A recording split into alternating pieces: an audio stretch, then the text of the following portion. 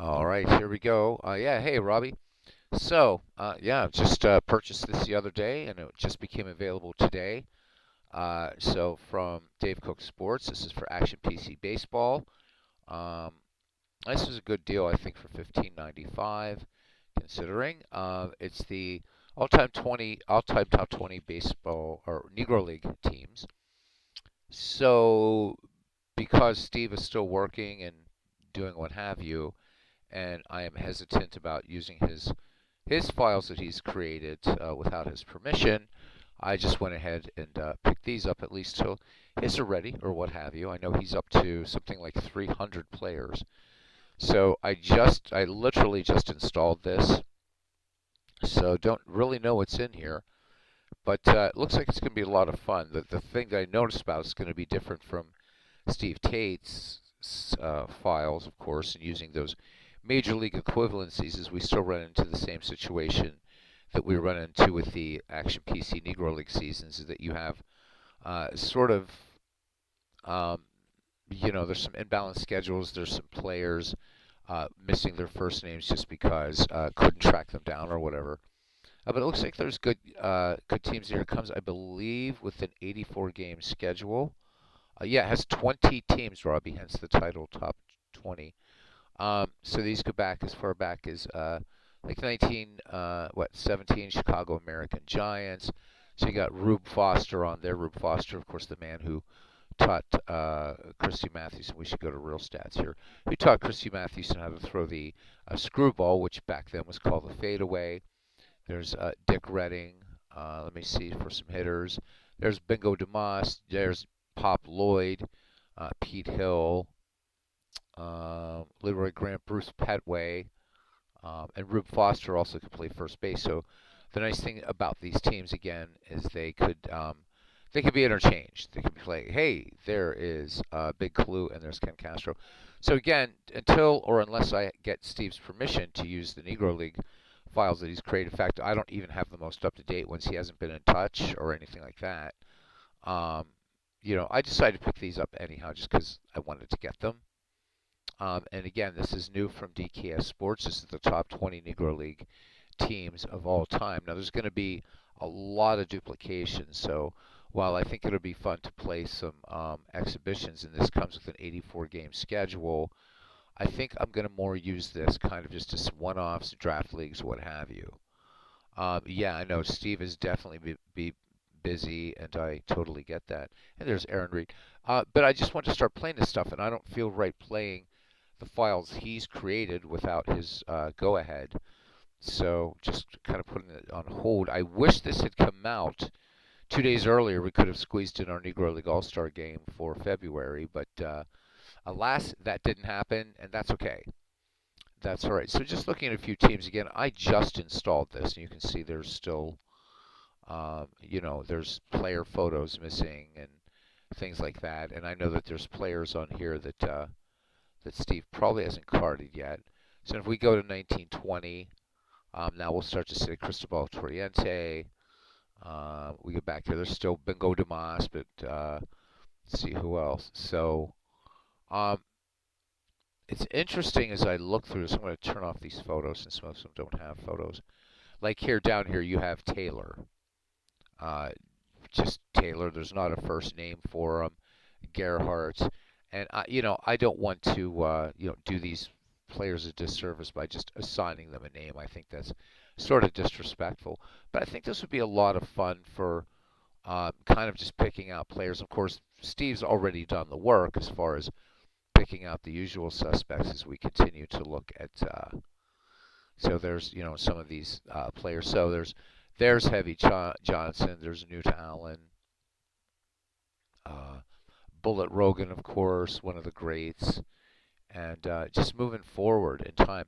So this looks really, really cool. Right now, these are all set to a neutral park because Dave Cook hasn't assigned these. There's Hilldale. There's the great Judy Johnson. We got Clint Thomas in here, Biz Mackey, Frank Warfield. There's Hall of Famer Louis Santop. This must be a rookie year for him because Santop much better than a 188 hitter. And yeah, I see here just 28 games. So. And let's see, who else do we have here? Not a strong pitching team here, that's for sure. Let's go on to 1926, the Atlantic City Bacharach Giants. Um, just looking for some people that it's great. Some just some players I recognize. There's Dick Lundy, Chance Cummings. Who else here? Luther Farrell. So there's lots and lots and lots of stuff. Um, so or like that because yeah, first names are known. Exactly, Big Clue. That's yeah, I know that, and that's why I don't want to assign them first names. I think that would be disrespectful. And unfortunately, I can't check links, but other guys can. When you're doing a live stream, you can't look at links, unfortunately.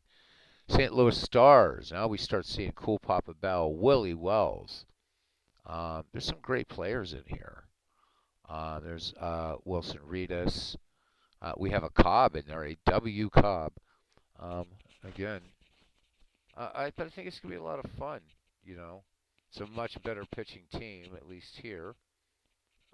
And just kind of as I'm going through these, sort of looking for any duplication, anything like that. There's Nip Winters, recognize that name. Steve will know all of these, of course. There's Rap Dixon. So this is pretty cool stuff. But I just wanted to let you guys know. And this one I can use because it's from Dave Cook Sports. So definitely just something to play around. The New York Lincoln Giants. There's Walter Kennedy. There's Clint Thomas, pretty damn fine hitter there. Low game counts, as you can see, but that was also part of the reason why we that Steve and Big Clue were able to come up with the idea, the major league equivalencies.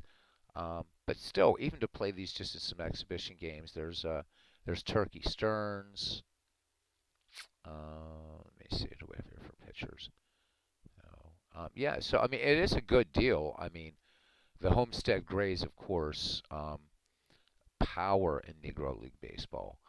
High ERA for Ted Double Duty Radcliffe, but this is not the same Lefty Williams, but it's assigning the wrong picture, so we have to change that. It's not the Lefty Williams of the Chicago White Sox, who was throwing a baseball. There's Satch. So we're going to see Satch on quite a few teams. Joe Williams. Hitters, there's Ted Page, Oscar Charleston again. There's Josh. Yay, Josh Gibson. And so the pictures that you see assigned here are the pictures that Steve Tate made. So I think there's going to be a lot of fun with this possible project down the line. The Detroit Wolves, again, Cool Papa Bell. So you're going to have all kinds of duplication. There's Emil Suttles. So yeah, I just wanted to kind of let you guys know about this. There's a lot of teams here, as you can see. Chicago American Giants with Willie Foster. And there's MV. And everybody's saying hi to everybody. And it's just some excellent stuff in here. These are really cool. Some of them do have ballparks assigned, which is nice. We'll probably change the Southside Park to, I think I have one that's more of a photo as opposed to it, but it doesn't matter either way. Just to play. I'm not going to do anything with these tonight because I have to sort of go through them.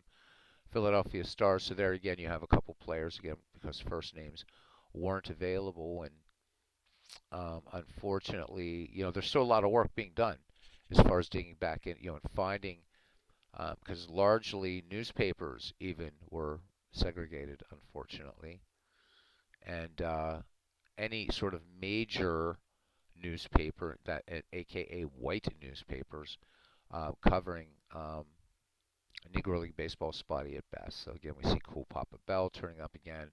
Judy Johnson. There's Josh on this Pittsburgh Crawford team. This is a great team, by the way. This 1935 Crawfords team. Pretty fine team here. So this will be fun to play with them. Maybe against the 1917 Chicago team or something. Just as an exhibition, have some fun. When you got Cool Papa Bell, Judy Johnson, and Josh Gibson, that's a powerful lineup. So moving on then to the Homestead Grays. Once again, there's Josh. There's Jelly Jackson. Buck Leonard, the Black Lou Gehrig is in here. So I think this is pretty good.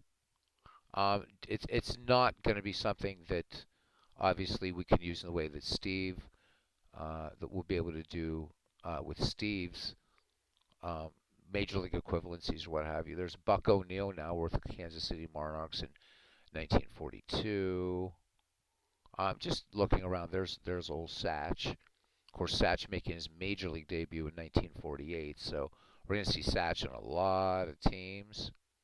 It's another Homestead Grays team. So again, just kind of going through. We still see Cool Papa playing in the right, and Buck Leonard, Josh Gibson. So while he has these set up with a schedule, you almost have to not mind. There's Larry Doby. Larry Doby in 1946. He would make his major league debut in 1948, same year as Satch. Monty Irvin, who would go to the majors. So now we're starting to see some players. There's Leon Day, great player. Now we're starting to see a few players that will make it, that will get to the majors. I guess the Indianapolis ABCs weren't considered a great team. It would have been fun. There's Minnie Minoso, of course, Hall of Famer. It would have been nice to see Hank Aaron, because Hank Aaron did play in the Negro Leagues very, very briefly. And then Birmingham. There he is. There's Willie Mays. But Hank Aaron, so the Indianapolis ABCs not making it. A little trivia, the Indianapolis ABCs were also owned by, and I can't remember the guy's name right now, sorry, that started the Harlem Globetrotters. So, I mean, I think it'll be a lot of fun. I think just for maybe taking two teams that are sort of far away from each other in years and play them. Because you can see here there's definitely duplication all over the place here. But I'm glad I bought it. It's a nice thing. You know, Steve is talking. The last thing I saw in his the last stream I saw, he's talking like possibly maybe late April till maybe some things are ready or whatever. And just wanted to do something with these teams. And again, because Steve has carded every player, I don't think it'd be proper for me to just pop these up in the channel without his go-ahead, just to respect the work that he's done. But this is new from Dave Cook Sports. So, MV, I'm not sure when you bought the Baseball Complete if they're going to include this in it. I hope they do. I mean, considering the money. And right now, by the way, Dave Cook Sports, if you guys got some money to burn, 20% off on purchases over $100. So, you know, you could pick up a bunch of stuff. 20% off, that's a pretty good chunk of money. So right now, I think you can get Baseball Complete if you need it for, I don't know, whatever, 20% off. Yeah, so you're down around $400 at least. I know it's a chunk of change, but if you don't have all the seasons and you want to get them in one go, it's cheaper than doing it the way I did it, buying them over a number of years. But yeah, so there we go. I don't know what I'm going to do with these yet. We'll probably play a game against like maybe some night 1917 Chicago versus like 1935 Pittsburgh, just to make sure we don't have a lot of crossover. Yeah, so hopefully this is something that will interest you guys while we sort of wait. Abe Saperstein, that's it. Thank you, Ken. That's who I wanted. Yep. Yeah, you can. Same as I can. You can play any team against any team. Definitely you can play. Yeah, the 42 cards will get tested versus the 42 Monarchs. Nice, yep. Oh, I thought he owned the ABCs. I thought I read that somewhere. That he owned or was part of it or something. But anyhow, there's a connection between the ABCs. So it might not be Saperstein, but there's a connection between the Indianapolis ABCs and the Harlem Globetrotters. And of course, the other one's still around. I'm glad the other one isn't, the baseball team, obviously. So, yeah. And, yeah, the nice thing, MV, that's just naturally as far as as far as Action PC. Any season you own, as long as it's installed, I mean, it's really really infinite what you can do with it. But just want to talk about that and see what you guys feel like doing. We can continue Ken Castro's quest for overtaking Cleveland in the McGreevy League. The dead ball tournament, we could just play an exhibition out of that. We could do our Ned McGreevy's against another team, or maybe one of Steve's franchise files, or just pick another great team from history, or maybe put them against. I don't know. I mean, there's a ton of stuff we could do. So, or we could just do nothing and chat some baseball for a little bit. Just nice to be on. I don't have a early day tomorrow, so it's good to get back a little bit and do some baseball. Missed it last night. Anyhow, I don't. Let me check. I want to see for you if this is still on sale. I'm guessing a lot of you are going to be waiting for Steve to get done, and as am I. But this, I think, is going to be a nice sort of holdover. Yeah, so 20% off your purchase over $100. So anybody listening to this after the fact, if you don't have Action PC Baseball, you could pick up, for instance, right now. So the Baseball History Collection. This is not Baseball Complete, but the Baseball History Collection, which still gives you so much to do. All right. So this guy is let's just round up $60, and if you pick up the deluxe game, so you're up to 36, and you pick up baseball's 120 greatest teams, and you take 20% off of that. You're getting a hell of a lot of baseball that you can play. But I want to look here at the Negro Leagues and see. Yeah, so this is no longer on sale. This was a pre-sale. But you also know that he does a lot of things. If you're looking for individual seasons to round out, he's got these are on sale right now. I'm looking just at baseball in the 1940s. $8.51. So eat that, PC Replay Baseball. Seems like everything is on sale. And if you guys want to start filling up your dead ball collection, again, $8.91 season. The 19th century seasons are going right now for $7.13. I bought. It's called 18 or the 19th century complete or whatever it's called, which was pretty good. What else is going on? So another thing, if you're on a tight budget, you just want to pick up some stuff, and they're not on sale. But I have these as well. I think MV has these as well too. It's a season. These are like called the franchise best collections. They're going for $15. But so let's just go to since we'll do this for like Robbie and Aaron, since they're more like newfangled baseball heads than the rest of us. We'll go to 1990s, right? So for $15, you're getting like, so you're going to get the franchise's best record, right? The best team that they had in that entire decade. So for the Pirates, 1991 as representative, whatever. Let's see, there's what one? I think there's like 24 teams here or something like that for $15. That's a great deal. I haven't counted them. Could be more. Let's see. 2, 3, 4, 5, 6, 7, 8, 9, 10, 12, 13, 14, 15, 16, 32 teams it looks like for $15. So, and this, my only thing makes me upset he didn't do the 2010s yet, and we are through the 2010s. So I was thinking about a way to try of doing this since I have all the seasons. If you're interested in 2000s baseball, and why are you? No, just kidding. So then you're gonna have, there's the. So again, you're not getting those 2011 Texas Rangers or the 2010s, and I don't know whether Dave's gonna ever finish that. But this is great because these these franchise best collections are really nice because you can you know set up tournaments, and again, as MV so rightly pointed out, you can play any team against any team as long as they're installed. What I would suggest you do though Is if you want, hey, there's PIB 99, and he just downloaded the new release. It's pretty cool. Big Clue says new month, new petty cash coffers. Big Clue, if you don't have every season, and again, I totaled it up what it would have cost me even on sale. It was thousands of dollars. I did get everything, but it was a lot.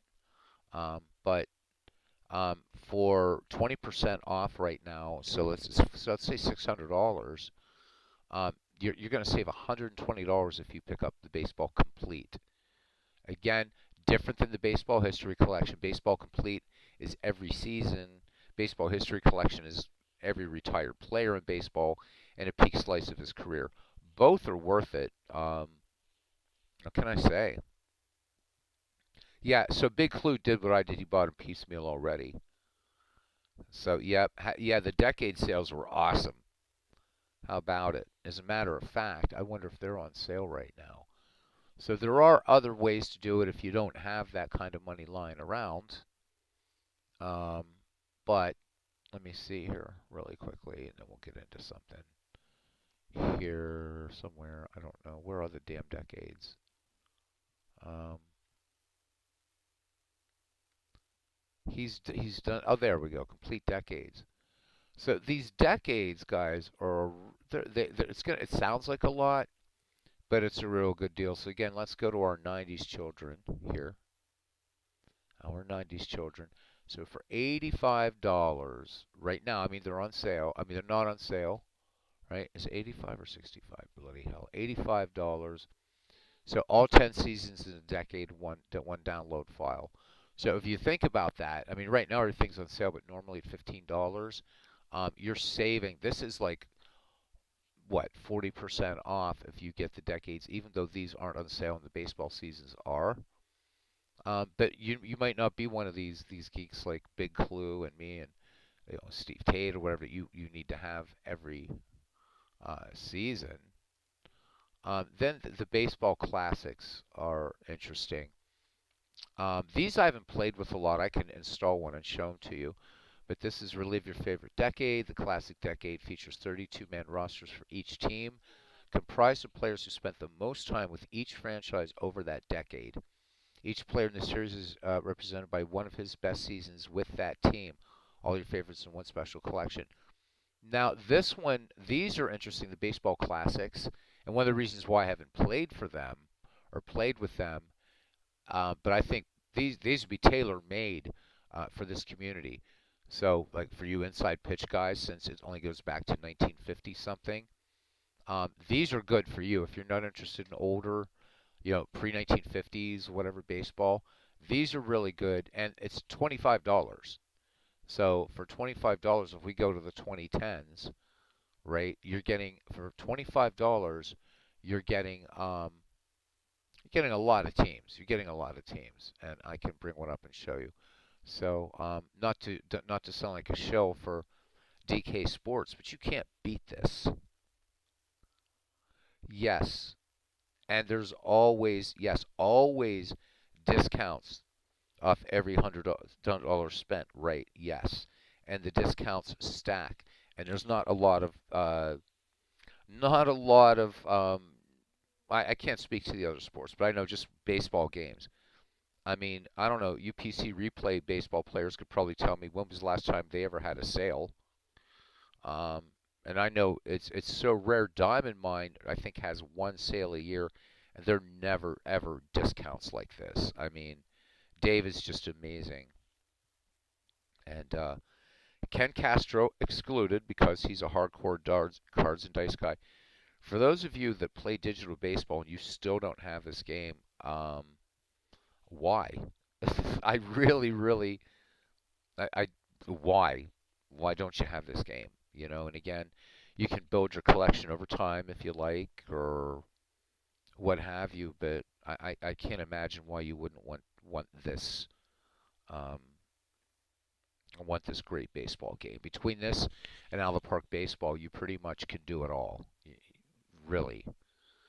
Just waiting for the All American Girls Professional Baseball League in this, which would be nice. I don't know if they ever have if there's any plans, but if so, you got the whole enchilada as far as professional, major league. baseball goes. And with Out of the Park, you got minor leagues. You got, I mean, the two are great.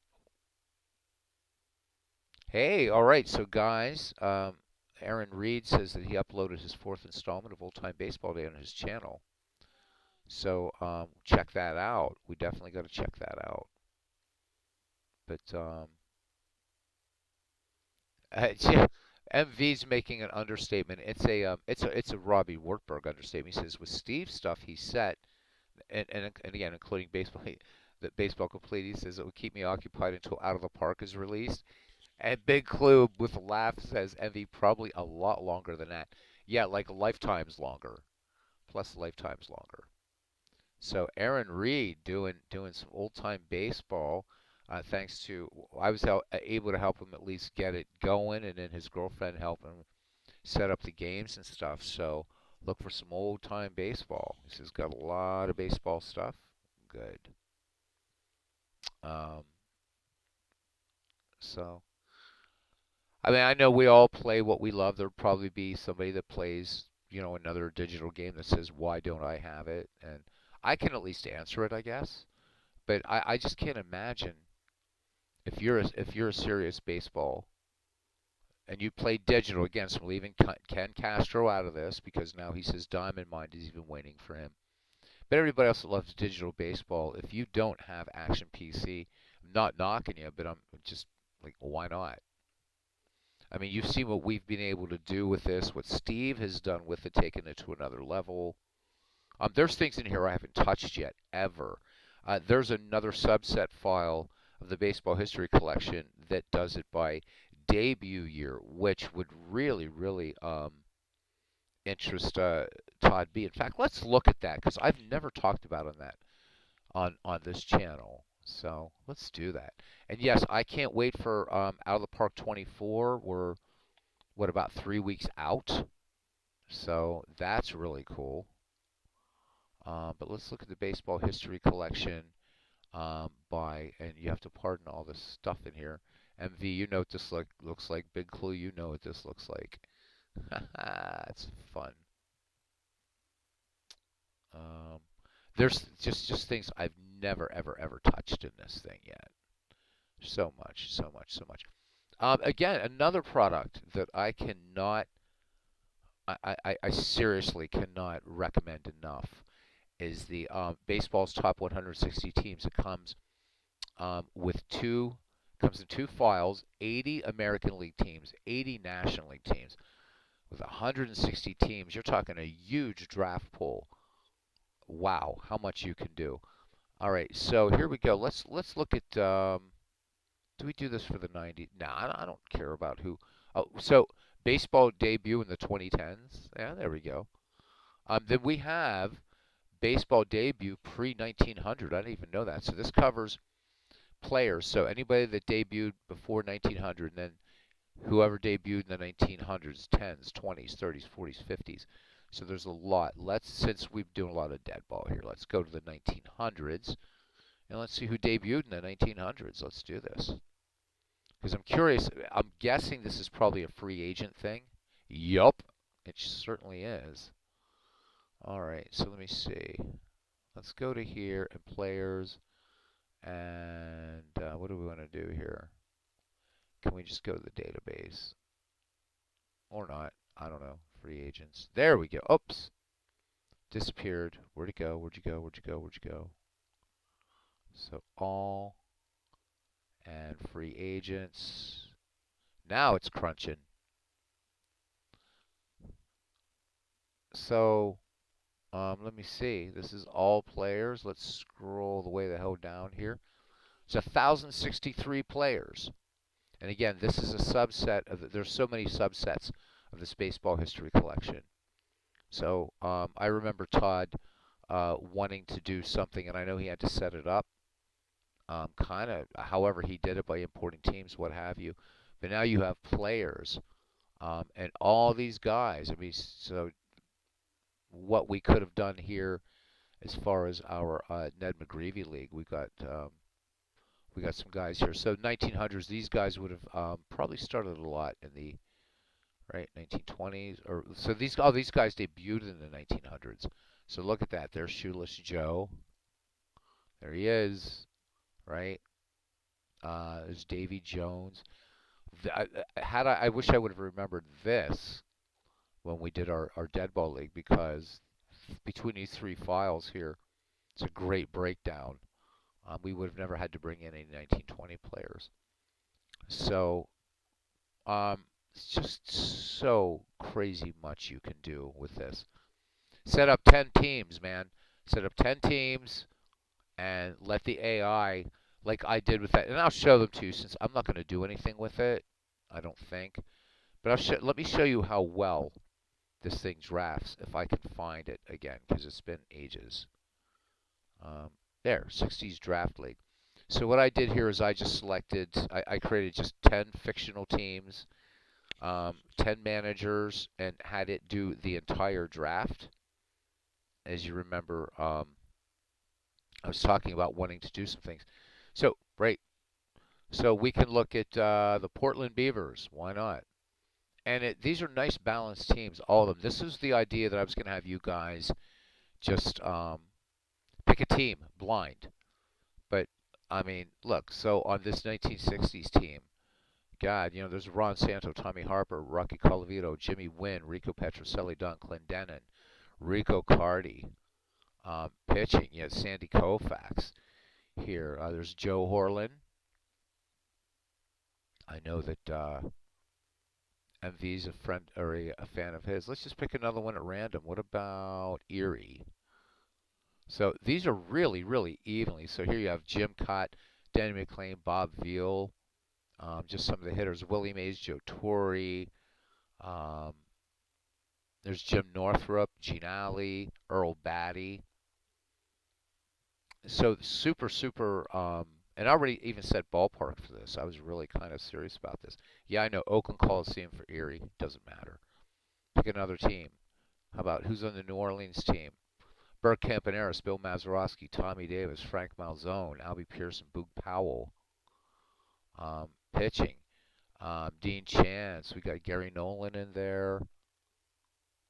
Ted Abernathy. So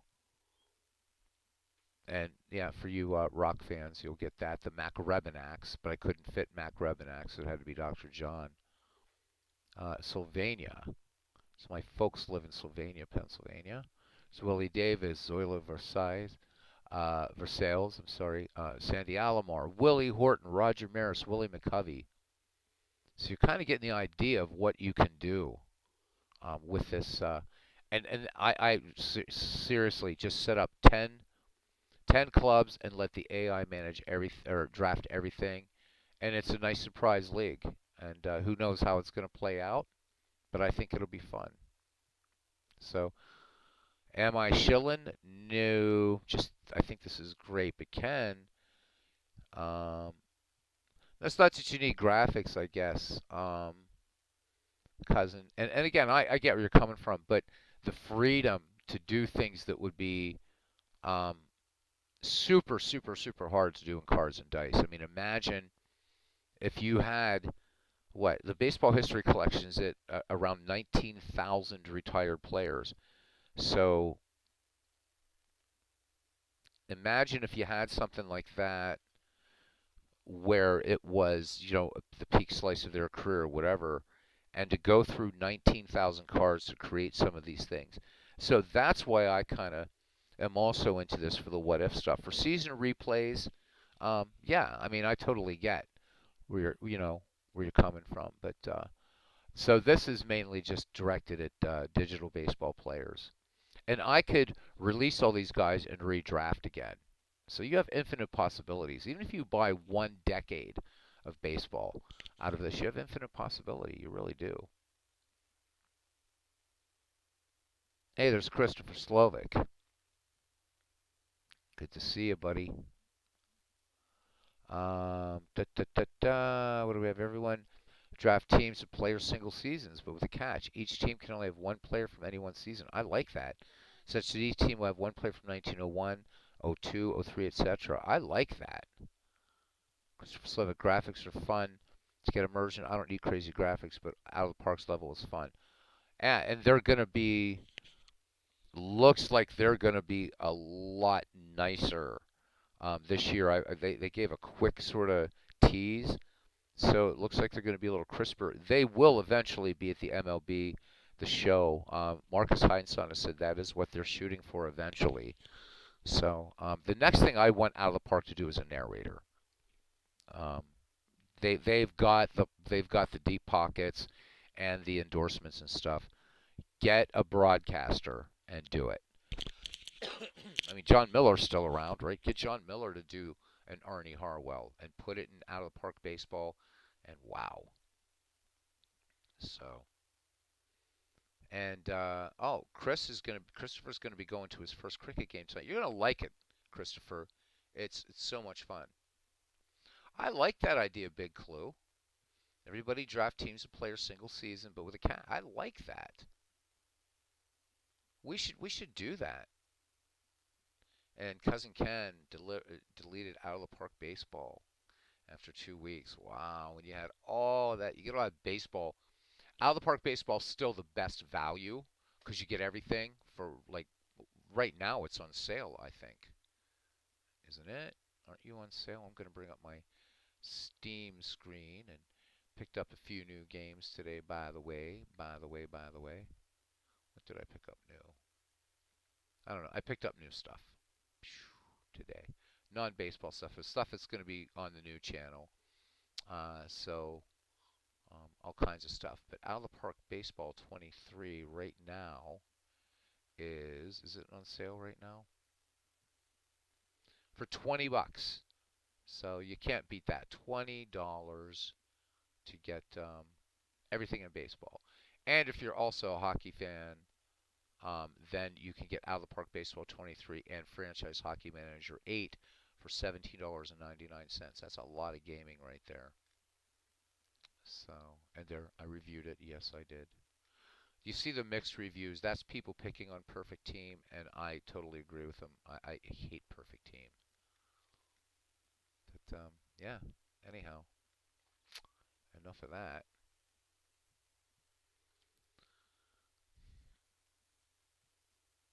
Now, Robbie, the only way, yeah, I think a John Miller narrated game would be brilliant. Big Clue would be brilliant. Robbie, the only reason I would disagree with you is because console players largely, this isn't everyone, console players largely aren't going to be into a deeper baseball simulation. They want to play Twitch stuff, you know? Now, you know why I got Black Desert? It's free right now. Go on your Steam accounts and get it.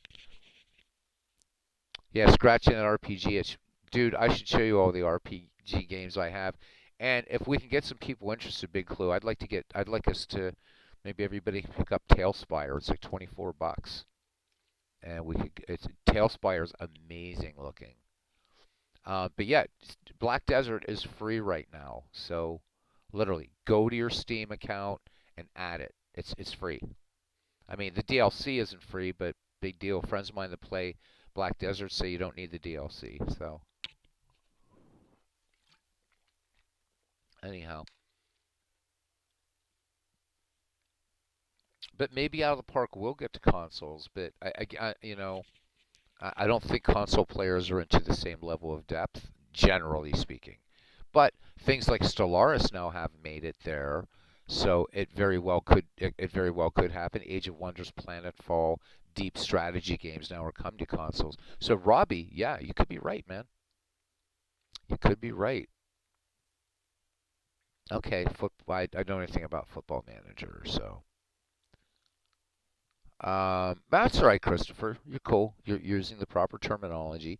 Christopher says, I know this is F-ball, but he spent time talking to Carrie Batts and PSF 24 last night. Lobby for zooming in and other features like that. Immersion is half the fun. Soccer. Okay, well, then, okay, that footy is all right then. Yeah. Yeah.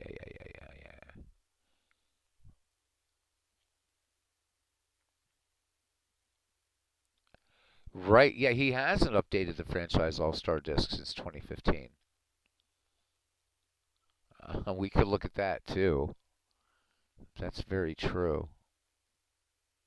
But anyhow, again, for you digital players, you're if you don't have Action PC Baseball, you're really, really missing out. Slackers. The 1869 to 1875 seasons. Well, actually, 1870 up to 1879 because this starts. He starts 19th century to 1880. So anyhow, I don't know what you guys are into doing tonight, baseball wise, game wise, what have you, but we can do something. I just want to bring this up just to show you how amazing this is. And I mean, I just had to pick players from 1960 to 1969, and this is what it did. And I'm really happy with the results. Really, really fun. Actually, it would be fun to do offline, but just to actually plug this in. Again, 10 managers, do from 1900 to 1919 and let it go wild. Or even 1880 to 1990 and let it go wild. I'll bet you. In fact, it would be fun to do that if we just were doing this on a night, just talking baseball. Just let the AI manager select from those years and see who ends up on what team and how. I just love the fact that it can do this. So, good stuff.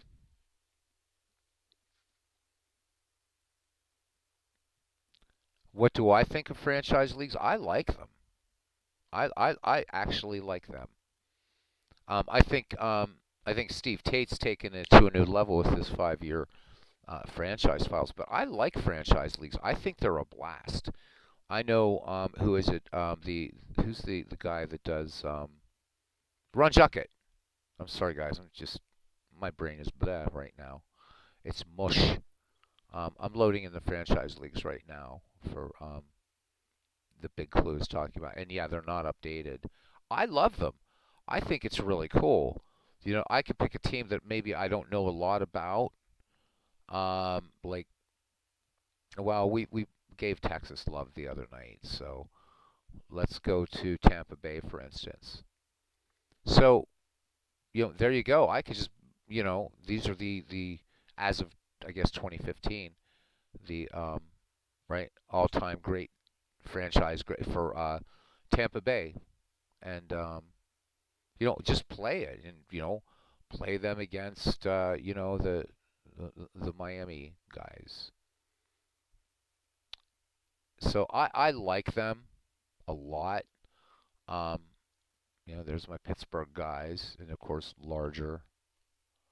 So yeah, I'm a big fan of them. I know some people argue that with franchise leagues you have the best playing the best, but I don't think that's a problem. I think it gives for me it gives me a lot of strategy, right, or a lot of options. Play like a lot of what ifs. So looking at the Pirates here, I have Hannes Wagner and Arky Vaughan, right? So Arky Vaughan, great defensive shortstop, and a pretty damn fine bat too, right? A little bit more. Well, you can't really say power than Hannes Wagner, but to have Wagner, to have right, I love the fact that I can just play with all these players and say, okay, I'm going to create for tonight's game. I'm going to create a pirate lineup that's not going to have the usual suspects, right? So I'm not going to start Roberto Clemente, for instance, right, in right field, but I'm going to start Dave Parker, you know, what have you.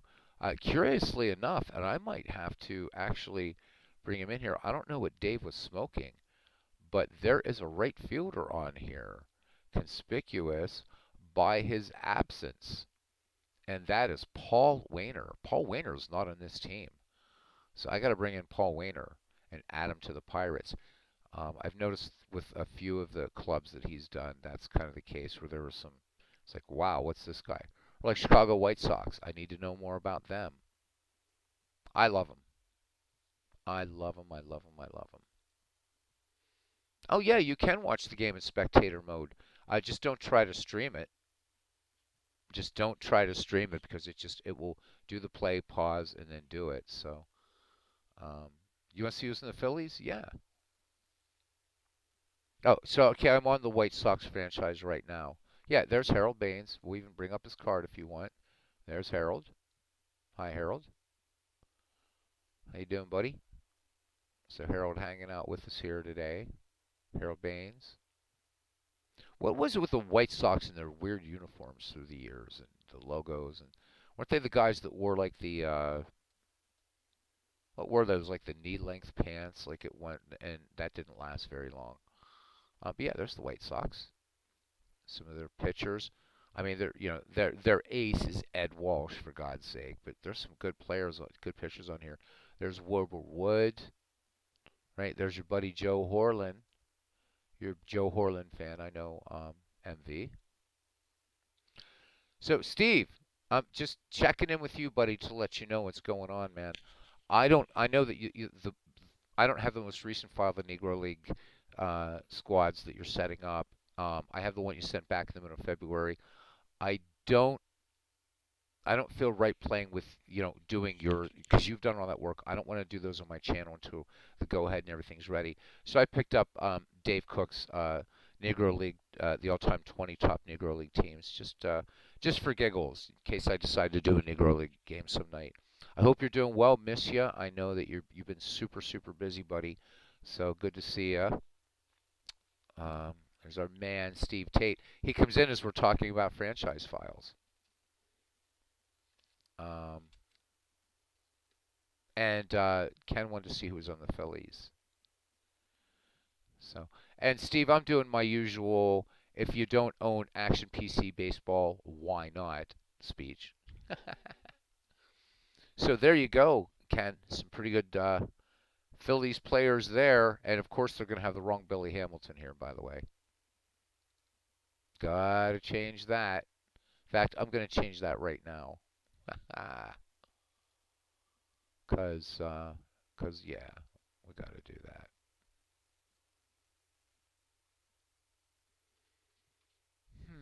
Anyhow, man, there we go. Let's pick up Billy Hamilton. Let's change him. This is the wrong Billy Hamilton.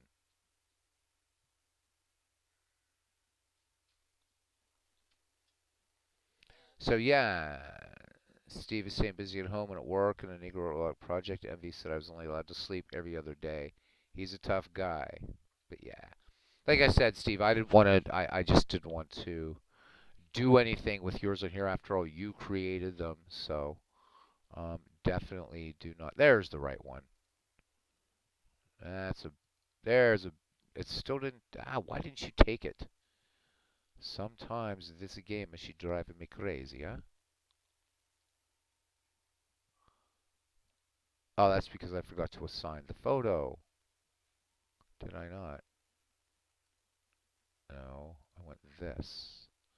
No. Okay. I don't want to delete it. I swear to God, this game sometimes has, yeah, let's delete that one. Hello?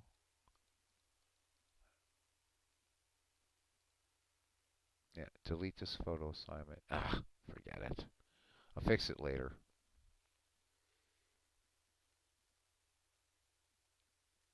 Jeez, over 320 players. Good God. That is crazy.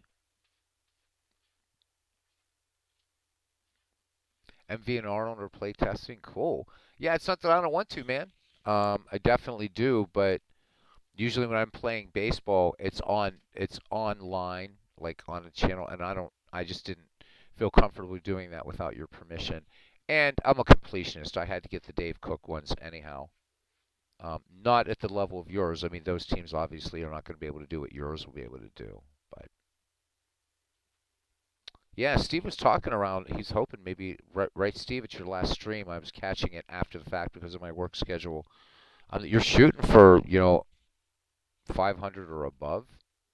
Show it off. Have your permission. All right, I will. When I get the new ones, I definitely will because maybe we can squeeze in a Negro League game and maybe since you've done this, maybe play them against the way we've been doing our enough sets. In fact, guys, we could take a Negro League team and play them against our enough set All Stars. I think that would be really fun. So, something to think about. All right, glad it's approved. Thank you. And I can give you some comments and stuff. But why the hell? It just insists on using this Billy Hamilton, and that's not the one that I want to do. Anyhow, I don't know if there's any other franchise. And as you guys know, I have the Dombrov franchise greats too, which goes even further back.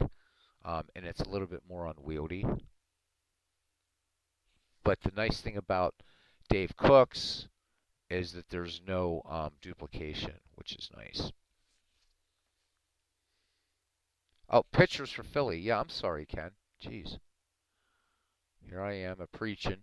Alexander, Roberts, Carlton, Bunning, Chris Short, Kurt Simmons, Rod Reed, but you got Bedrosian on here, Constantine. So this is a fine. We can do a franchise game tonight. Just take a break from McGreevy. Oh, you're looking at a cards and dice franchise. So again, as Big Clue mentioned, though, this isn't up to date. This is only up to date to um, what 2016. Well, it says 20. He says it's 2015, so it's 2016. Um, and he hasn't updated, and this still comes as a subset of the baseball history collection.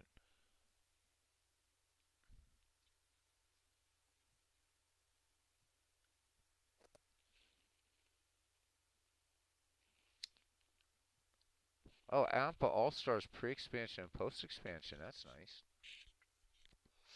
Bert Hunter. Steve, I wanted to ask you a question. So I was going through the Dave Cook files, and I can go back to them.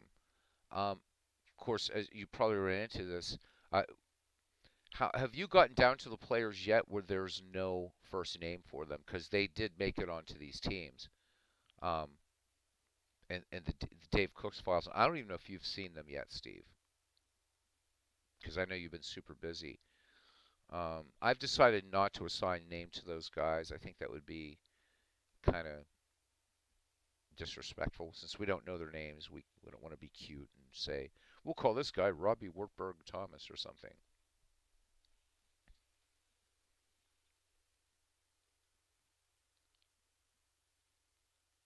Oh, so this is oh, you guys are talking cards and dice. All right, I thought you guys were talking for baseball for Windows.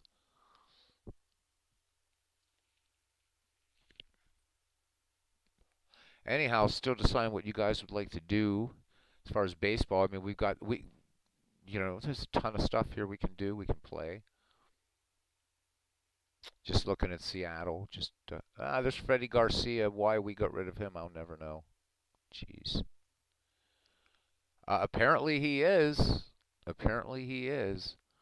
And you'd have to ask Dave Cook what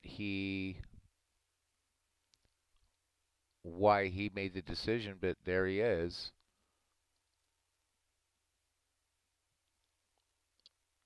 And it's not like the Phillies are an old franchise, so it's not like he had to fill out some players or what have you. So there he is. I don't know.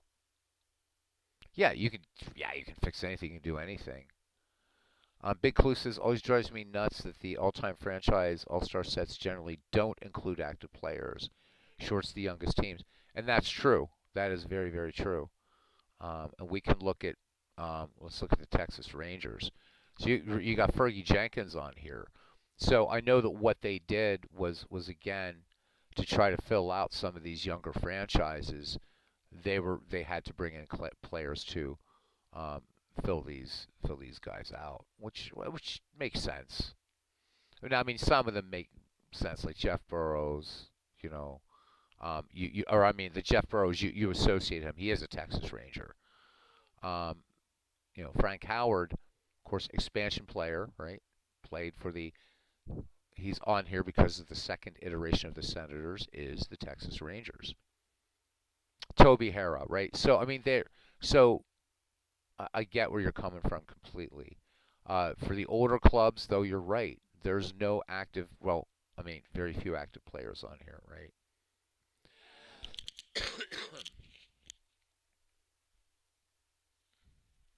PQ River coming in saying hi. Is he? I don't know. I mean, I know I think he's on here. I mean, this is another big ass file here, isn't it? I know I could do the player search, but I can't be arsed. Apparently not. Steve Yeager is not on here.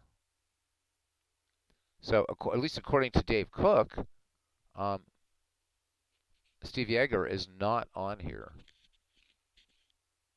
So Dodgers fans might want to weigh in on that one.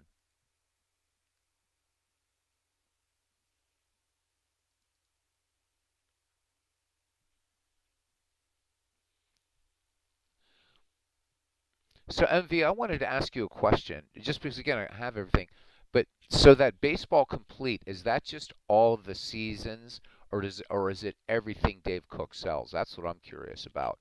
Because if it's everything Dave Cook sells and everything's 20% off, if you guys don't have it, it's super worth it. Is it the whole shebang? Because that would be an amazing value for him to sell his entire everything for even at its regular price of $595.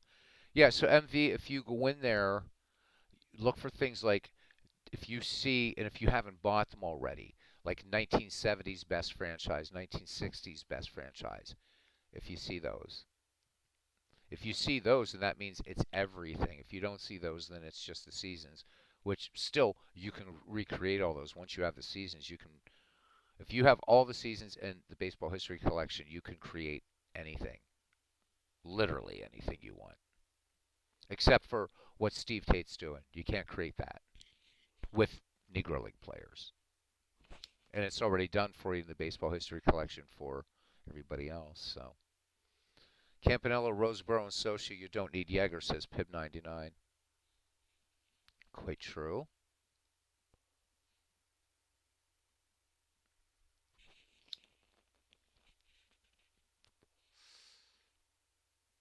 I mean, his Dodgers team is loaded, as you would expect, though. This is an old franchise, and these older franchises are pretty nasty.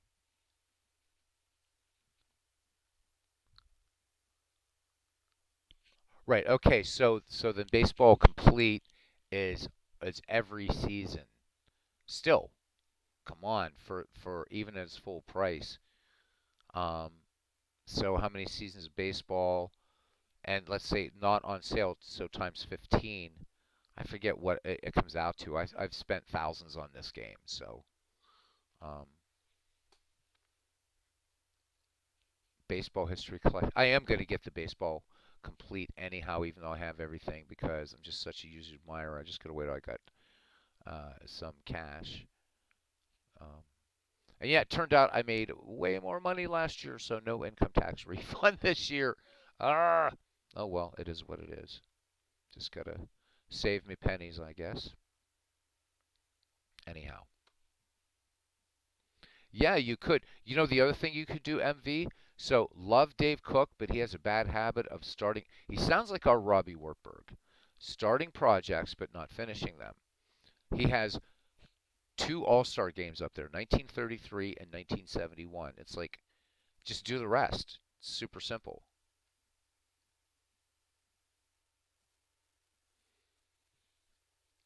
Super simple to do them. So just think about that. You could recreate every All-Star game um, if you wanted.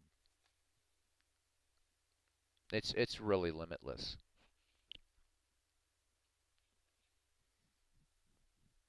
And again, that's not a knock on cards and dice. It would just be physically a lot harder to do that.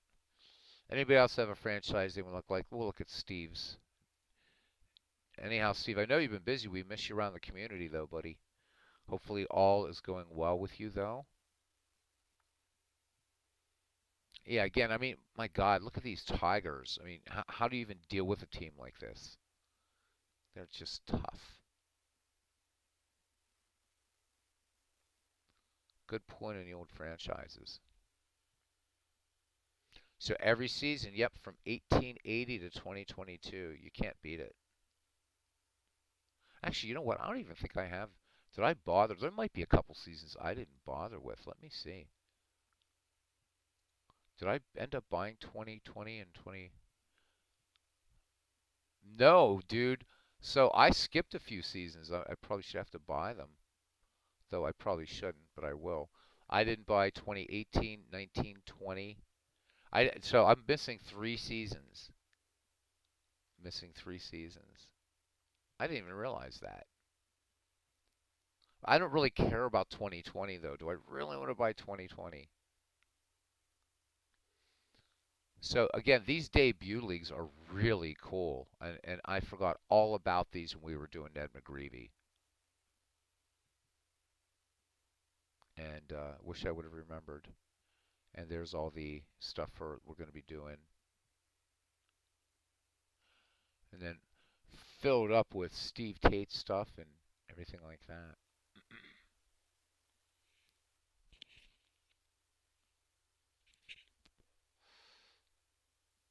Oh hell, while they're on sale, I might as well do this just because I'm a geek. You guys decide if you want any baseball tonight, and if so, what? I'm pretty easy. Just ask my present and former female particles. I'm pretty easy.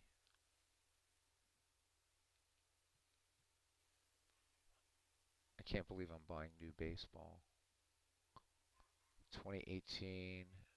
Ah, damn it. I guess I have to, don't I?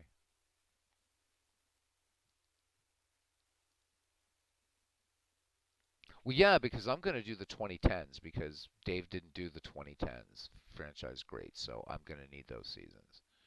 So 18, 19, and 20.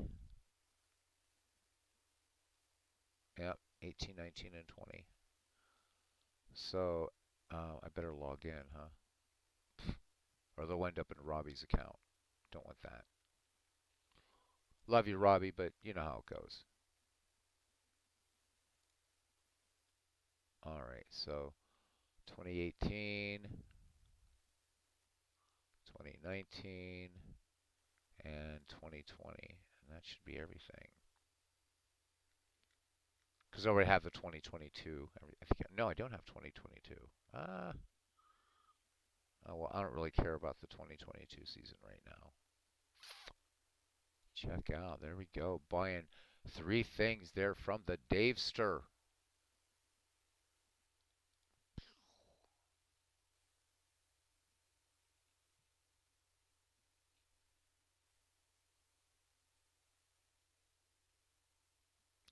Continue to review order. Oh, I forgot to buy the 2021 season. Damn it. I'm not too smart.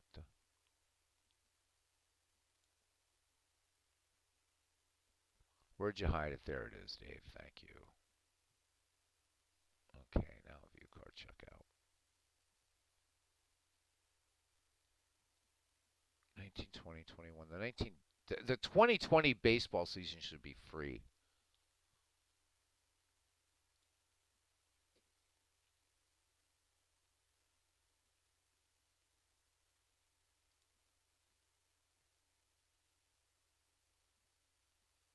Now, hopefully this didn't charge me twice.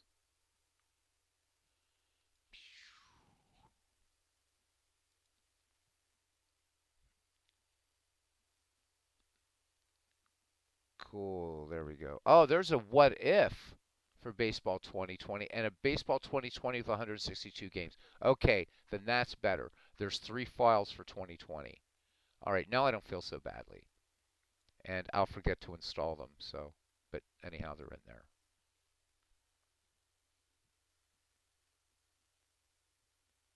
Yep, 1890 Players League.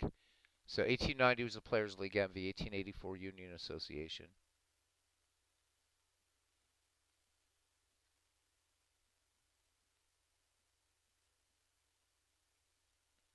MV says it does include the Negro leagues, which is great, yeah. But again, I'm going to bring up the site and it just like and again, love Dave Cook, but I mean, even if he would let somebody in the community use his data, as long as you can show Dave that you own the seasons. Really? I can't shop. There we go. I'm going to bring this over so you guys can see it. Let's look at Dave's website because it's awesome. Hopefully, there it is. Look at this. So if we just go to baseball seasons, right? Special collections. Um, this is the one I talk about. All right, but look at this, right? You've got so there's the franchise All Stars download, right? Which is not right. It's yeah. So this was updated in 2015, as Big Clue said. And here you can actually view the complete rosters, except you get a bad request. Maybe Dave got smart and realized, oh, somebody can just recreate this. But so there's a state collection. This is really fun. This is awesomeness. Um, the Hall's one I don't use. I just bought it just to have it. But where is that? I have no idea how this thing's even set up anymore. But just to illustrate a point, right? So you have baseball complete, but these are different. Like so, the franchise best collection just to the 2000s. So my Pittsburgh Pirates of the early 2010s not done, so I would have to do them. So it's like, Dave, what are you doing out there, man? There's the 2022 baseball season, which I'm not spending 25 bucks for. Don't really care.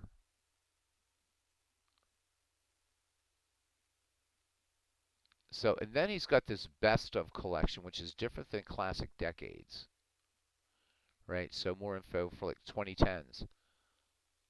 So I'm a little bit pissed because the Pirates didn't make it into this, which they should have. But it's four divisions of 6 teams each and 162 game schedule.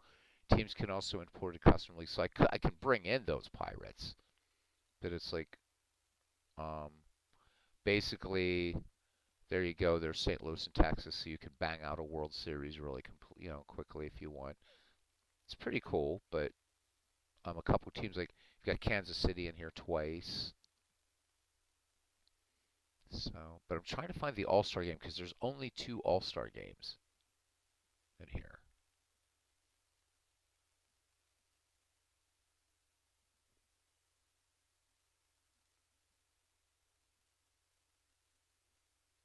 Anyhow, yeah, there it is. So 1933 All-Star game and 1971 All-Star game. So why not do the rest, or just let just have a community say, look, somebody will tell Dave, look, I'll do this as a labor of love. Like somebody like MV could say, or me, or a Big Clue, got everything. Let could you let us complete? You can sell them. We'll just do it. Send them to you. Save you time. People might want the All Star, the All Star games.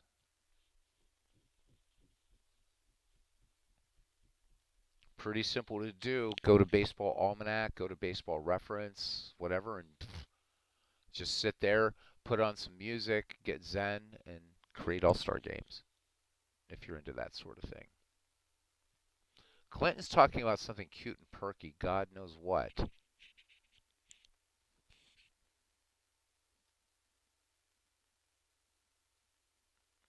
Federal League is cool stuff. And MV, some of the players in our Ned McGreevy League were Federal League stars. Benny Koff immediately comes to mind. So I don't know. Clinton Parks is talking about something cute and perky. I would I would submit, gentlemen, that that might be something that maybe Cousin Ken is talking about when he's talking about corn. CORN, a league named after him.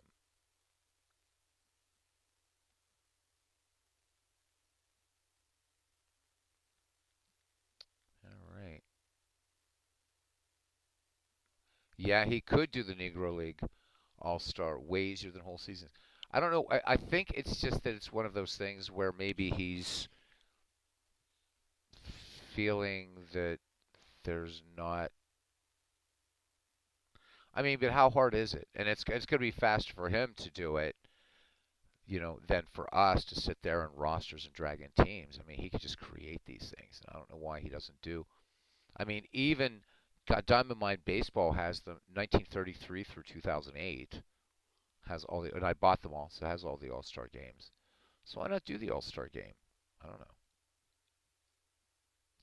Don't know. Don't know. He's good. Yeah. So I have no idea.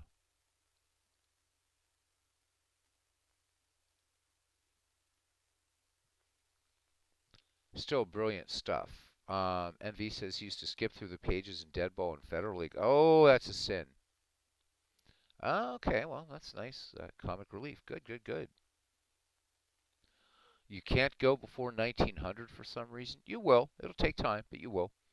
MV, if you look up on eBay, the thing that will get you into 19th century baseball is by David Nemec, and it is called The Great Encyclopedia of 19th Century Baseball. It's let me shoo my cats out of the way. Let's see how big this book is. It's pretty fat, and there's a second edition of it now. But the first edition is just fine. And if you want to know 19th century baseball, this is a great, great book. And it weighs in at 852 pages. And it has like a player register, then a pitcher register. So set up much like a baseball encyclopedia, right? Like Total Baseball or whatever. But just for the 19th century, MV. It's also done. It's broken down by year, and I mean, there's a lot um, in here per year. You get some great stories in here. Um, Talks about like the first great. Oh, we should read about this guy really quickly. Just trying to whet your appetite for 19th century here, MV. All right, so we'll talk about this guy real quick. So the first great fireman. Even after the pitching distance was lengthened in 1893, starting pitchers were still expected to finish what they began. Many teams, regardless of the score, stubbornly refused to lift a starter, and in consequence, relief pitching was still an undiscovered art. The Cleveland Spiders were one of the first clubs to break with tradition after manager Patsy Tebeau realized he had something of a find in Nig Cuppy. Unfortunate nickname, but there we go. In 1894, Cuppy won 24 games total, but only 16 as a starter. His other 8 relief victories came in relief stints. Those 8 bonus wins set a post-1893 record for relief victories that lasted until 1915. What made Cuppy's feat even more spectacular was that he was unbeaten as a relief pitcher in 1894, and at one point in his career was a perfect 14-0 in relief roles. So these are things that you're gonna find in this awesome encyclopedia, MV. So nice team breakdown all the way, and I think like I'm looking here like at 1895, like how many um, pages are devoted per season, and so it's like 30 pages, 30 pages per season. With all kinds of just great stories. Here's the, like great story here. The manager vanishes. There's one here, the 1895 batting race, which was crazy close, by the way. I don't know. I just there's Sam Thompson, man. Sam Thompson, our league, the unknown RBI king. So you might want to look into it. You can probably pick this thing up for $5. Anyhow, enough reading.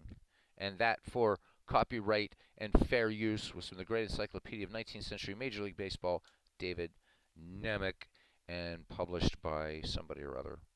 I don't know who's the publisher. Who published this? Who published this book? Donald Fine Books. So. And the player register is broken down by position, which Total Baseball doesn't do, and the all-time baseball handbook from Stats doesn't do this either. So it breaks it all down by position. It breaks it into 4 eras: National Association, Hulbert era, the Rebel Leagues era, and the League Association era. So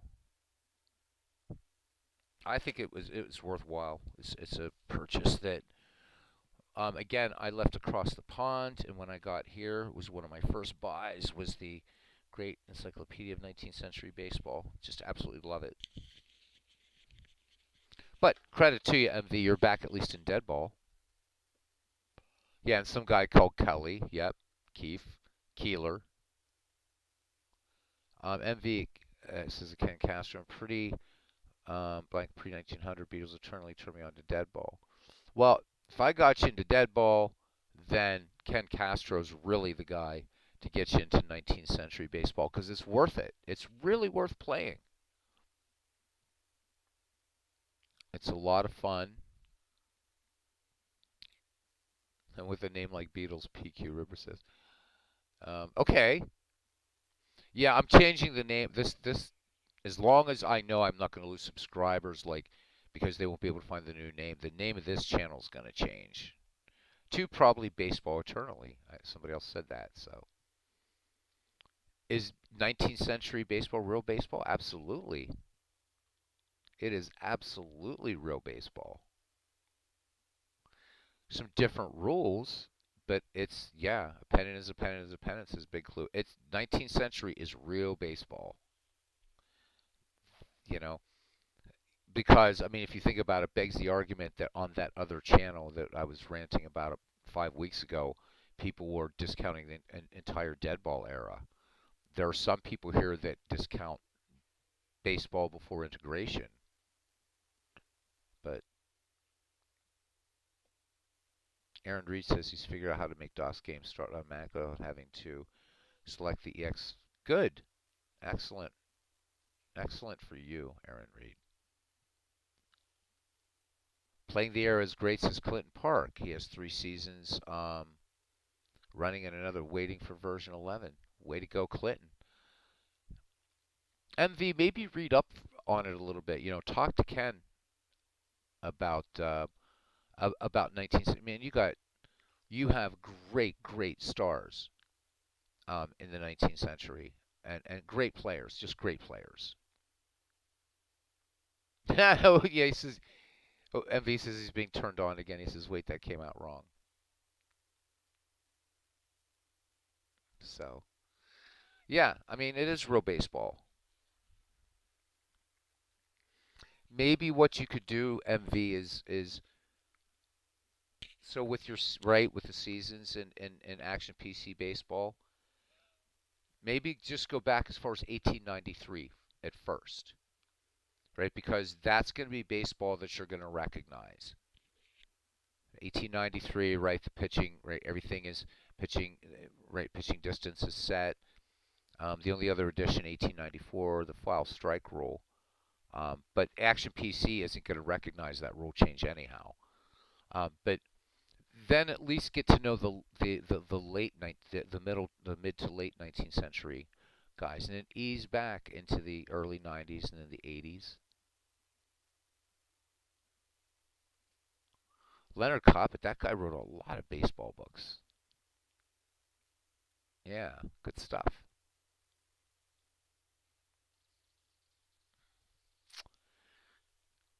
And here we are still looking at Dave's site. But man, oh man. I mean, however he does it, it is right now 20% off purchases over $200. And again, just because MV's a happy man. So the baseball complete collection is okay. So it's the seasons, but still. Now check this out, right?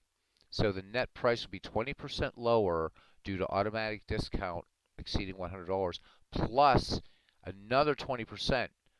So this thing is like super cheap. It's super cheap right now to get this because his discounts do stack, as Big Clue said. Ed Delahanty, absolutely.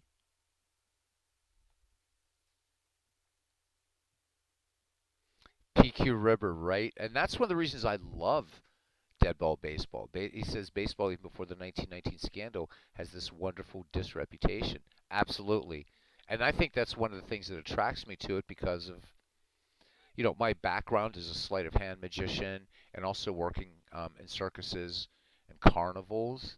And so maybe that's also why I'm attracted to dead ball baseball. It was a gritty, not acceptable thing, and maybe that's why I like it. I don't know. So you fired up 1894. Well, check out those Baltimore Orioles. Recognize a lot of names. Good, good, good. See? So the PQ Ribber gets it. Grew up in an arcade. Very scammy. Absolutely. So PQ Ribber and I, we could probably hit you guys with some short cons, man. It's good stuff. Anyhow. Skee ball. Oh my god. Skee ball. MV, you're going to be surprised at how many names you will recognize as you start perusing those rosters. You're like, oh, this guy. Yeah, this guy. I know this guy. Keeler, Thompson, Dolan, Jimmy Ryan. Who can't hit for Manchester? PQ River says he's still living off that karma. All right, he's in. Cousin Ken, he's in. 19th century baseball. He's in. Well, since we're talking about 19th century baseball, let's look. Of course, I don't know. There's that pre 1900 one. Let's see how many 19th century players it picks up. I'm just curious. I don't know if I have to do all this. You don't have to.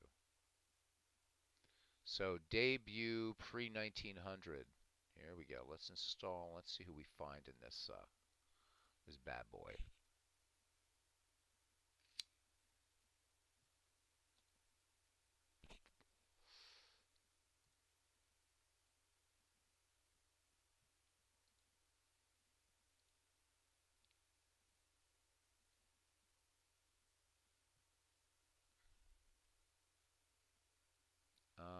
Ba, ba, ba, ba, ba, ba, ba, ba. How many players do we get that debuted before 1900? 1,267 players. So, are some of the usual suspects in here? Probably. Let's do Kelly and let's see if it's actually taking in. Yep.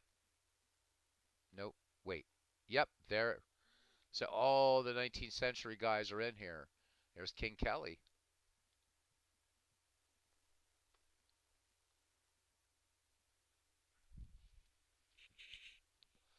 Billy Hamilton was a great. Yes. Oh, Billy Hamilton was great. So MV, the um, stolen base rules changed a bit. But yeah, I mean, Billy Hamilton was baseball's. I mean, so I don't want Ken to take this the wrong way. Um, but he was baseball's first stolen base king. And again, it's the wrong Billy Hamilton. Damn it. Um, but yeah, he was a great player. Great player. Just looking at his card here. Okay, I mean his base, he's rating, he's a 10 rating for stolen base jump and base running. The reason you don't see him a lot in Ned McGreevy is we can't figure out everything is set properly, and for some reason the computer manager is not using him. So as Ken's been managing, Slide and Billy's been stealing bases like nobody's business. So, um, but as far as Billy goes, he should be leading the league in steals, not Wagner and McGraw. Hey, there's Todd B. Yeah, he did take a lot of walks in addition to his stolen bases. Absolutely. Okay, let's get rid of this last thing because the database can't find anything. Todd, I didn't know if you. I'm glad you came in. I don't know if you knew about this, but Action PC Baseball has something that you probably would have loved way back when you asked me about bringing in players who debuted just between a certain time and a certain time. This subset of the baseball history collection has these guys. Now, it's not from their actual season. It's against baseball history collection. But so players that debuted pre 1900, then 1900 to 1909, 1910 to 1919, so forth. Really cool. So another great way to make some cool draft leagues and stuff. Here's one of my favorite early Pittsburgh Pirates, Tommy Leach.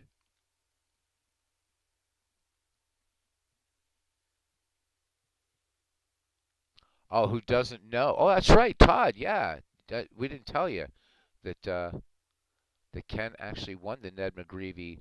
No, he did. You didn't know this. So Robbie Wartburg replayed or did finished out the auto played the Ned McGreevy League in Diamond Mine Baseball, and Providence won it all. Providence won it all.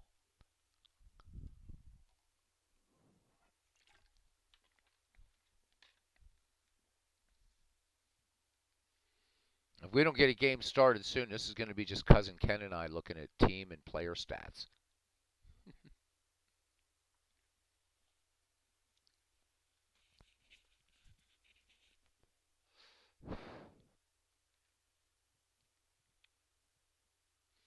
The one guy Robbie ought to learn from is Bill Lang.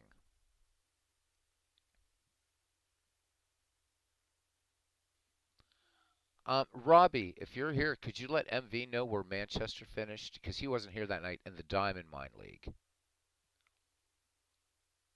MV, we're still not done with our Ned McGreevy because Ken's trying to catch Cleveland. So there's 5 games left in that. Let's exit this and let's bring up Ned McGreevy finally.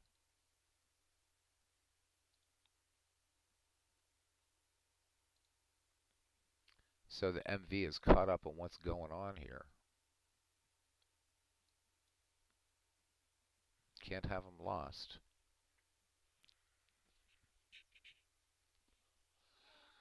So in the Action PC League, you've already got home field advantage locked up for our World Series, MV.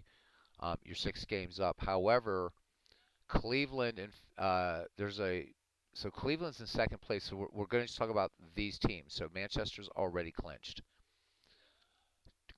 Philadelphia and Providence are just 2 behind Cleveland, and Bellingham and Butler are 3 behind. So there is a little bit of race there for the visitor spot in our World Series. And we have what, one, two, we have 5 games to go in Ned McGreevy, and that's it. We're almost done. Ken's eyesight isn't good enough for that. Let's play a game instead of looking at stats. Okay, so we can play a game. What do we want to play? I mean, baseball, of course. MV says he senses how Chase and the dark arts at play here, Ken Castro. Good stuff. MV is on point tonight. Manchester. Um, Let me just look at recent games here really quickly. So Manchester was beaten by Butler back on the 17th, whenever that was. And then you beat Butler. You edged Arsenal 2-1. They gave you a bit of a game there.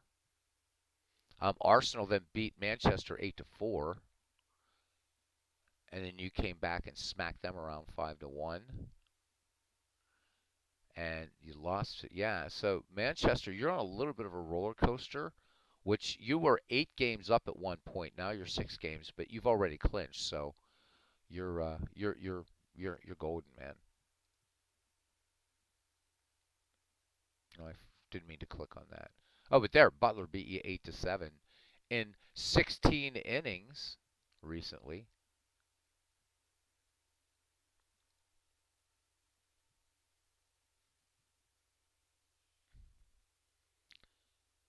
What is the record for the last month? Ooh, MV's getting tough on here now. All right, league. We have standings. Oh my God, standings by date.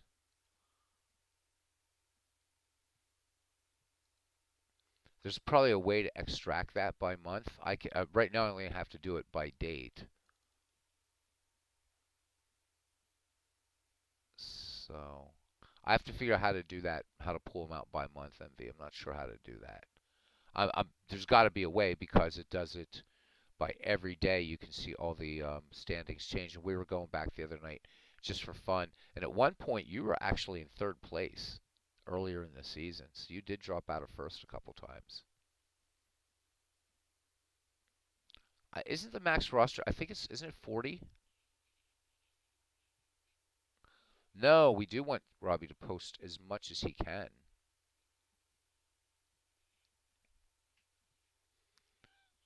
We he doesn't want as a confidence booster. We definitely want that because I want to look because MV. One thing we saw is there's a huge disparity between the Action PC League and the Ned McGreevy leagues or between the Ned McGreevy League on Action PC and on Diamond Mine. So in Diamond Mine, Babe Adams had the best ERA at 2.39. And in our league, it's Walter Johnson, which is what you would expect, at 1.08. Ty Cobb led the league in batting, but he's not splitting time in that game with Ed Roush. So, and I want to look at it in Diamond Mine 12 to see where Robbie had normalized the league to. That may have a lot to do with it. Nothing, not to take away from Babe Adams, the greatest pitcher in Pirates history, but for him to have a lower ERA than people like Walter Johnson and Pete Alexander, um, Rube, all these guys. In fact, Babe Adams finished better in the Diamond Mine League than the top 16 in the Action PC League, beating guys. I mean, better than Mathewson, better than Three Finger Brown, um, Eddie Sykott, Cy Young, even. So I need to see what the disparity is.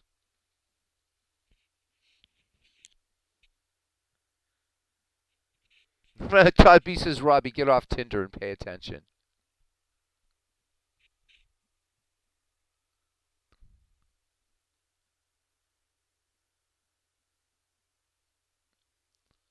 Yeah, Robbie, when you do, but at least could you just put in the scenes like 1, 2, 3, 4, 5, 6, 7, 8, 9, 10.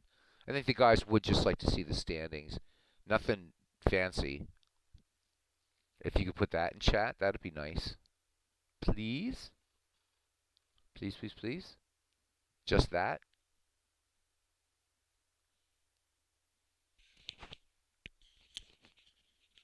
because we could compare that to the standings that we have shown on the screen here for this league.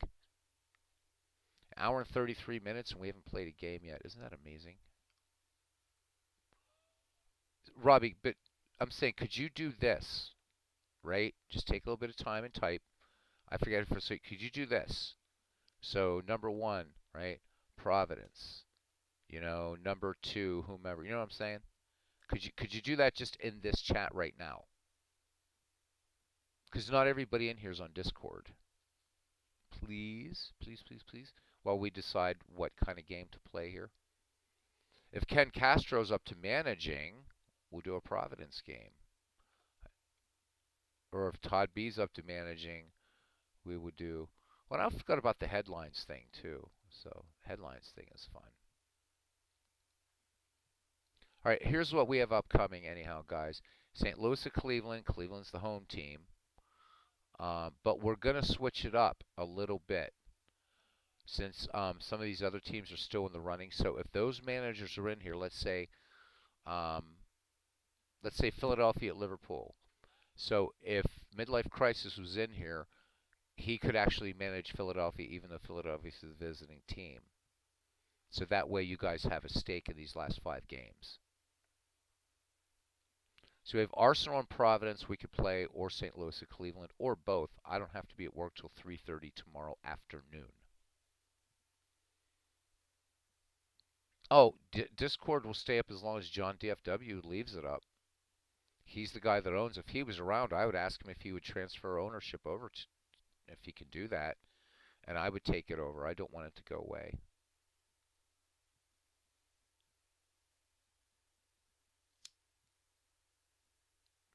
And we don't have to do a Ned McGreevy league. So, oh, Ken Castro says he's 4-1, and Clinton's a McGreevy league. Cool.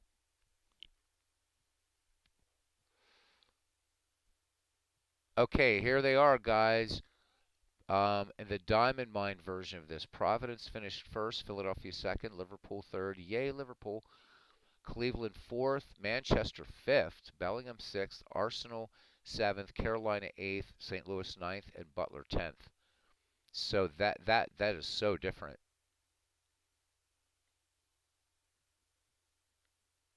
Ty Tyson, yep.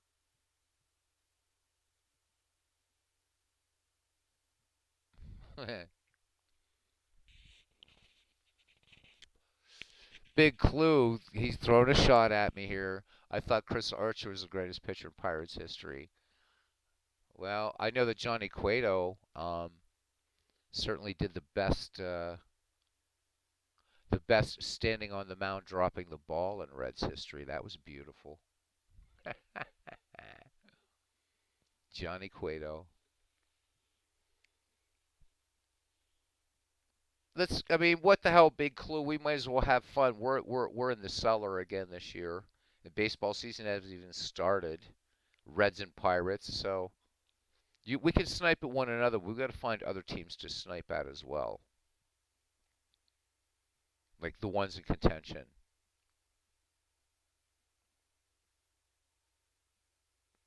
Thanks, Robbie, for putting those up. Much appreciated.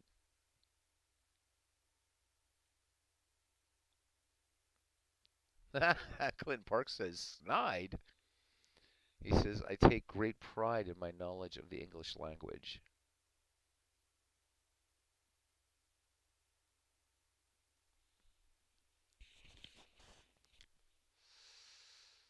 All right, we got a billion choices here of a game to play, guys. I'm just being an arse here to see if anybody wants to make the decision for me.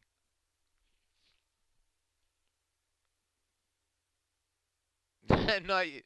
Cousin Ken comes back. Not you, Clinton. It's those other punks.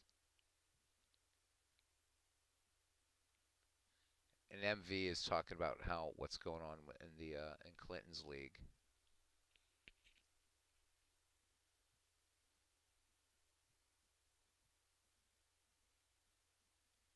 MV says 42. I thought you were gonna do it there, MV. Oh, you did.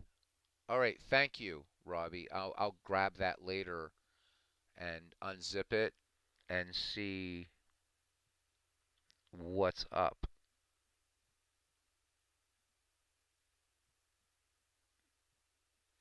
As Clinton Parks says, that he fully intends on a bench jockeying tonight and helps that he's working on real jockeys. Clinton always with that sunny disposition, right?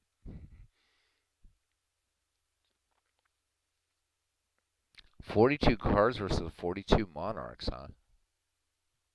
That could be kind of fun. Robbie, I'm sure you didn't mess up. I'll unzip it. I just want to look. I just want to look at. I'm not trying to check your work. I want to see why there's such a huge disparity, and why Babe Adams and not Walter Johnson led the league in ERA. That's weird. Or take down Steve's Detroit 1935 year slice team with another team, say Mets 1980s. All right, it's up to do one of those, or it's up to. We have two home managers in here tonight. Providence and Cleveland are in here. 25 Monarchs. Now you guys are going all over the place. You guys are going all over the place. How about Cleveland and Philadelphia on 920? Cleveland and Philadelphia 920. That's gonna be a great. There's all. We have Providence at Manchester coming up as well. So the games after this one, we've got some tough matchups. Providence Providence has to face Manchester in its final three games, and Manchester's at home. So Ken's going to be praying, MV, that that you don't come into chat on the next 3 games. Hey, Arnold Hunter, welcome in, buddy.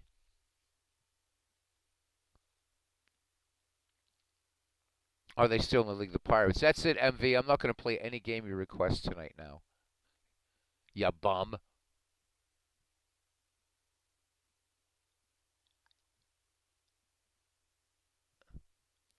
Who you talking? Who you talking to, Big Clue? Bench jockeying.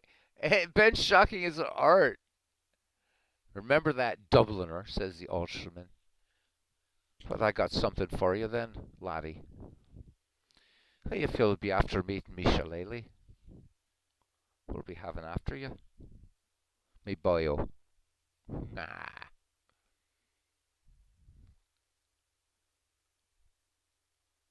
Why am I dropping the H after leaving?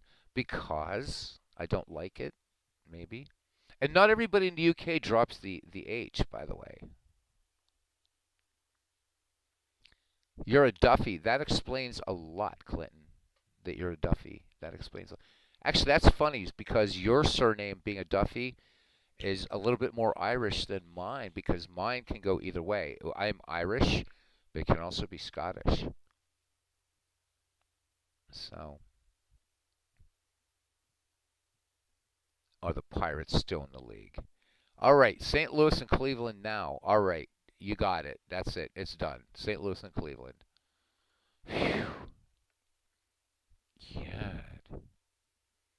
Can you imagine baseball played in the Star Wars universe? Well, I'll tell you what, Aaron. If that were the case, well, wait a minute. It can't be St. Louis and Cleveland. Oh, okay. St. Louis and Providence. Okay, so Arsenal versus Providence. The Stormtroopers wouldn't be able to hit a damn thing, that's for sure. So I think you would have to. The Rebel Alliance would crush the Empire because the Stormtroopers can't hit.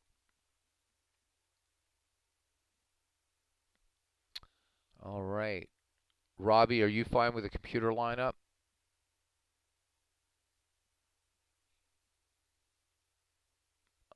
I'll play Cleveland first. Good God. All right, we'll play Cleveland first. I'll start the game and end it. You guys are like, I don't know about you guys. I don't know about you guys. Ne'er-do-wells. I'm just throwing somebody in here, and then we'll start and stop the game.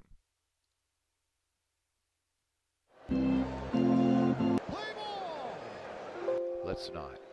All right. So Ken says play Cleveland first. St. Louis at Cleveland. Cleveland is the home team, but I'm sure Clinton, if he's interested, I'll send it to Human so he can set his own lineups. So, boop. There we go. And Todd got your park fixed. Todd doesn't manage, he scratches and spits. Big Clue says, although the Coruscant Capitals have that revenue advantage. That is true. They are the LA Dodgers, aren't they? Cousin Ken says, he usually scratches and spits after sex. All right. All right. All right. Create one kind of league. So Big Clue wants the Kashyyyk Wookiees.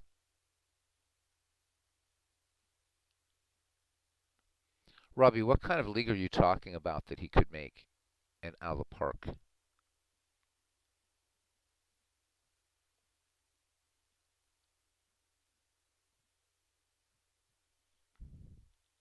After I get this answer from Robbie, I'm just curious what kind of league he's talking about. Star Wars League, yeah. You know, Aaron, actually thinking about it, out of the park baseball might be another option for you too, because that's super new, and I've got to guess that's got to have some accessibility options. Anyhow, here we go. Clinton has not said. Oh, he said let it go. All right, so Clinton not interested in setting his lineup. So St. Louis and Cleveland. And Cleveland would be facing Hughes, the right-hander. And so according to this, This is what we got, and then we got to find your pitcher. We got to find your pitcher. And it looks like it's going to be three-finger brown, but I forget what your rotation is. Yep, it's going to be three-finger brown, unless you want to start somebody else, Todd. It's going to be three-finger brown. Luckily, you have nobody on short rest, so whoever you want to start. Pitch Mordecai, you got it. All right. This is a big game. This is a big game. St. Louis with a chance here to put a hurting on the Cleveland Spiders. So we know this is a rare one. Cousin Ken Castro will be rooting for the St. Louis Wolves.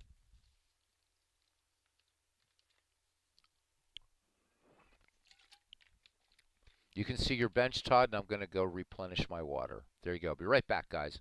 Going off mic for like 3 minutes. Just got to get some more water.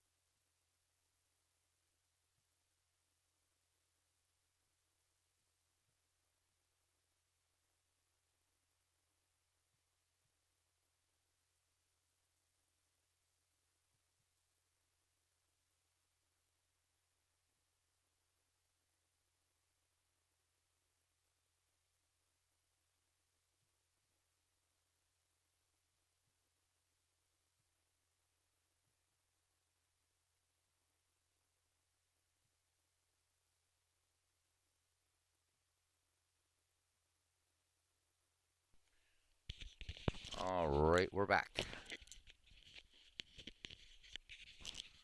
Oh, I'd make you cry, Big Clue. Oh, I'm sorry. Sorry. All right. So, Todd, are you happy with your bench?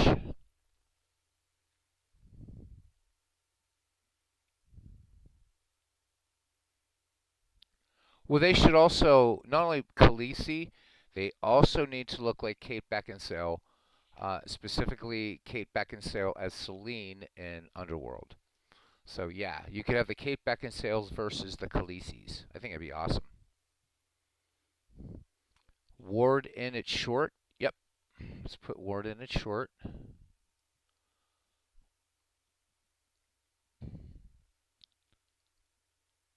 Okay. And Kravitz hasn't started in ages. Put him in right field. Kravitz in right. Right field. Sam Thompson going to get a break here. And Anson at first. Okay. Of course, I don't know if you want to rejuggle this lineup or not.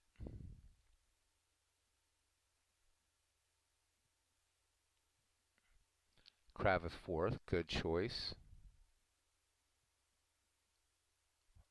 Okay. Anson to lead off. Works. So you have Anson, Baker, Lajoie, Kravitz, Hoy, Sheckard, Ward, Gibson, and Brown. Okay, gotcha. Okay, looks like we're ready to rock.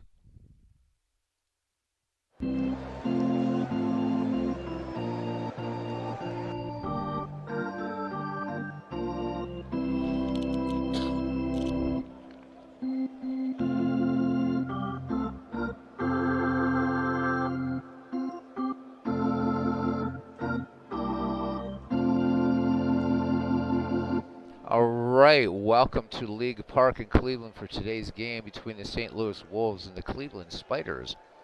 Tom Hughes gets the start for St. Louis. He's trying to avoid his 20th loss of the season.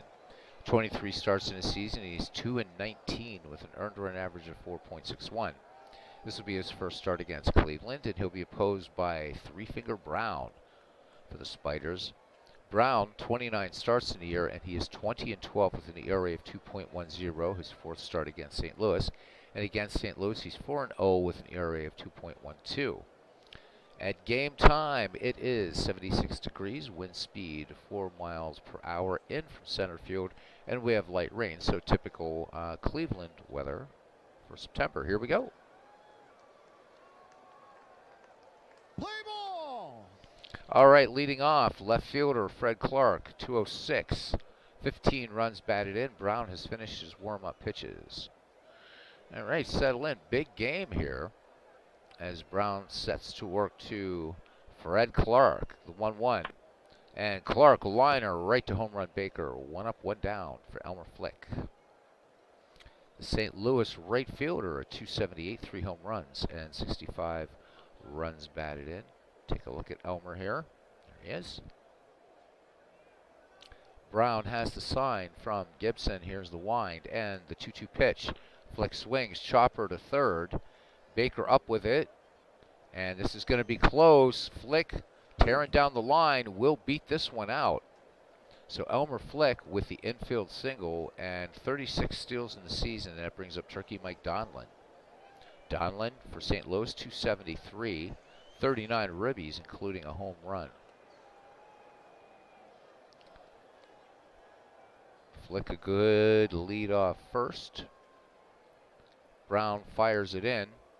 There goes Flick, the throw down by Gibson, the tag, and Elmer Flick caught stealing on a very, very close play.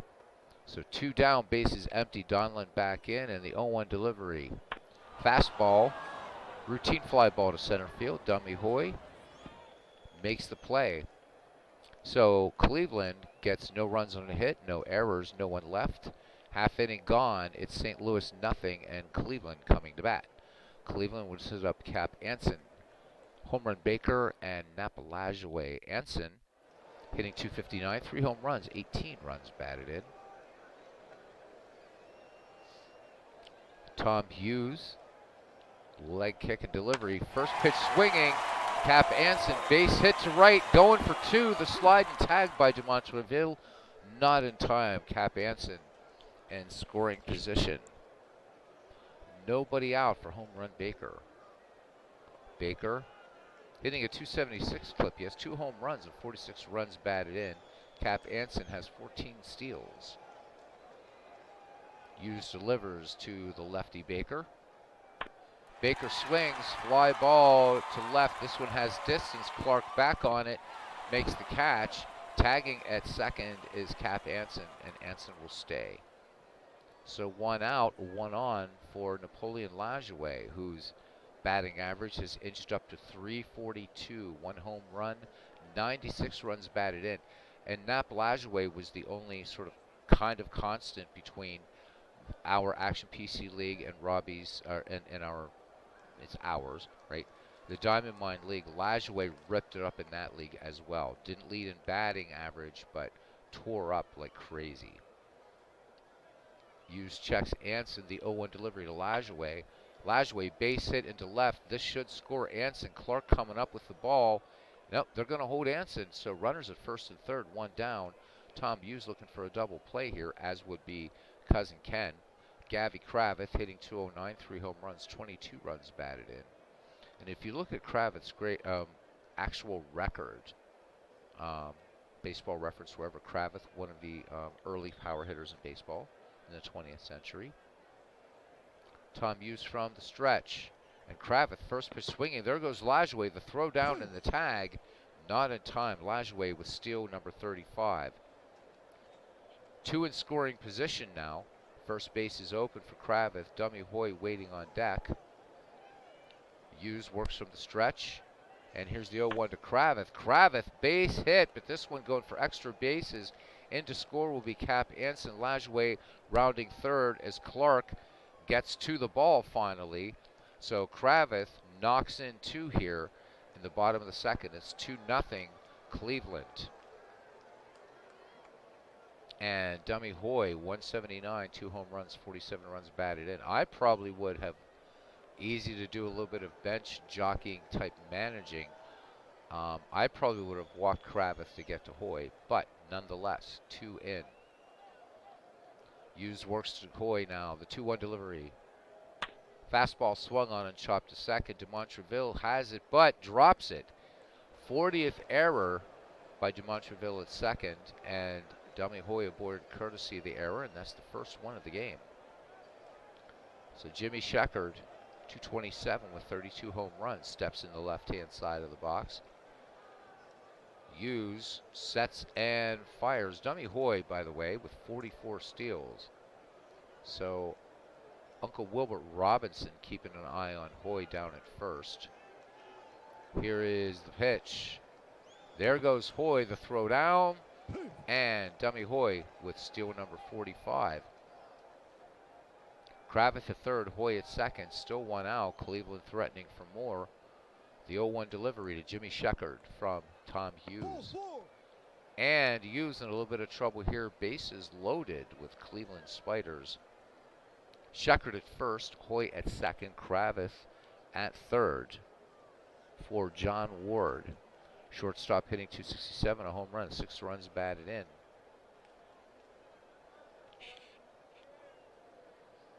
Hughes brings it to Ward, the 1-1. Ward swings, chopped to short. Corcoran to Demontreville, to Connor to retire the side. But Cleveland scores 2 runs on 3 hits. And we go to the top of the second. It's Cleveland 2 and St. Louis nothing. St. Louis will send up Roger Connor, Lave Cross, and G. Demontreville. Let's look around the defense of these teams, first starting with Cleveland in left field. There is Jimmy Sheckard in center, Dummy Hoy, and right. Usually today we have Sam Thompson and Gavy Kravitz in playing right field. From third to first we have home run Baker, John Ward, Napoleon Lajoie, Cap Anson. Catching George Gibson, and pitching the great Mordecai Three Finger Brown. Roger Connor hitting .236, 3 home runs, 58 runs batted in. Delivery from Brown to Connor. Connor swings, chopper to first. Anson will take it to the bag himself. 1 away. Here's Lave Cross, .229, 6 home runs, 45 runs batted in for Lave. Brown brings it home. The 0-2 fastball. Clean base hit into center field, and Cross tearing for 2, and he's got it, his 20th double. So the potential now for St. Louis to cut this 2-0 lead in half as Gene DeMontreville comes up. DeMontreville has had a very good season for St. Louis, hitting .276 with 5 home runs and 49 ribbies. Brown with the stretch and the 3-1 to DeMontreville. DeMontreville liner right to John Ward. They throw it back to Lajoie, and Cross doubled up. So Lave Cross taking a little nap there, and that ends the inning. We go to the bottom of the second, 2-0 Cleveland, and hard to manage. Clint was saying it sucks that he can't manage. Kind of hard to manage a player who's napping off second. George Gibson now. Mordecai Brown and Cap Anson due up for the Spiders here in the bottom of the second. Ken Castro saying, oh my God, way to pay attention, Lave. All right, Gibson hitting .234, a home run, 42 ribbies for the former Pirates catcher. Bats righty. Tom Hughes with the 0-1 delivery to Gibson. Gibson swings on this pitch. Fly to center. Turkey Mike Donlin. Plenty of room in center field to retire Gibson for the first out. Mordecai Brown not up there for his bat, hitting .179, 8 ribbies. Pitcher versus pitcher here. Hughes brings it home. The 0-2 to Brown. And Brown, just as I say, he's not known for his bat. Clean base hit up the middle. This one just under DeMontreville's glove. And Brown aboard, trying to help his own cause here. 2 stolen bases on the season. Back at the top of the order for the Spiders, the revamped Spiders. Cap Anson, who doubled to left center back in the first. Hughes delivers the 0-2 pitch. Fastball swung on. Chopper to third. Great play by Lave Cross, who goes to DeMontreville and Connor for the inning-ending double play. So Lave Cross, trying to make up for being doubled off, makes a great play. Top of the third, 2-0 Cleveland. And Uncle Wilbert Robertson, Larry Corcoran, and Tom Hughes due up for the St. Louis Wolves. Why is Corcoran at short? I don't know why is Corcoran at short. I do not know. Well, for one thing, because it's switching up, whatever. We can take him out. Because he's rated at short, probably. Let's look. Let's have a look and let's see, because if he's rated at short, let's look and see.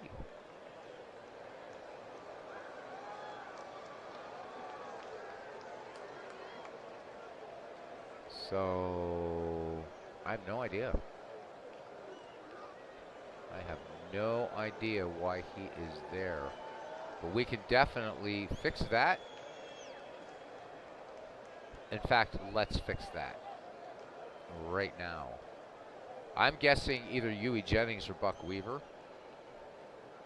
Clinton, if you want to make the substitution, not sure why. Luckily, Corcoran hasn't had any plays there. Oh, I don't even know why he's in there. Shouldn't be.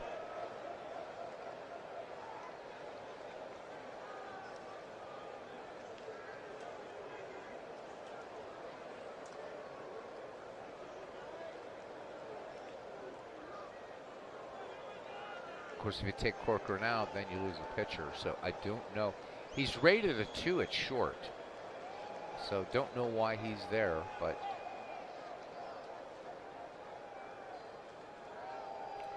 I know, Big Clue. I got to get off these things. I know, man. All right, well, we're just going to stay with what we have for right now.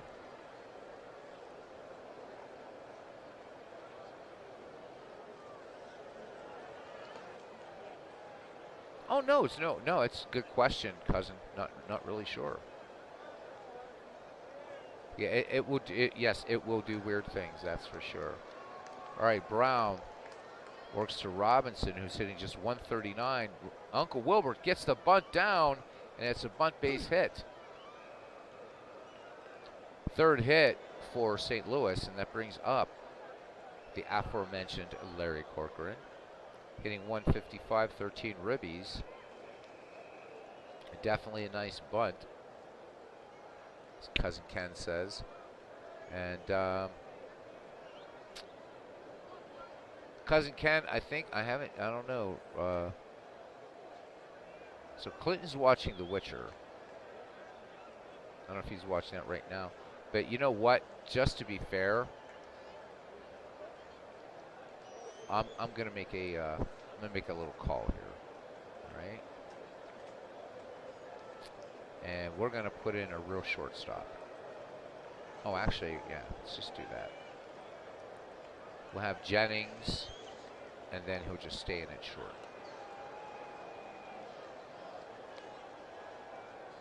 There, done. That might be a little weirdness here, don't know. I've noticed Action PC will do weird things like tonight, when you saw I went through like 10 different seasons. That might have something to do with it. I don't know. All right, so Huey Jennings hitting not much better than Corcoran. 189, 3 home runs, 34 runs batted in. Throw over. Robinson back. Brown brings it home to Jennings. Robinson on the move, the throw down, and Uncle Wilbert is caught stealing. One away, Jennings back in. Brown brings it home. Jennings swings, and this one for extra bases into right field off the wall. Kravitz giving chase as Jennings rounds first. And Jennings will go for 2. Jennings is going for 3.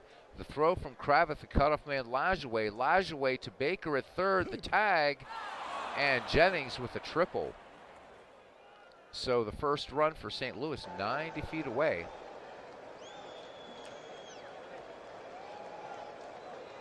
It could very well be. It very well could be. Big Blue talking about, we've been calling him Lave Cross. Could be Lafayette Cross, since his last name, or his first name was Lafayette. It could very well be. We could do that. We could do that. All right, PQ River taking off. He's says we'll catch you all soon. Going out on a triple seems good. All right, take care, my friend. Brown from the stretch to Tom Hughes, who's sitting 249 with a run batted in. Here's the 1-2 pitch. Hughes swings, base hit into left field. Jimmy Sheckard up with it. Hughes with an RBI scoring Huey Jennings, and it's 2-1. So St. Louis cutting this Cleveland lead in half. Tom Hughes just 1 steal. Back at the top of the order for the Wolves, and Fred Clark, who lined to third back in the first. A good look at Hall of Famer Fred Clark, player manager for the Pittsburgh Pirates. Hughes, conservative leadoff first. The 0-2 to Clark, and Clark cut and a miss. Strike 3. Three-finger Brown picking up strikeout number 1 on the fastball, and that brings up Elmer Flick. Infield single in the first. 2 away here, 2-1 your score. Brown leg kick and delivery. There goes Hughes on the move, and base hit into center field. Flick rounding first. Hughes will make third on the play as Dummy Hoy comes up to the ball, gets it in to John Ward at short. Elmer Flick with 36 steals is at first. Tom Hughes at third for Mike Donlin. Donlin fly to left center. Tying run at third base for the St. Louis Wolves. Brown works from the stretch. First pitch, and there goes Flick, the throw down. And Elmer Flick steals base number 37. 2 in scoring position for St. Louis, 2 down here, bottom of the third. Donlin back in there, and the 1-0 delivery from Mordecai Brown. Donlin swings, base hit to right. This one's tied up. Kravitz up with it. Hughes will come in to score, and Flick going home, and Flick will score. Donlin safe, and it's 3-2 St. Louis. I think this is going to be a wild one, baseball fan.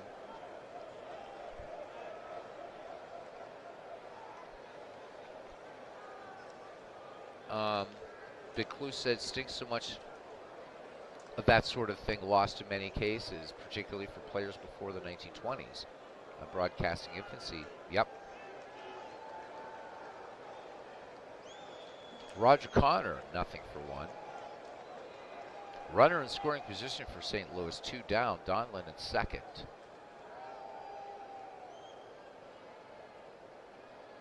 Brown delivers to Connor, the 2-2 pitch. Connor swings, weak grounder to second. Lajoie up with it and over to Anson to retire Connor. However, 3 runs, 5 hits, no errors. Bottom of the third we go. The St. Louis Wolves 3 and the Cleveland Spiders 2. So must-win game for Cleveland to keep the heat off of from them.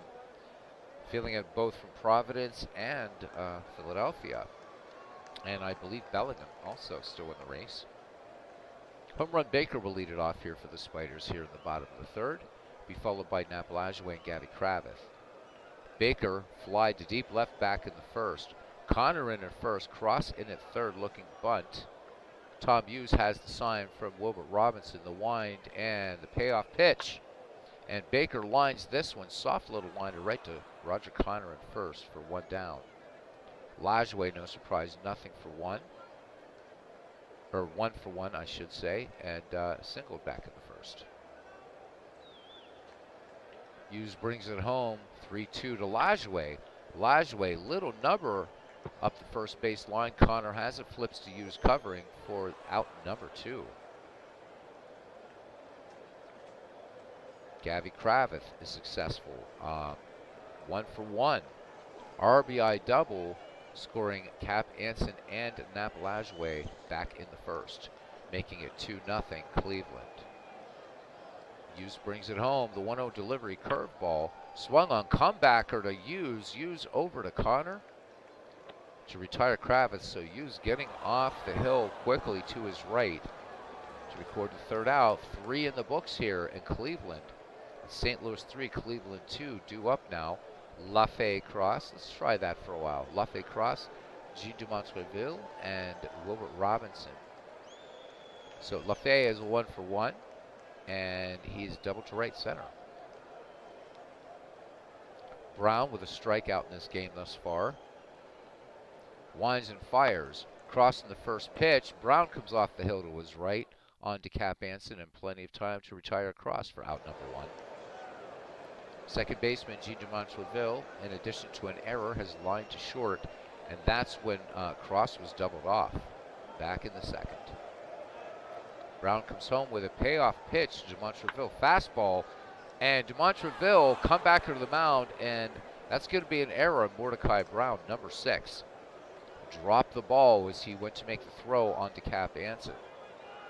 So Gene Dumontreville with 34 steals in the season, and Wilbert Robinson up there now. He is 1 for 1, bunt single in the third. Dumontreville could lead off first. Cleveland battery set to go, the 2-1. There goes Dumontreville.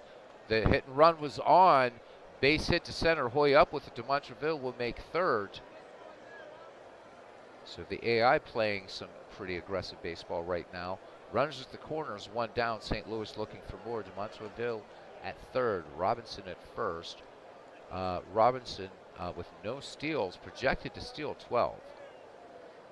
Huey E.I. Jennings tripled back in the third when PQ Ripper bid us good eve. Brown from the stretch now in the 0-2 delivery.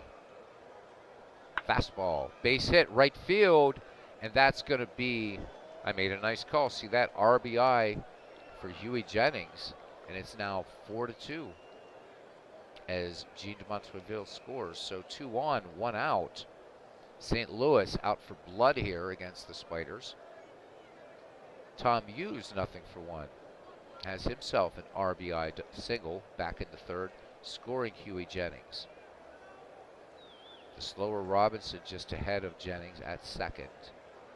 Brown rubbing up the ball, has the sign from Gibson. Here is the wind in the 1-2 pitch. Infield looking bunt, And it doesn't matter because Hughes looks at a called third strike. 2 down back at the top of the St. Louis Wolves order, and left fielder Fred Clark, who's lined to third and struck out. Brown with the 0-2 now to the left fielder Clark. Big cut and a miss, and that ends the inning. But 1 run, 2 hits, 1 error, bottom of the 4th. And it's St. Louis 4, Cleveland 2.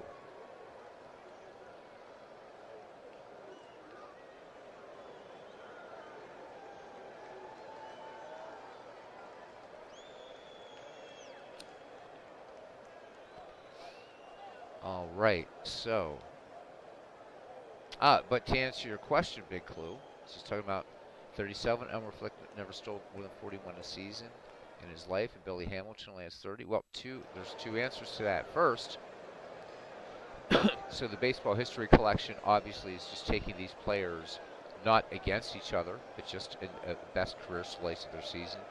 Apparently, that's how it averaged out when Dave created it. And as far as we're trying to figure out the Billy Hamilton issue, have no idea.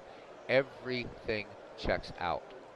And the AI is just not using Hamilton the way it should.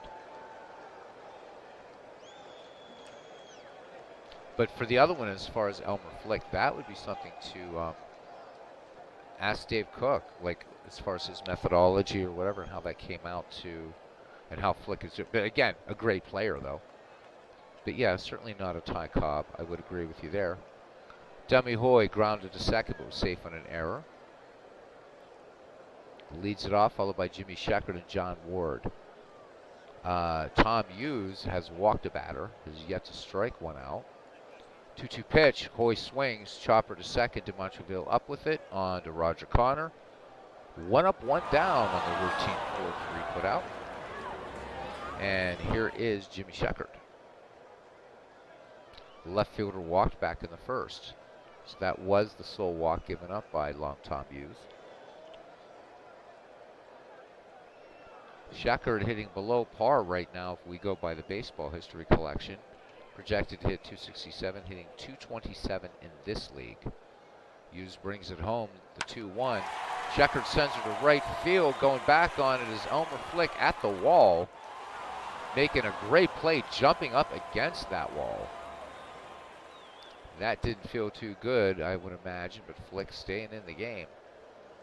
2 away here for shortstop John Ward. Grounded into a double play in the first. Hughes working with the bases empty. Ward rips at the first pitch. Routine fly ball to center. Mike Donlin squeezes it for out number 3. No runs, hits, or errors. We go to the 5th. St. Louis 4, Cleveland 2. And we were talking about Elmer Flick, and here he is.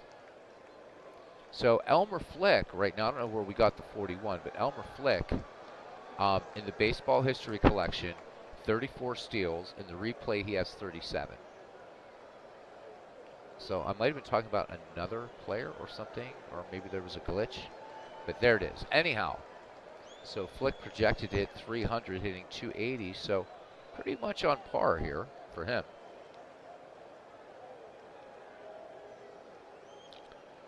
Brown with 3 strikeouts in the game, down 2 right now. Here's the pitch to Elmer Flick. Gets a little bunt down the third base line. Bunt base hit for Elmer Flick. And St. Louis in double digits in hits with 10. So Flick aboard. Let's look at our little box here. Yep, 37 steals in the season for him. Mike Donlin, 1 for 2. RBI back in the third, scoring Tom Hughes and Elmer Flick. Lefty Donlin stands in. Donlin, in the off-season, fancied himself a bit of an actor, along with his wife. Brown deals, not Robbie's wife though. And 0-2, there goes Flick, the throw down, and Flick picks up steal number 38. St. Louis now the runner in scoring position, nobody out, in the 1-2 to Turkey Mike Donlin.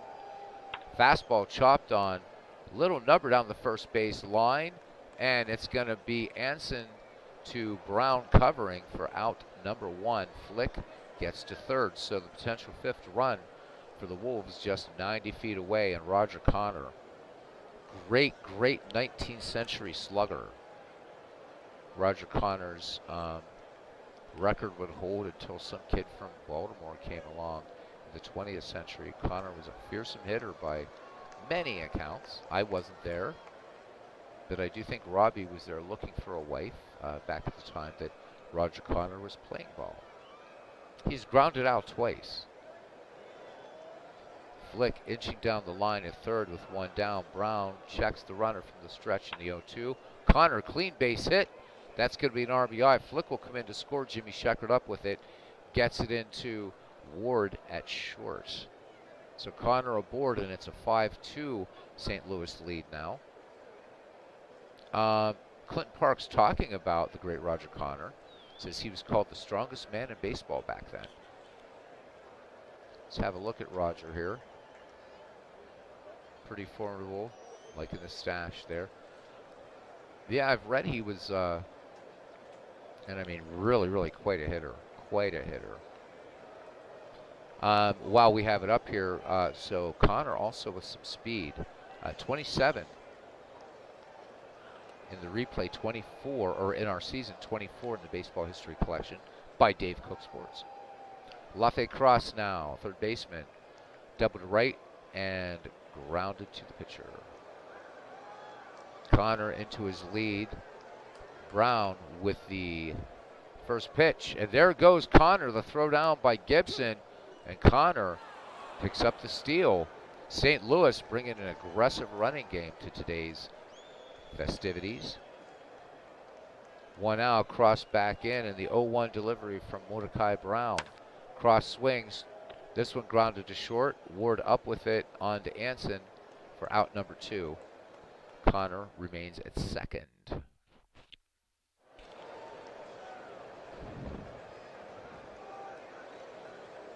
As Gene DeMontreville. So he was safe in an error back in the 4th and would eventually score. Brown checks Connor. Payoff pitch to DeMontreville, who swings. Hard ground ball to third. Baker bobbling the ball, but recovers nicely and throws on to Anson to retire DeMontreville. So St. Louis picks up another run on 2 hits, no errors. And we go to the bottom of the 5th inning. The St. Louis Wolves 5, the Cleveland Spiders 2.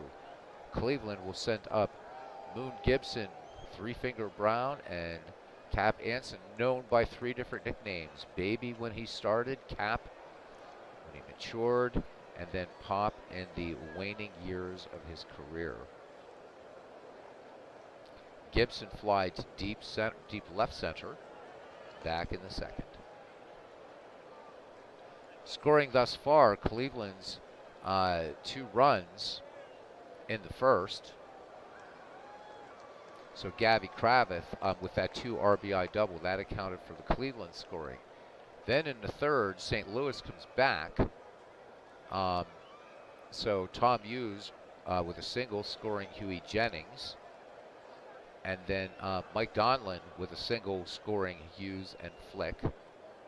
And inning number 4, Huey Jennings with an RBI single scoring Gene DeMontreville. And in the 5th, Roger Connor with a single to score Elmer Flick. And that leaves us at the 5-2 where we are right now. Light rain continuing to fall here in Cleveland, Ohio, 75 degrees. Hughes delivers to Moon Gibson, the 0-2. And Gibson, a big swing and a miss. And Tom Hughes picks up a strikeout. 1 down here in the bottom of the 5th, and that brings up Three Finger Brown. We talked about Brown not being good with a bat, and what does he do last time? Single to center. Hughes comes home to his mound opponent. Brown swings, comebacker. This one past Hughes, but DeMontreville sets and fires for out number 2. As Todd, so Robbie's saying he looks for a wife wherever I can, and Todd B with the rejoinder country music song, looking for love in all the wrong places. Looking for love and too many faces, right? And all that kind of stuff. All right, here is Cap Anson now back at the top of the order for the Spiders. Doubled and grounded out. Hughes brings it home 2-2. Liner right to Gene DeMontreville, makes a leaping grab of that bullet. And that one ends the inning. We go to the top of the sixth. Your score remains 5-2 in favor of St. Louis. Cousin Ken being very, very quiet there. Maybe not wanting to put any juju out there on the team for which he's rooting tonight. Wilbert Robinson having a good day at the plate. He is 2 for 2. Brown brings it home. 3 strikeouts, no walks. Make that 4 strikeouts, no walks. So Robinson goes down on a late called strike 3, and here's Huey Jennings. Huey Jennings having a great game, 2 for 2, a triple, and also a 2 RBI, or an RBI single.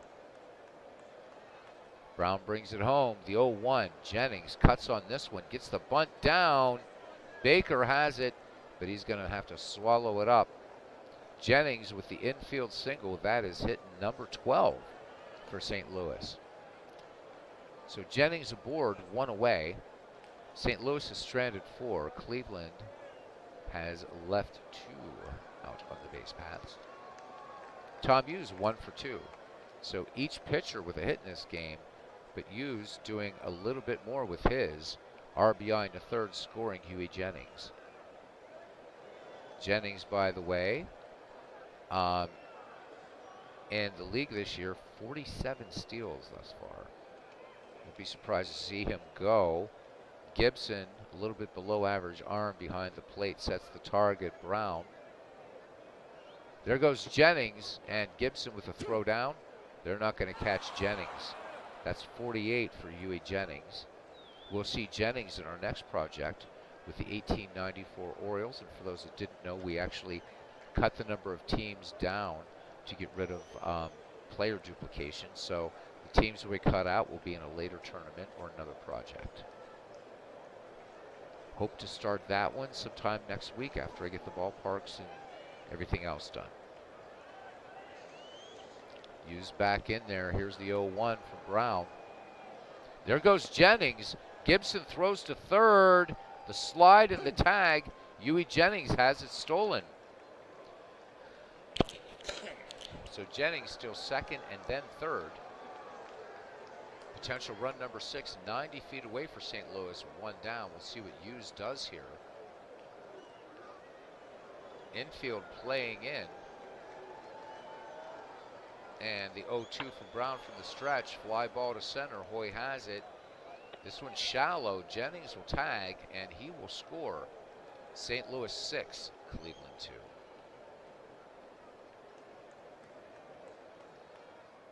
And coming in now to bat, the top of the order for Cleveland, Fred Clark. 2 away, bases empty. Fred Clark has lined out and struck out twice against Three-Finger Brown. The 1-2 pitch. Clark swings, dribbler to third. Baker in quickly. Going to be a close play at first. Clark's got wheels, and he is safe. Lots of infield hits for St. Louis tonight, and that is hit number 13. And Elmer Flick, 3 for 3 today. Fred Clark at first has stolen 31 bases.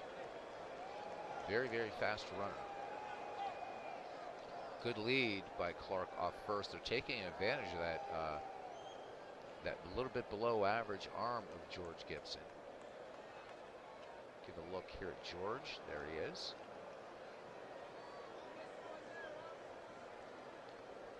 Brown kicks and fires. There goes Clark, the throw down.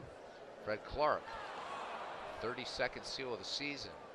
And watching the St. Louis team, reminding me a lot of Providence. Stolen bases. And Huey Jennings with 2 today. Winds now at 13 miles an hour coming in from right center. Rain continues here. Light rain in Cleveland. Clark in scoring position with 2 away. Brown brings it home to Elmer Flick. And Elmer Flick, swing and a miss. And that ends the inning, but another run in for the St. Louis Wolves. 2 hits, no errors. Bottom of the 6th, it is 6-2. Cleveland wanting to hold on to that second place. It's a very, very important game for Cleveland, and then we'll have Providence, Arsenal visiting Providence up next. Home run Baker is 0-for-2 to lead it off here for the Cleveland Spiders. He is lined to left, or fly to left and lined to first. Tom Hughes with a strikeout and a walk, and he has worked 5 innings thus far, scattering 4 hits. And again, Cleveland getting its 2 runs way, way back in the first inning. Tom Hughes into his motion, the 3-1 to home run Baker, and Baker sends his 3-1 chopping along to Huey Jennings at short, who sets and throws onto Roger Connor, and home run Baker retired for out number 1. For Napoleon Lajoie, he is 1-for-2, singled back in the first. Gabby Kravitz waits on deck. Tom Hughes brings her home. The 1-2 fastball. This one out to center field. Donlin backpedaling and has it in his glove. 2 up, 2 down. Cleveland been held scoreless from the second inning on. Kravitz is 1-for-2. RBI scoring Anson and Lajoie back in the first. The 0-1 to Kravitz. Kravitz swings, routine fly ball to right, coming in on it a bit, and taking it is Elmer Flick. So Cleveland goes quietly, and we go to the top of the 7th. Score 6-2, St. Louis over Cleveland.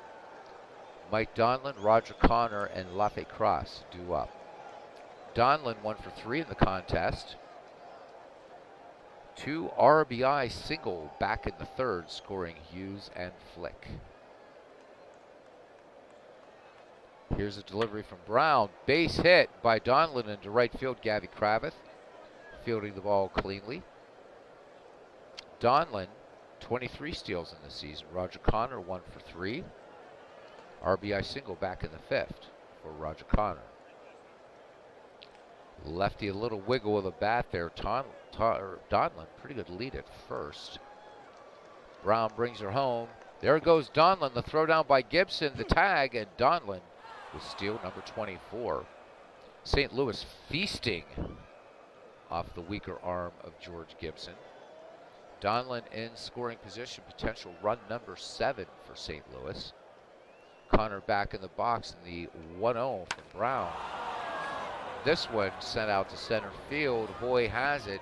Donlin gets back to second. He will tag. The throw to third, the dust, the slide. The tag is just a bit late.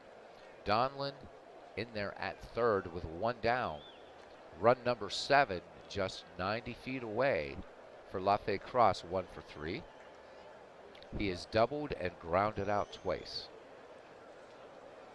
Brown checks the runner and works from the stretch. The 2-1 delivery to Cross. Cross chopper to third, and Donlin's coming home. The throw to Anson will be in time, but the run scores, and it is 7-2 St. Louis. St. Louis has only been scoreless in its first 2 innings, then scored 3 in the third, and then 1 each in the 4th, 5th, 6th, and 1 thus far in the 7th. Bases empty for Gene DeMontreville, 2 down. The second baseman is lined to short and grounded out twice. DeMontreville was safe on an error.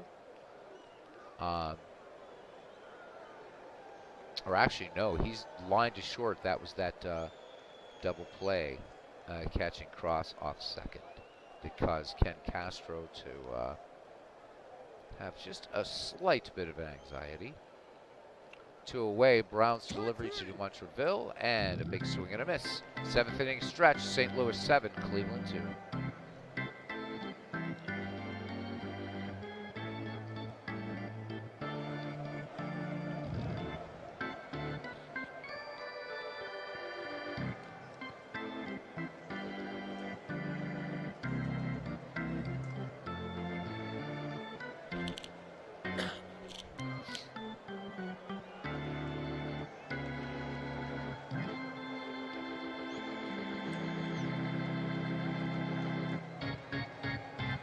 All right, back to game action, bottom of the 7th inning.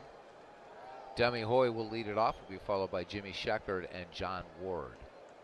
Dummy Hoy is 0 for 2 in the game. Safe on an error in the first and grounded to second in the fourth. I believe the 2023 Baseball Classic starts, is it next week, March 8th? Hughes delivers to Hoy, the 3-1.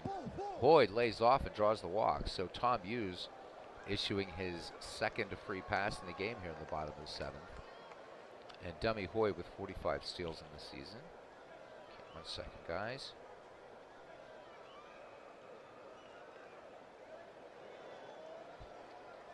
All right.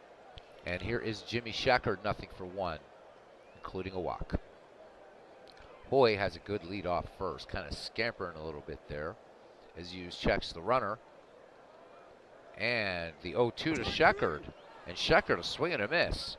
Tom Hughes pulling the string, and that's his second strikeout of the game. 1 away, and here's John Ward. John Ward has grounded out and flown out, flied out, flew out, however you want to say it. Hoy, good lead at first. Count even on Ward. Ward swings, long fly ball to left. Clark back. Clark making the catch. Hoy retreating to first. 2 down here for George Gibson. Gibson gave it a ride to deep center and struck out. Here's Hughes with a 1-1 delivery. There goes Dummy Hoy. Fly. This one's going to twist foul on the left-hand side. Gibson back in the box in the 1-2 delivery now. And Gibson swings. Chopper to DeMontreville second, who will quickly flip to Roger Connor. Side retired, and we go to the 8th. St. Louis 7 and Cleveland 2. Brown looking strong, but getting beat up here. We'll see Three-Finger Brown leading off in the bottom of the 8th, and we'll see whether Cleveland wants to pinch hit for him down 5 runs. Wilbert Robinson 2 for 3 in the day. Brown delivers now 6 strikeouts for Mordecai Brown. And this one's going to go at least for a double into left field. Sheckard going to the wall for this one. Robinson going for 2. Here's the throw. Ward has it. And Wilbert Robinson picking up his 6th double. Runner in scoring position for St. Louis. Huey Jennings 3 for 3 today, including 2 steals. Brown brings it home. Jennings swinging on the first pitch. Chopped to short. Ward up with it. Ward cannot hold on to the ball. That's his second error. Little juggling act out there, and Ringling Brothers will not be hiring Ward. Runners at the corners. Jennings at first. Robinson at third. Nobody out for Tom Hughes, who is 1 for 3. Brown from the stretch. And infield in. Little bunt. Baker has it. Baker on DeLajoie, so Robinson will not advance. 2 in scoring position with 1 down and back at the top of the order in left fielder Fred Clark. Fred Clark is 1 for 4 in the game. Infield single back in the 6th. So Mordecai Brown is striking him out, but when these hitters are making contact, and again, seems a large amount of infield hits. Stolen bases, so some classic 19th century and dead ball being played here despite Mordecai Brown sitting 6 down. From the stretch in the 2-1 to Fred Clark. Clark rips on this one, comebacker to Brown, and Clark will be retired. So 2 down. Brown looking to pitch out of a little bit of a mess here. Elmer Flick is 3 for 4 today. Three-finger with the 3-1, and he walks Flick, so the base is loaded for St. Louis. Mike Donlin, who's 2 for 4, steps in the left side of the box. Donlin, no place to put him. Robinson at third, Jennings at second, Flick at first. Take a look at Turkey Mike again. There we go. Brown from the stretch, big pitch here, the 1-0. Donlin swings. Fly ball to right, giving chase toward the foul line is Gavy Kravitz, and side retired. So St. Louis leaves them loaded. We go to the bottom of the 8th. It is 7-2. So we'll wait and see if Todd wants to call for a pinch hitter with Three-Finger Brown up there and down 5 runs. In the meantime, Tom Hughes with 2 strikeouts and 2 walks, enjoying a 5-run lead. St. Louis with 15 hits to Cleveland's 4. St. Louis has stranded 8, and Cleveland just not getting the opportunity to get anybody on base has left 3. Pinch hit for Brown.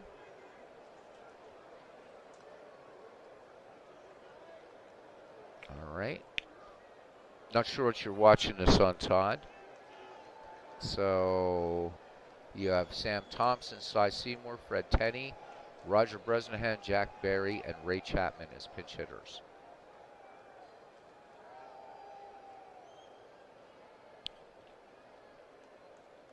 See, we have 11 concurrent viewers. Thanks, folks. Really, really appreciate it. All right, so Sam Thompson, who didn't get the start tonight, usually does in right field, will come in, and then we'll see a new pitcher in the top of the 9th. Sam Thompson hitting .264 with 3 home runs, 42 runs batted in. Cap Anson, the top of the Cleveland order, waits on deck. So Mordecai Brown's day is done. 6 strikeouts, and he cannot win this one. Hughes works to him. The 1-0 to Sam Thompson. Fly ball to center. He's giving it a ride way back, but Turkey Mike Donlin making the catch near the wall. 1 down. And Cap Anson now will bat. Anson is 1 for 3. Hughes with the 1-0. Anson swings. Base hit to right field. And Anson going for 2. Jennings with the tag. And Cap Anson with his 9th double of the season. So Cleveland now with a runner in scoring position and 1 out. Frank Baker, who is nothing for 3. Hughes brings it home. The 1-1 to home run Baker. Liner right to Huey Jennings. Anson had to get back quickly to second. So 2 away for Napoleon Lajoie. Lajoie 1 for 3 in the game. Hughes brings home the 2-1 pitch. Lajoie swings, lofted to left. Fred Clark barely has to move. Squeezes it for out number 3. No runs, 1 hit, no errors, 1 left. We go to the 9th, and it's 7-2 St. Louis over Cleveland. And yes, you can. You can send the catcher to a mound. You can do 1 mound visit, just like in baseball. Yes, you can. So we need a pitcher here for Cleveland. And so Todd, you have 2 guys on short rest, Addy Joss and Ed Rulbach. So basically you have Jim Bagby and Epirixie. Unless you want to pitch a couple on short rest. And then you've got Joss and Rulbach. Next inning, just let me know, Clinton, or I could just do it right at the beginning of the inning.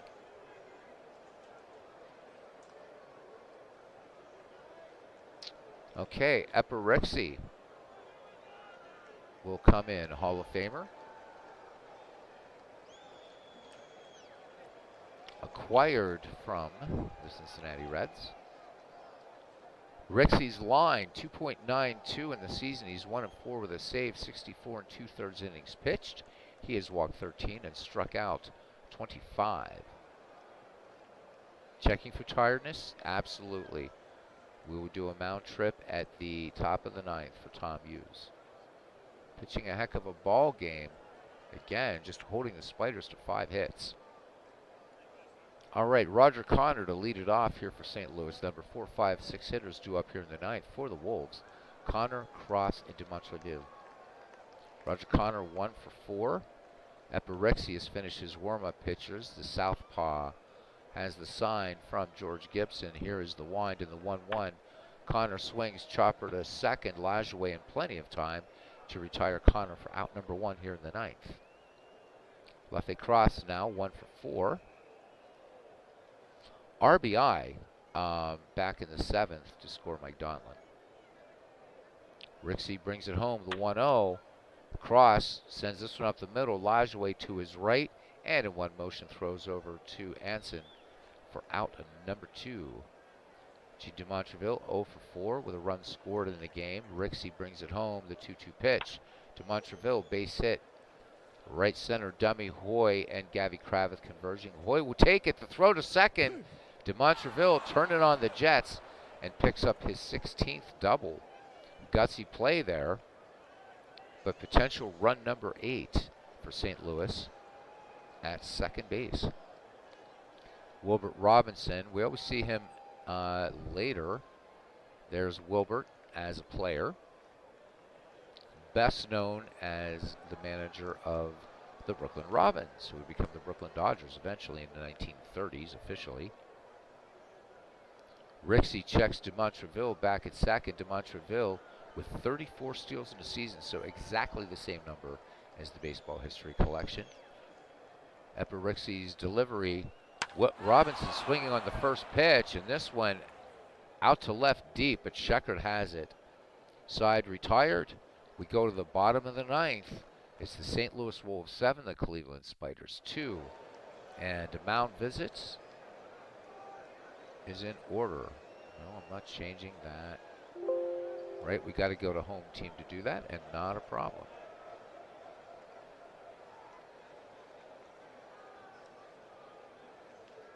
Okay, mound trip. Use the strong, says the AI Clinton. So, and all 4 of your pitching staff, all on short rest, Clinton.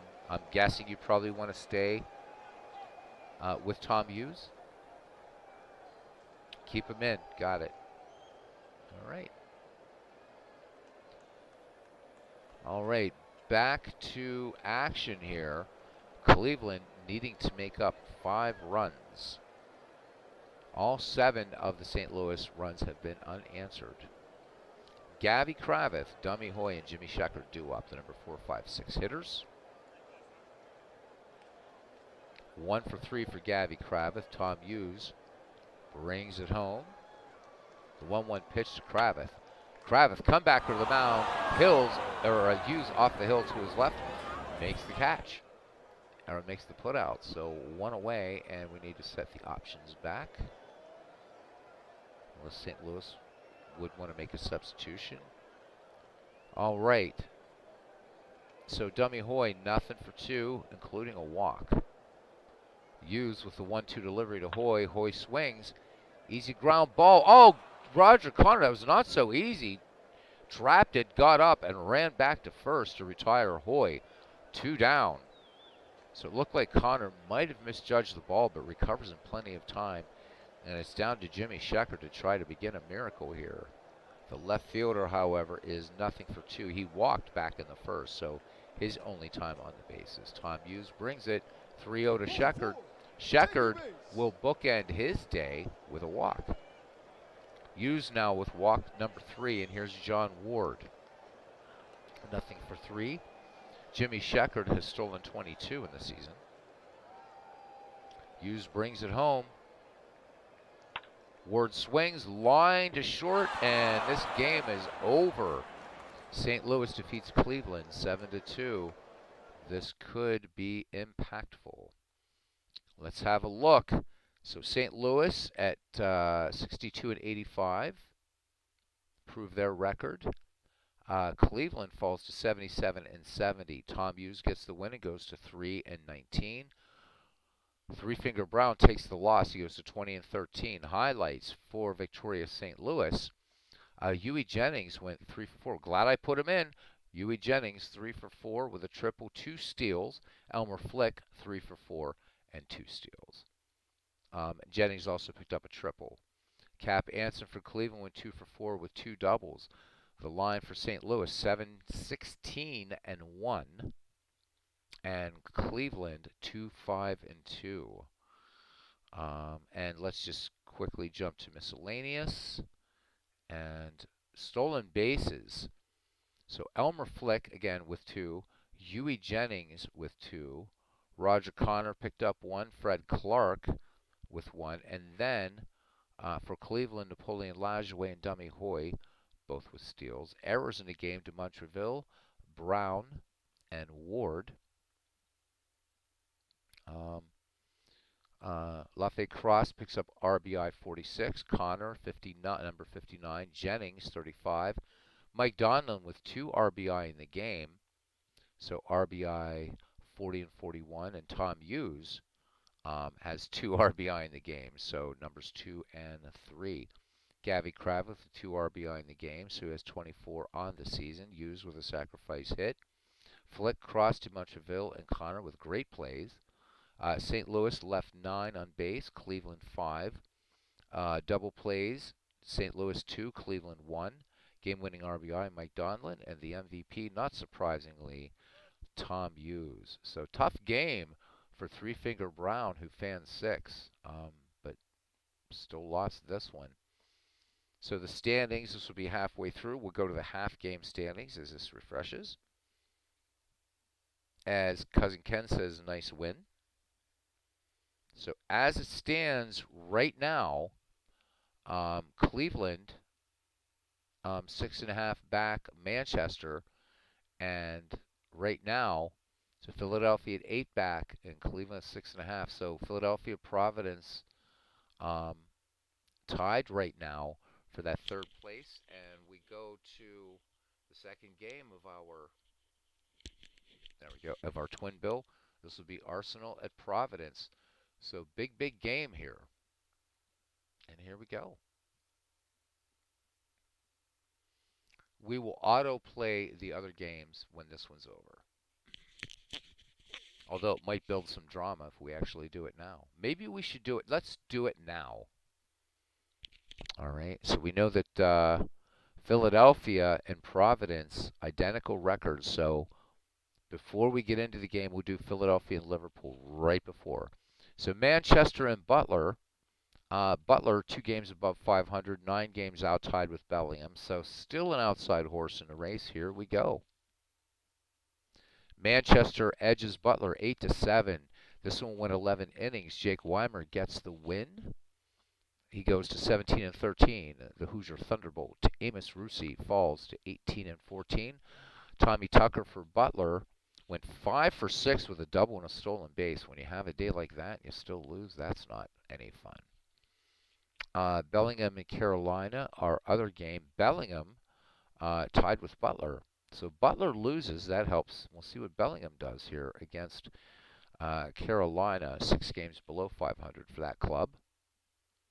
And Bellingham defeats Carolina 9-6. Sam Lever gets the win. He goes to 13-19. Cy Young with the loss, 18-15 for him. Bill White goes 2 for 4 with 2 runs batted in and 2 steals. And now, the other big game, Philadelphia. Well, it's a big game for Philadelphia, obviously. Liverpool coming into the game 2 games below 500. And I mean, out of this race, 11.5 out. They're gone. 4.5 behind Cleveland. And here we go. Philadelphia defeats Liverpool 4-1. So Providence, wanting to gain ground, needs to win this game against Arsenal. Jeff Tesoro gets the win for Philadelphia and improves to 15-14. Babe Adams takes the loss for Liverpool and goes to 9-16. And now we go to our other matchup of the night. So Providence basically needs to win this game to keep pace with so they're a half game behind Philadelphia, so must win for Providence. And here we go.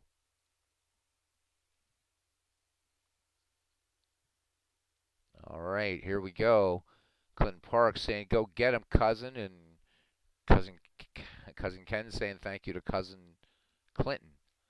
Whew, there we go. All right, so we do know that Providence will be facing Stan Kovaleski today. And we will go ahead and load the lineup. And Cousin Ken,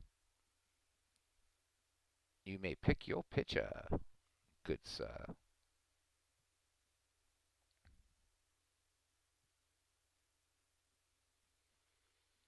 Let's see. Just looking here.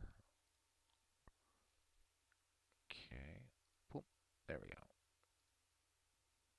Yeah, see, we have daily line. I have no reason or no idea. All right. Old Hoss Radborn. Okay, looks like he's, yep. So Radborn, so you do have some rested pitchers, by the way, cousin. So you got Radborn, Buffington, Taylor, and Bradley. Old Hoss coming in. And here we go.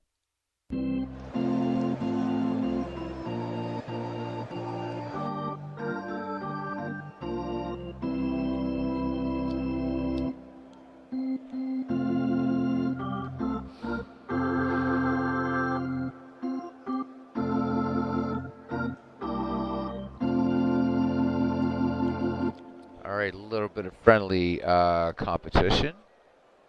As Robbie Wartburg says, he's fine with the AI. Yeah, Robbie, considering the AI is putting your best four hitters right at the top, try to get those runs out early with Wagner, Trainer, Cochran, and Musial, Irish Musial. Just in case any Yankee fans are peering in, we have the Giants version of the Musial boys. All right, a good-natured competition here. Clinton Park says, you know the two old schoolers are going to stick together. 7 stolen bases for him, and he asks Ken if he can beat that. Ken says he's going to give it a shot. So welcome to the Huntington Avenue grounds, home of Providence Liberty Tree, for today's game between the Arsenal Red Devils and the Providence Liberty Tree. Hall of Famer Stan Kovaleski will get the start for Arsenal. 14 starts in the year, and he's 7-5 with an earned run average of 1.60. This will be his 4th start against Providence, and he's 1-1 against them with a 2.67 earned run average. He'll be opposed by Old Hoss Radborn. Radborn, 52 starts in the year, and he is 27-24 with an earned run average of 2.47. This will be his 8th go-around against Arsenal, and against this club, he is 3-4 with a 2.44 earned run average. Game time, it is 79 degrees and calm winds. So great day for baseball here in the Commonwealth of Massachusetts. Play ball. Leading off, the Flying Dutchman, Hannes Wagner, hitting .271, 3 home runs, 33 runs batted in for Arsenal. Radborn finishing up his warm-up pitches, and we're ready to go in this twin bill. Wagner swings. Fly ball to right. In on it is Wee Willie Keeler to retire Wagner. Third baseman, Pie Trainer. Again, you're going to see a couple 1920s players really on the Cleveland and Arsenal teams. I think they're the only two. Oh, and one 1920s player for St. Louis, Paul Wainer. And we got to see Wainer in action a couple nights ago, which was really fun. Trainer hitting .218, 15 ribbies for him. Radborn, 2 pitches and 1 out. Now the 2-1 delivery to third baseman Trainer, who chops this one to Elberfeld. Elberfeld, trouble getting to this ball. It's going to be close. Trainer down the line gets the infield hit. So Elberfeld a little tardy on the play, allows Trainer to pick up the infield hit. And here is Black Mike, Mickey Cochran, acquired from the Detroit Tigers by the Arsenal Red Devils. Mickey hitting .249 with 36 ribbies. Trainer at first, projected to steal 12, has stolen 4. And pitch out being called. Radborn delivers to Cochran. Pitch out, and the runner is not going. Count 1-0. We'll wait for Ken to see if he switches up. Remember, Ken, you can just use abbreviations when you like. Soon, Aaron. Very, very soon. Maybe some time on Saturday, because I'm off Saturday.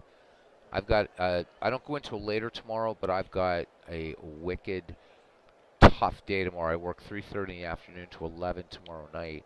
And working out, we're expecting really heavy rains and winds, and I have to actually be outdoors in it for 7.5 hours. So it will definitely not be.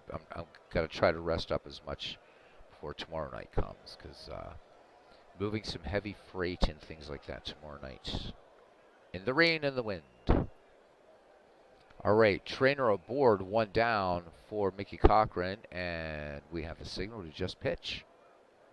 Radbourne brings her home now, the 1-0. Cochran swings, and this one is out of here. Oh my God. That was an absolute, if they had him in the 19th century in the dead ball era, that was a missile. Just gone. You know as soon as it went off the bat. You judge for yourself. Watch this. Bam! I mean, that ball just... Whew. Sonic boom. It's 2-0 Arsenal in the top of the first. As Ken Castro says, son of a bitch. Yeah, Robbie, that's why it's, these baseball games, I'd much rather be doing baseball for you guys, but this morning I worked from 7 in the morning. I was supposed to work till 2:30, but they asked me to stay till 3, and then tomorrow I'm in at 3 in the afternoon to 11, but I am off for the weekend, so that's nice. But then back at it Monday morning at 8 in the morning, so yeah, my hours are all over the place. It's crazy, and it's a very, very physical job, and I can't get my sleep pattern straight, which is why I'm even a worse broadcaster than usual these days. Irish Musial now batting with one down, bases empty, 2 in, thanks to the Mickey Cochran shot, and that was just a bullet. Musial hitting .288 with 2 home runs, 19 runs batted in. Radbourne brings it to Musial. Here's the 0-1. Irish swings, base hit into right field. Arsenal, a little hit parade here in the top of the first. Irish Musial aboard. 3 stolen bases, projected to steal 12, but 3 in the season. And now we get down to, unfortunately for Arsenal, the bottom half of the order, which starts at hitter number 5. Not to say Grover Gilmore is a bad hitter, but the most dangerous hitters are the first 4 in this Arsenal lineup. So key for Providence is going to, well, to try to keep those guys off the bases. Wally Pipp hitting just .197, 8 runs batted in for him. Radbourne checks Musial at first. And here's the delivery to Wally Pipp. Wally Pipp swings. Routine fly ball to right. Back on it is Wee Willie Keeler. He will make the out. The catch for out number 2. Irish Musial retreats back to first. And here's Frank Laporte hitting .218, a home run, 46 runs batted in. Radbourne checks the runner, the 1-1 to Laporte. And this one popped high in the infield. Bid McPhee just waving off everybody. This is his and his alone, and it's in his glove. Inning over. 2 runs, 3 hits, no errors. We've played 1/2 inning. Arsenal 2, Providence coming to bat. Billy Hamilton will lead it off here. .294 average, 8 runs batted in, I should say. And Arsenal looking bunt. Trainer in at third, Pipp in at first.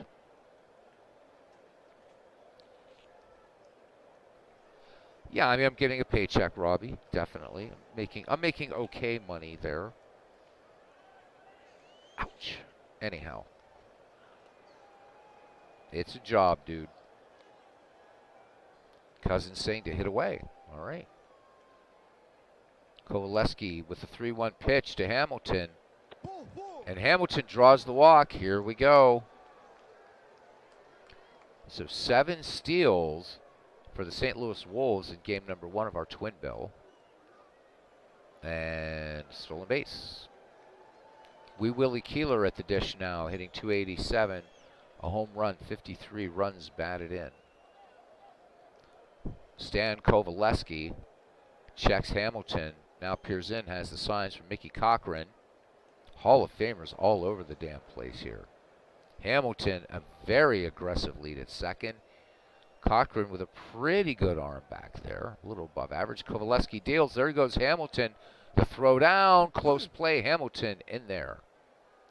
That's number 34, and sliding Billy Hamilton in scoring position. Keeler back in the box. Providence threatening to cut this 2-0 lead in half in the bottom of the first.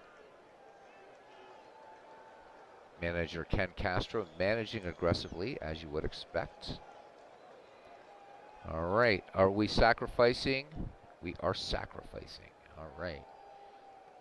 Keeler waits for the 0-1 delivery from Stan Kovaleski, and here it comes. Keeler gets the bunt down. Kovaleski pouncing on it. On to Frank Laporte covering at first. Hamilton will move to third on the play. And here's Joe Kelly batting with one away. Clinton Parks' way to go. Get ballsy, man. Oh, absolutely. Absolutely. That's what Ken's been doing.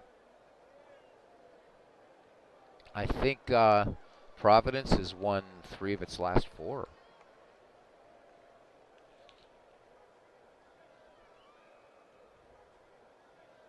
So pressure on. Not that Providence will be out of the race, but this is definitely a must-win. 2-0 your score, 1 down. Billy Hamilton at third as Joe Kelly steps in. And we get the sign to hit away. Kovaleski from the stretch and the 1-2 to Joe Kelly. Kelly swings, and Kovaleski comes off the mound quickly to get this one. There's a 26% chance that Hamilton is safe going home. So do you concede the run, or do you go for the out, the shore out at home? What do you want to do? So we're not sending Hamilton. All right. Good idea.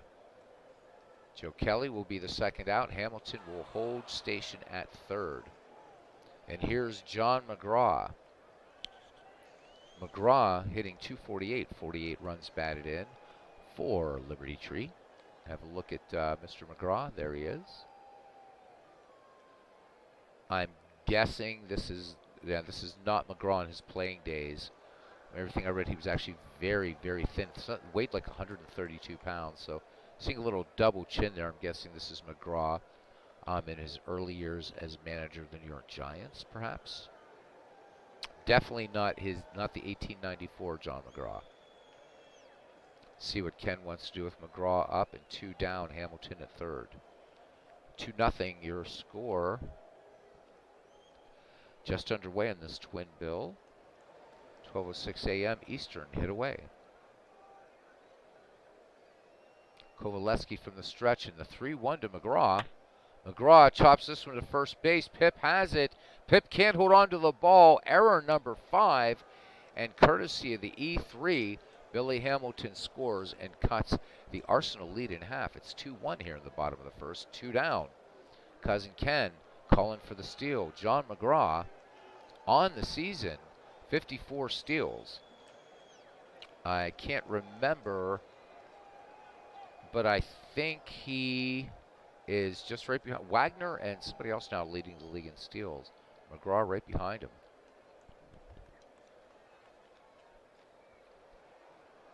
All right, a stolen base. Prince Howell Chase up there. Chase hitting .261, 6 home runs, 54 runs batted in. Providence calling for the steal. Kovaleski checks McGraw at first. Little Napoleon is off to the races. Cochran comes up gunning, and they're not going to get Little Napoleon. That is steal 55 for Mr. McGraw. Chase back in the box now. The count 1-0 on him. 1 run in here for Providence. 2 in the top of the first for Arsenal with a 2-run shot by Mickey Cochran.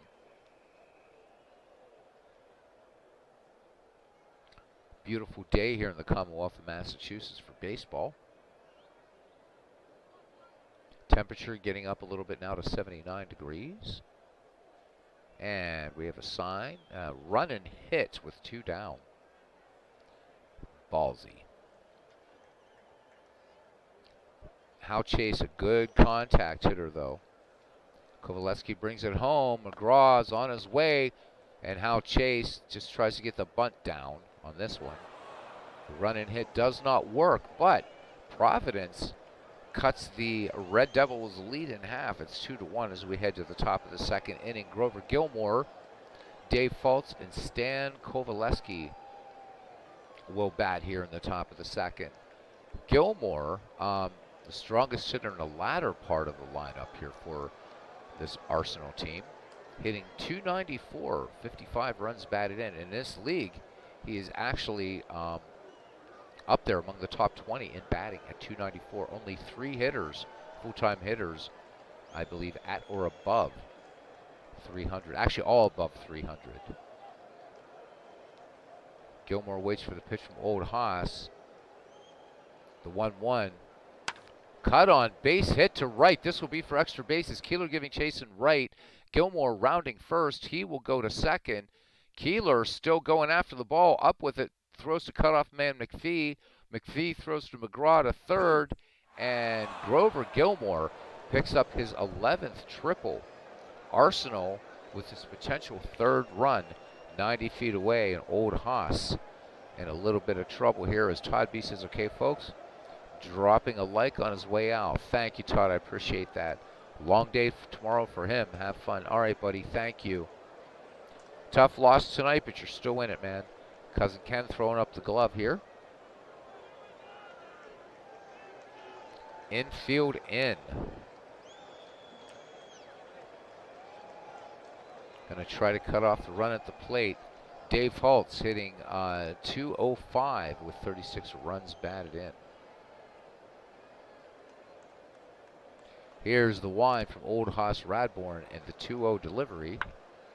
And this one, base hit to right. Keeler up with it.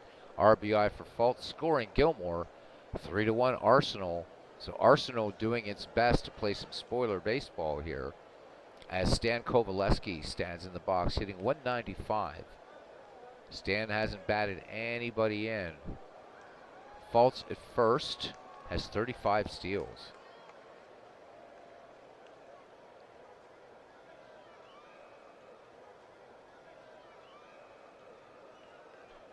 Wait to see what Mr.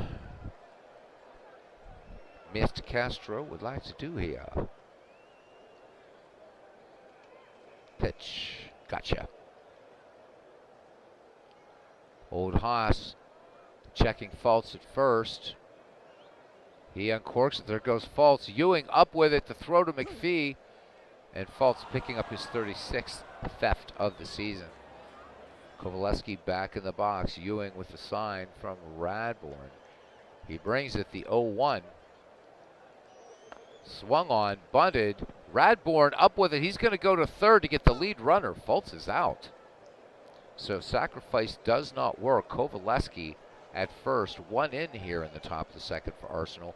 Kovaleski at first, 1 down, and we're back at the top of the order for Hannes Wagner. Fly to shallow right back in the first. So let's look at Wagner here really quickly. So Wagner at 56 steals, and McGraw, we will look, 1 behind Wagner. Here's the delivery. Wagner swings, base hit, right field. Keeler up with it. Kovaleski will hold at second. 2 aboard, 1 down. Kovaleski at second. The Flying Dutchman at first for Pie Traynor. Traynor is 1 for 1. Infield single in the first. Radbourn trying not to pitch himself into a jam here. Early goings here. 3-1. Bottom of the second it is, or top of the second. Radbourn reaches back and fires it in. The 1-2 to Traynor, lined right to Kid Elberfeld. So 2 away. Radbourn looking to prevent any further damage here. Mickey Cochran, 1 for 1, 2-run shot. It went about 300 feet back in the first inning.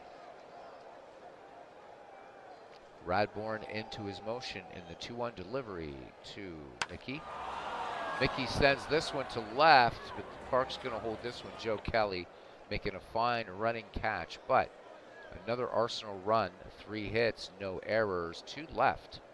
Bottom of the second, it's the Arsenal Red Devils 3, Providence Liberty Tree 1. Bid McPhee, Buck Ewing, and Kid Elberfeld to bat for Providence, the number 6, 7, and 8 hitters. McPhee on the season hitting an anemic 180. He's got 8 runs batted in, including a home run. McPhee waits for Kovaleski's delivery. Stan has walked a batter, has yet to strike one out. Here's the delivery, the 1-2. Cut on, grounder to first. Pip will take it to the bag himself. So McPhee is out number 1. Catcher Buck Ewing. Buck Ewing hitting .245 in the year, 9 home runs, 86 runs batted in, so we have yet to get through the Providence order. Kovaleski's delivery. Ewing swings, long fly ball to left in the corner. Musial has it in foul territory, out number 2. Ewing giving it a ride, but not enough forward momentum on that ball. Kid Elberfeld now batting with 2 down. Elberfeld hitting .219 on the year, 48 runs batted in, and he has 1 round tripper. Cochran sets the target. Kovaleski twirls her home. The 1-0. Elberfeld, this one well hit to left, and this one a big loud out. Providence goes in order. We go to the 3rd. It's Arsenal 3, Providence 1. Irish Musial, Wally Pipp, and Frank Laporte will bat for Arsenal, the number 4, 5, 6 hitters.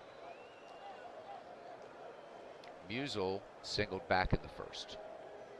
Radbourn with the 2-0 delivery. Musial swings, fly ball to left. Joe Kelly ranging back on it and making the play. 1 up, 1 down. Wally Pipp, 196, 8 home runs. We always talk about Wally. There he is. Wally Pipp's claim to fame is he's the man who was replaced by Henry Louis Gehrig. Radbourn pitching with the bases empty, 1 down here, top of the 3rd. And liner right to Kid Elberfeld. 2 up, 2 down. So Radbourn would like to turn these Arsenal Red Devils away. It's 2 in the 1st they've scored, and 1 in the 2nd. Frank Laporte popped to 2nd, back in the 1st. Radbourn's 1-1 to Laporte. And hard ground ball to 3rd, but McGraw making a nice pick on this across the diamond to Hal Chase in time to retire Laporte and the side. Bottom of the 3rd. It's 3-1, and we will see old Haas Radbourn slide Billy Hamilton and wee Willie Keeler. Radbourn on the season hitting .239. He has 2 home runs and 20 runs batted in. Radbourn able to play as a position player as well.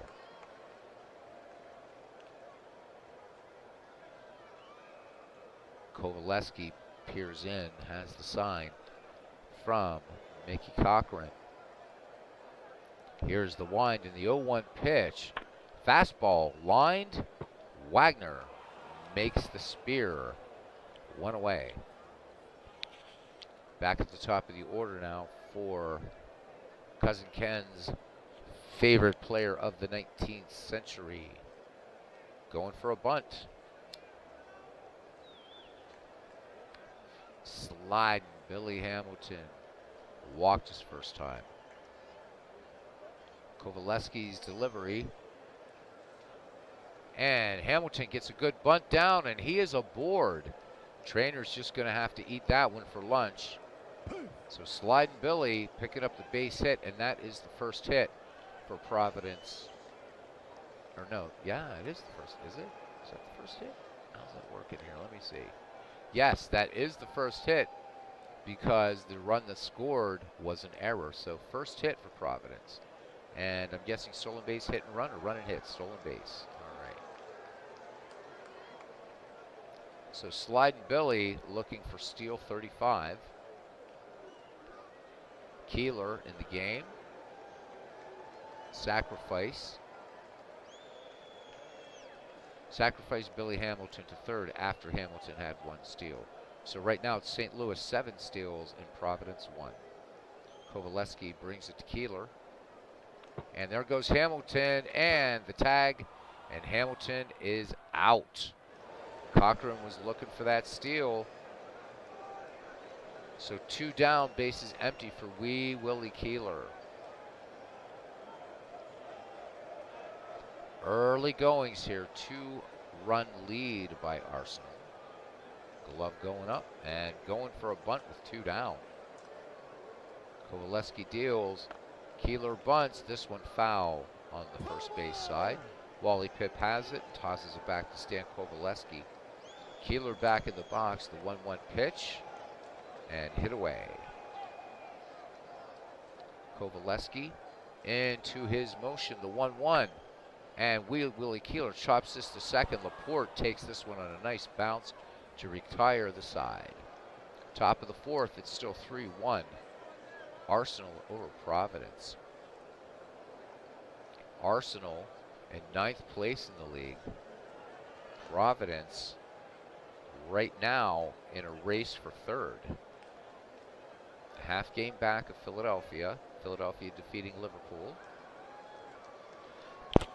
Pardon me. Grover Gilmore leads it off here in the 4th, followed by Dave Fultz and Stan Kovaleski. Gilmore tripled back in the 2nd, and he would score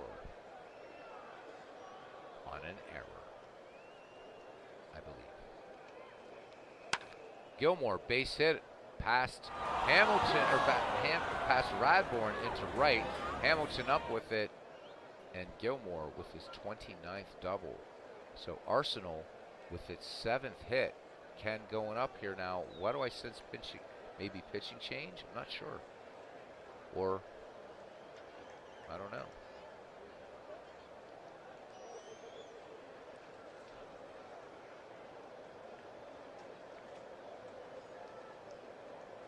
Yep. So Old Hoss Radbourne is done. And frequently throughout the season for Providence, we've seen manager Castro go to Jack Taylor, who's been a workhorse for him. Jack Taylor will come on to pitch. So Old Hoss is done.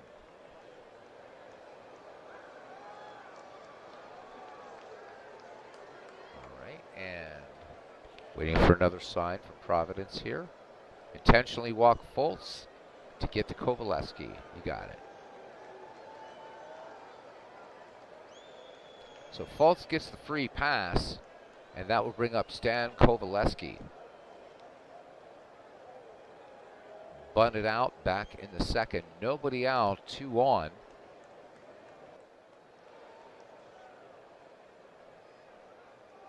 Here's the wind in the pitch from Jack Taylor. Kovaleski swings, gets a bunt down. Taylor will go to first. Kovaleski successfully sacrifices. So Gilmore at 3rd, Fultz at 2nd, and we're back at the top of the order for Hannes Wagner. Wagner is 1 for 2 in the contest. He's flied out and singled. Glove going up with Wagner. First base aboard, and Trainer on deck. Pitch aggressively to the Dutchman.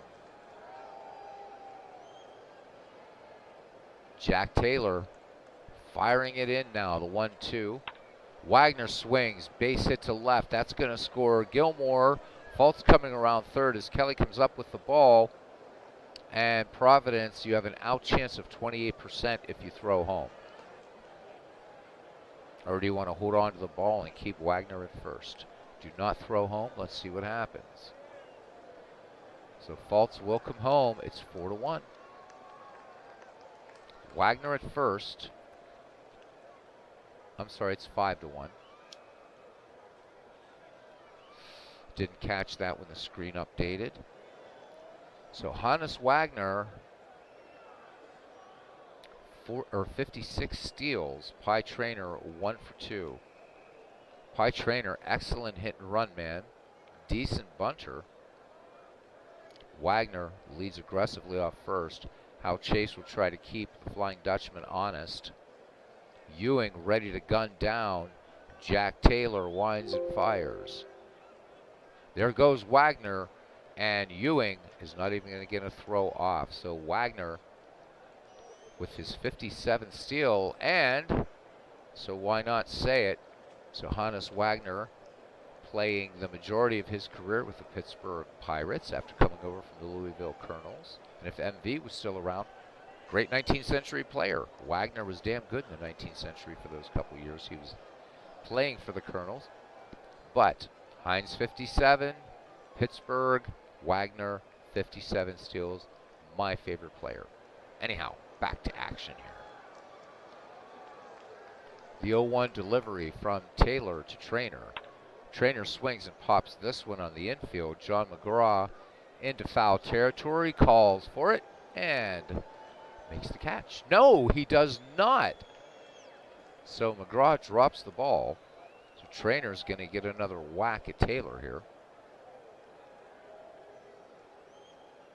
So number 18 for Little Napoleon. Taylor once again with the 0-2 to Trainer. Trainer chopper to second. Wagner will go to third on the play as Trainer is retired in the 4-3. 2 down, Wagner at third, potential run number 6. And here's Mickey Cochran, 1 for 2. Jack Taylor from the stretch, 2 down and the 1-0. Cochran swings, fly ball to right. Keeler going toward the foul line will make the catch to retire the side. But 2 runs, 2 hits, 1 error. When we go to the bottom of the 4th, it's Arsenal 5 and Providence 1. Joe Kelly, John McGraw, and Hal Chase will bat, the number 3, 4, 5 hitters. Stan Kovaleski has walked a batter. Let's see if Ken wants to do anything here.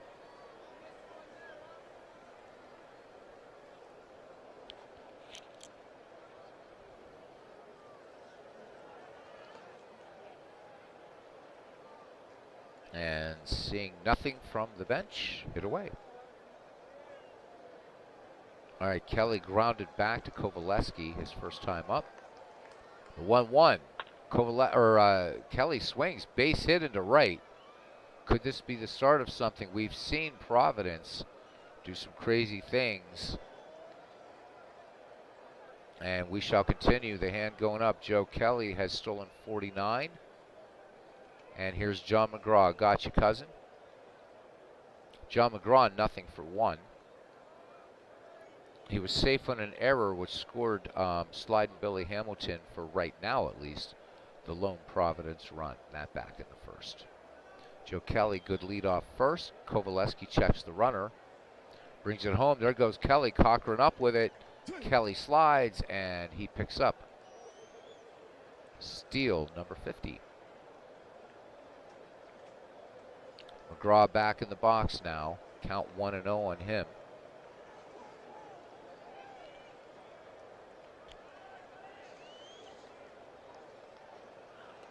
Kovaleski with the 1-0. Oh, a hit, good. Fly ball to right. Gilmore back on it. Makes the catch. Kelly tagging at second. Here's the throw from Gilmore. It hits, past Laporte. Throws past the cutoff man. The tag by Trainer. The ball gets away from Trainer, and Kelly will score. So that's an E5. And now it is 5-2. When you have a crooked number up there, it certainly always looks better. 1 down, bases empty for Hal Chase. Chase nothing for 1. Bunted out back in the first. Kovaleski brings it home to Chase. Chase swings. This one is out of here. Wow. This one 356 feet. And that was home run number 7 for Hal Chase. It's now 5-3. And did we not say we've seen Providence do crazy things? Down 5-1. They are within striking distance of 9th place Arsenal as Bid McPhee steps in. McPhee is nothing for 1 in the game. Grounded to first, back in the second. What a shot by Chase. Let's look at that one again, since we looked at Cochran's. And I mean, this was just tattooed, blued and screwed. So touch 'em all, Prince Hal.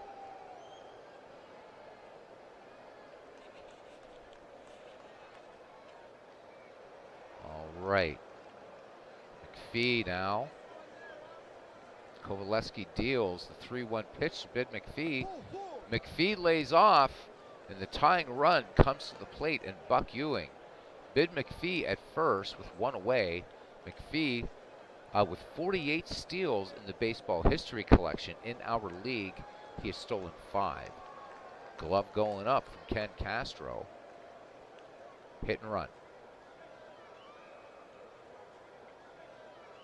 Kovaleski winds in the 1-0 delivery. There goes McPhee, and the hit and run is on. Liner, and Musial has it. McPhee's got to hurry back to first. This is going to be close. The throw to Pip. McPhee is doubled off. Oh, my. However, 2 runs, 2 hits, 1 error, and nobody left on after McPhee was erased. Great play to nail McPhee and by Irish Musial. What a great play by Musial. And he is at bat. It's 5-3. It's a ball game, that's for sure. Irish Musial is 1 for 2. Singled and fly to deep left. Jack Taylor on in relief. He's walked 1 and has given up 1 hit. Jack Taylor fires it home now. Musial first pitch swinging, gets a bunt down. Taylor up with it quickly onto McPhee covering, and Irish Musial is out number 1. Here's Wally Pip, nothing for 2. Batting average just keeps going down by a thousandth of a point for the first baseman. He's now at 195. He's flied out and lined to short. Taylor ready to twirl it. Here it comes. The 1-1 to Pip. Pip swings. This one's going to make the stands foul. Keeler giving chase. Big ballpark here, but not a lot of foul territory at the Huntington Avenue grounds. Pip back in there. The 1-2 delivery coming from Jack Taylor. Pip swings. Chopper to third. And McGraw charged with the error. E5. 19 errors from McGraw at third. So 1 down and a runner on first for Frank Laporte. Frank Laporte is nothing for 2. He has popped out and grounded to third. Pip with 2 steals. Cousin Ken going up with the glove here. Going for pickoff of Wally Pip. Taylor has the sign from Buck Ewing. Throws over, keeping Pip honest.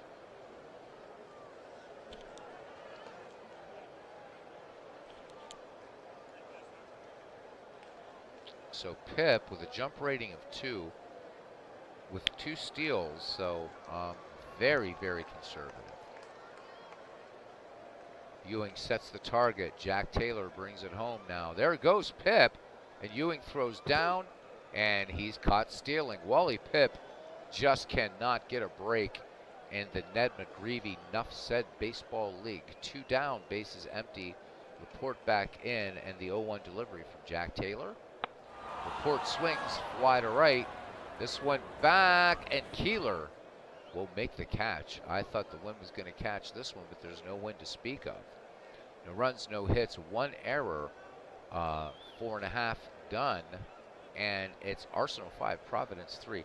Going to take a 30-second break. Be right back on the air, guys.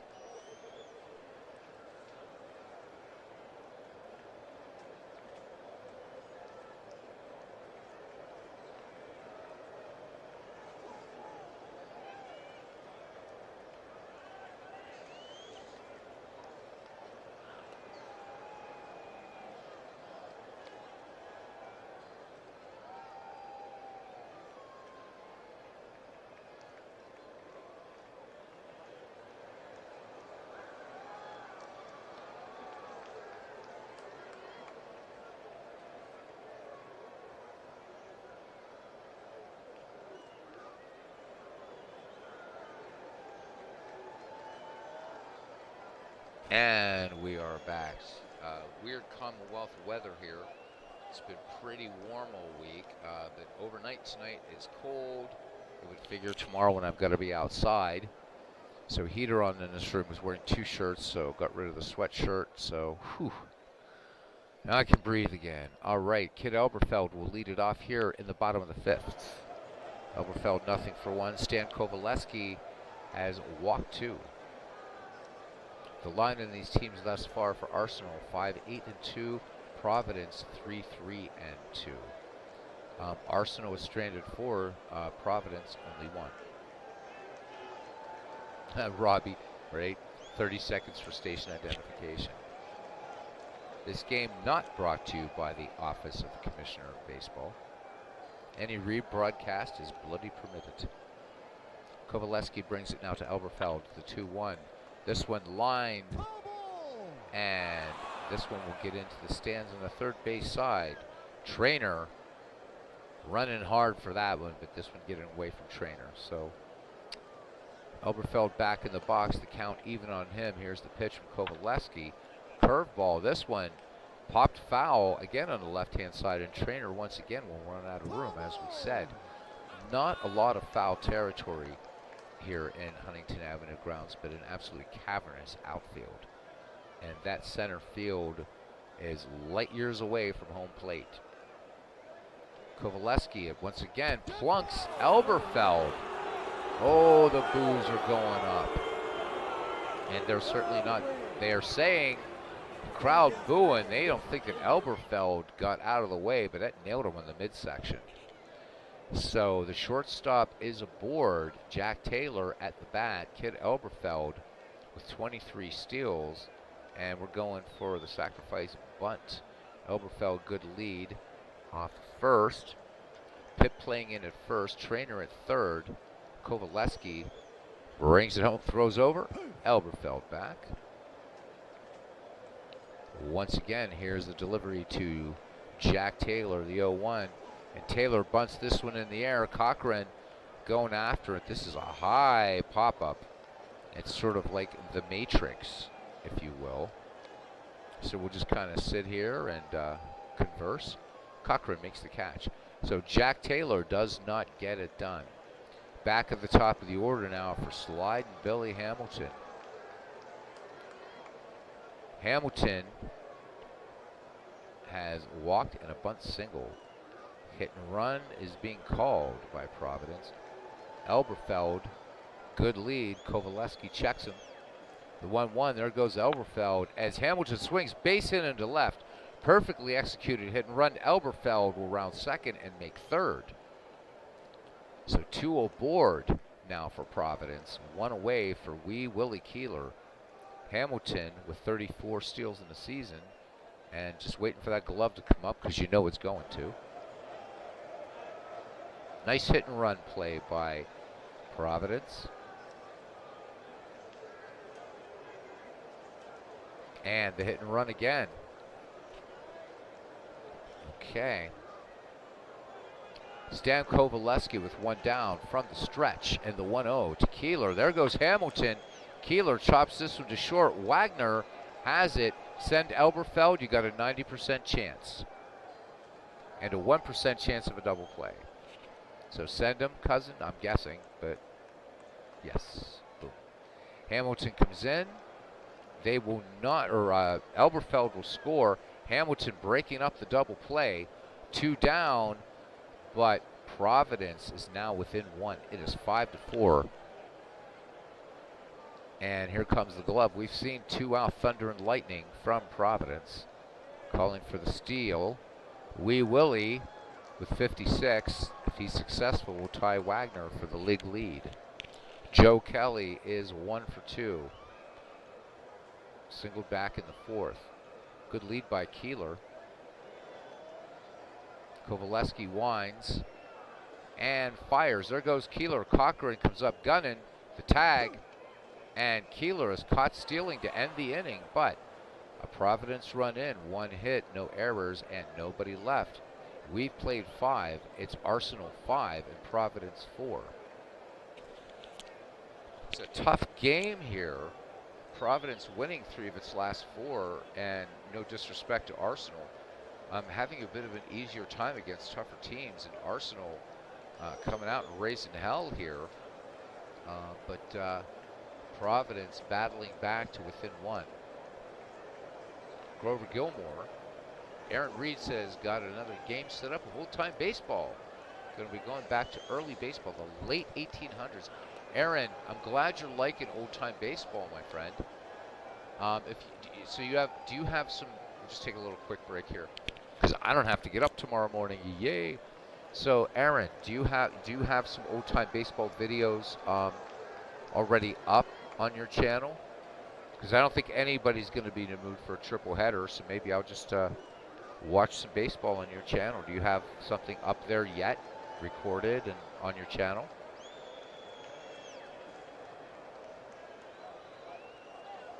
And you're on YouTube, right? You're not on Twitch. Please don't say you're on Twitch.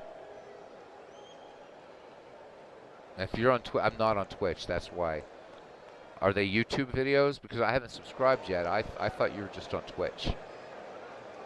I might have to go and subscribe if you're on Twitch. I'm really not a Twitch guy, but for you, I'd do it, man. But let me know if you're also on YouTube.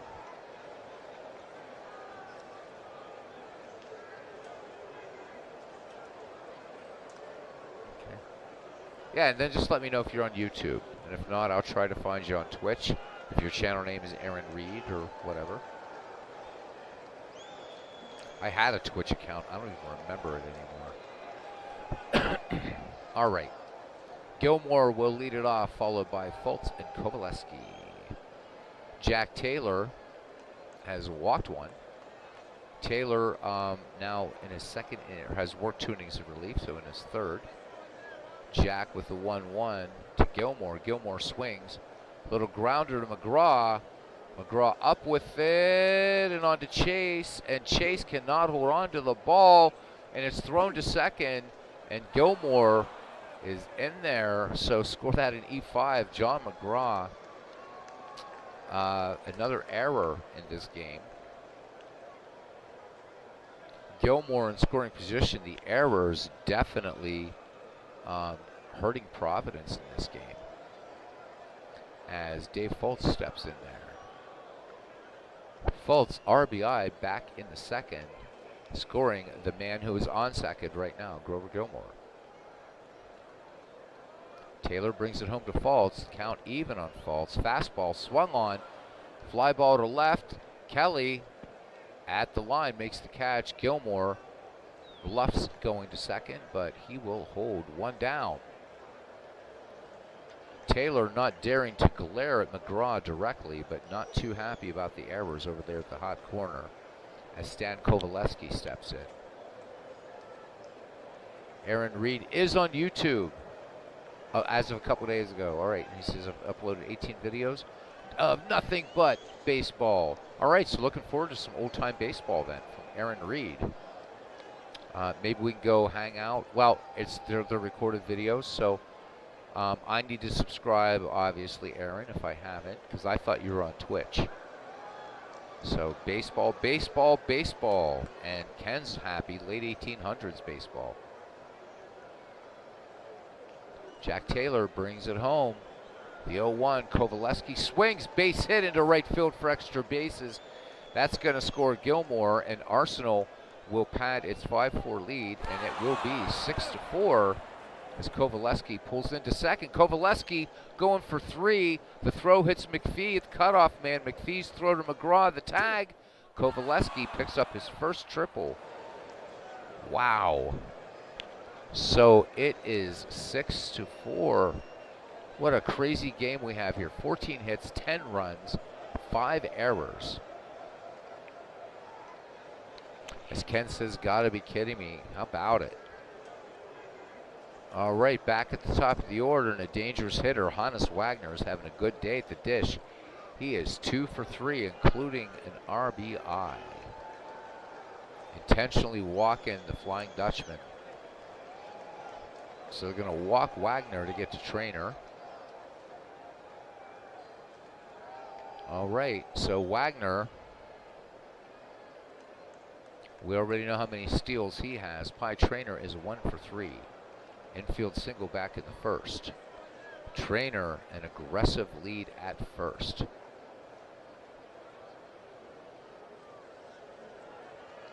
Here's the pitch. Wagner off to the races, and this is Wagner's second uncontested stolen base in this game. That's number 58, Wagner, reclaiming the league lead all by himself. 2 in scoring position, 1 in thanks to the Kovaleski RBI triple. 6-4 Arsenal. Pie Trainer waiting for the 0-1 pitch. Waiting on deck is Mickey Cochran, and the glove going up from manager Castro. Mound visit to Jack Taylor. And we'll do the mound trip, and showing that Taylor is strong.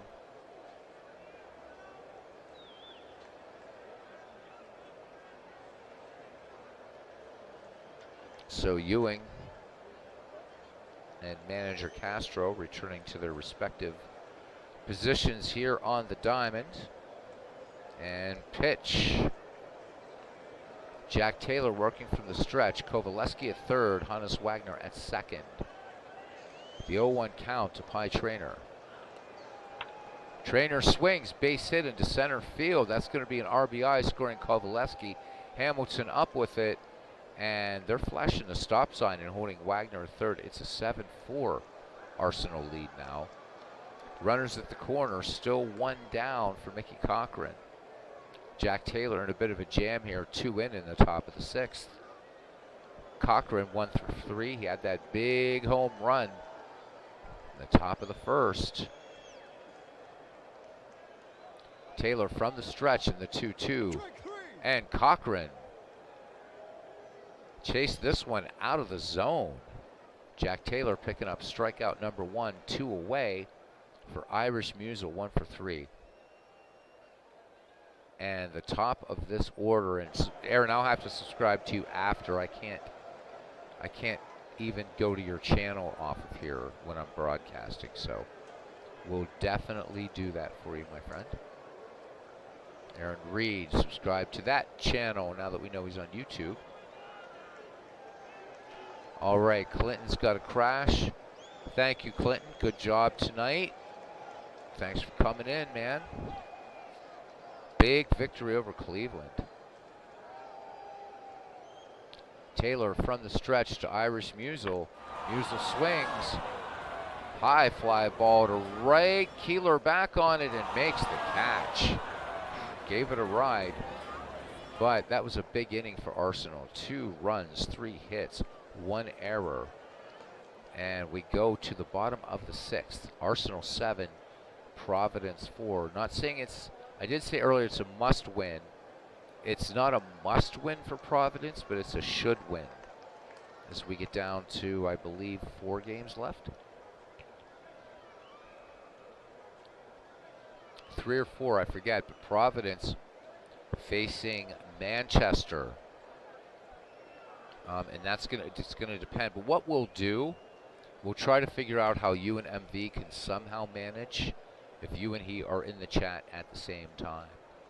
Because I did say to you last night, cousin, that if MV is not here, certainly we will let you manage because you have a stake in it, but you're facing Manchester.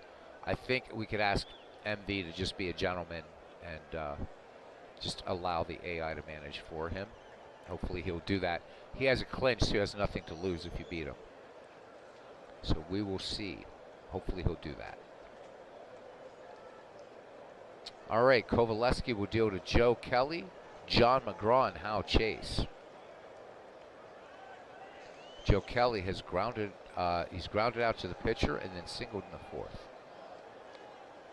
Kovaleski with a 3-0 to Joe Kelly. Kelly lays off. Well, here we go. So now Providence has Joe Kelly on first, and Kelly has 50 steals. And here's John McGraw. John McGraw, nothing for 2. And manager making the signs, run and hit. Kovaleski fires it into McGraw. There goes Kelly. And the throw down, and Kelly is safe. Steal number 51. McGraw couldn't get something that he could hit. So the 0-1 The count is 0-1 on John McGraw. See what Ken wants to do after a successful steal for Joe Kelly.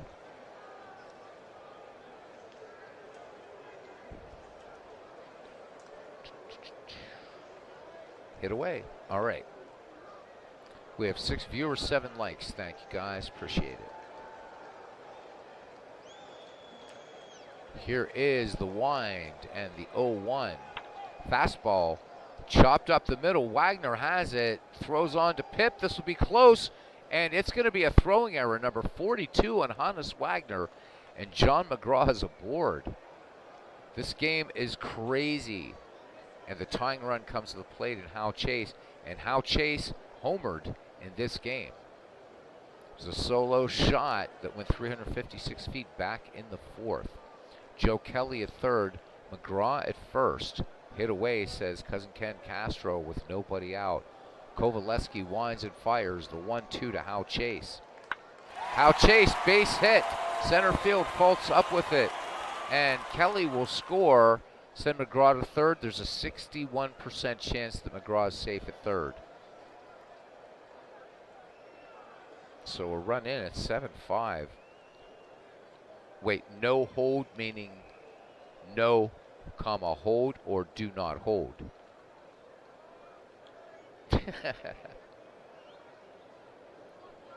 Because punctuation makes all the difference right now.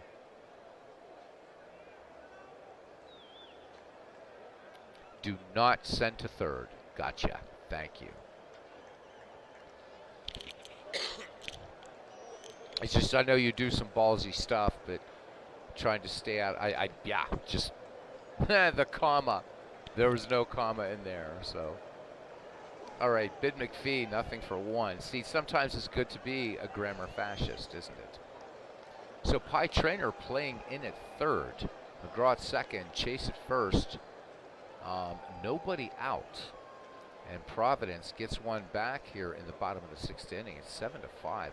This is a great, great ball game. Loving this. All right, glove going up. Sacrifice.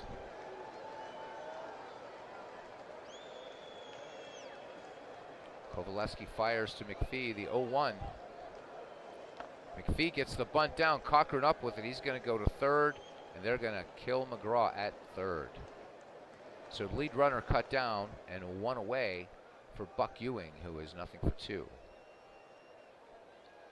Chase at second, McPhee at first. So McPhee does not get the job done. McGraw out on the fielder's choice. Hit away. Okay.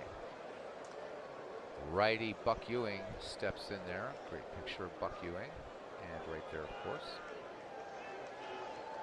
Kovaleski's pitch. Ewing, first pitch swinging. Trainer has it. Goes across the diamond. Ewing tearing down the line. And he is out, and they're going to go home. And Chase scores. It is 7-6. Let's look at that again. Although I don't think we're going to see much of anything. So Chase is at second. Ewing gets a little squibber down to third. Trainer up with it. Goes across. And all that in the meantime, Chase, which it didn't show unfortunately, but Chase will score. It is 7-6. 2 down. Providence pulling out. Just pulling out all the stops here. Again, the glove going up. Anybody watching these games with Ken managing, this is really the way they played it, by every account.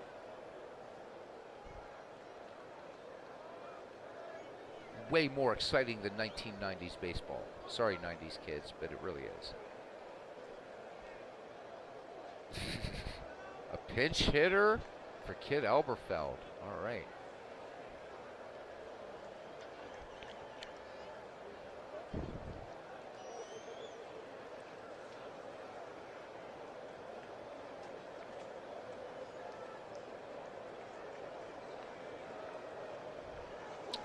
Benikoff.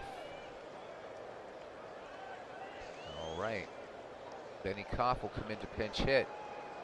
So Benny in the league this year is hitting 208. 55 runs batted in.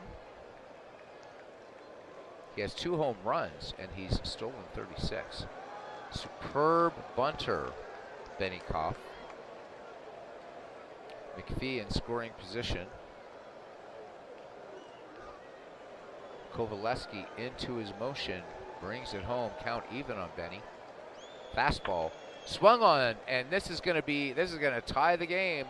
This is going to be at least a double by Benikoff as Ben McPhee rounds third.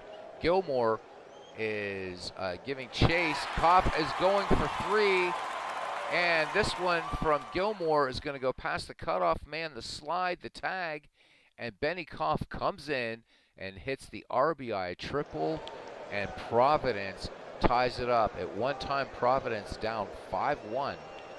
We are knotted at 7 here in the bottom of the 6th. 3 runs in for Providence.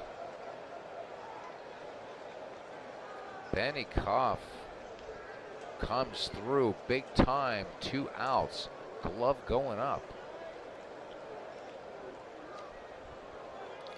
Guessing Jack Taylor's day is done. Yep, Jake Stenzel will come in. So Jack Taylor, he's finished. Jake Stenzel.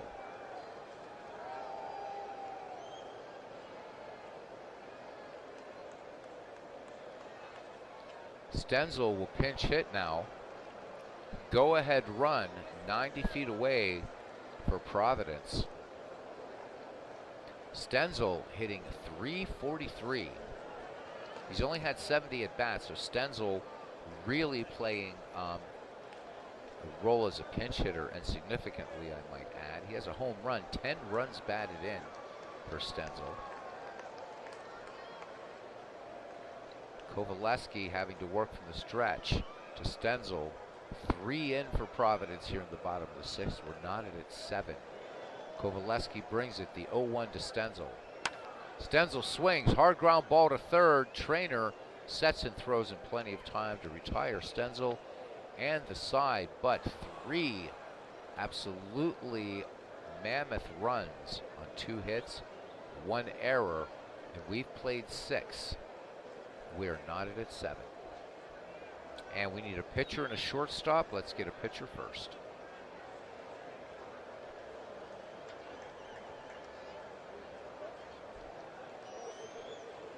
It'll be Wally Pipp, Frank Laporte, and Grover Gilmore due up for Arsenal. As far as Arsenal staff, 2 pitchers who are fully rested, Charlie Buffington and George Bradley.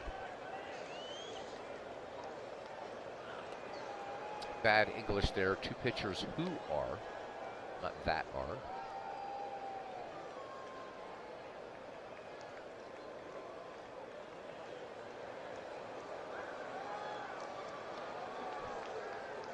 O'Brien. Okay, Buck O'Brien's pitching on short rest, but bring him in. It's your club. It's your club. He's gonna save his stronger guys from the end. Okay, somebody's got to sit, cousin. You also need a shortstop. You got Benikoff and Jake Stenzel. So somebody's got to sit down. Darn baseball only allowing you 9 slots, but that's pure baseball. Stenzel out. Okay, and we need us a shortstop. So you got Bradley, or you could move McGraw to short.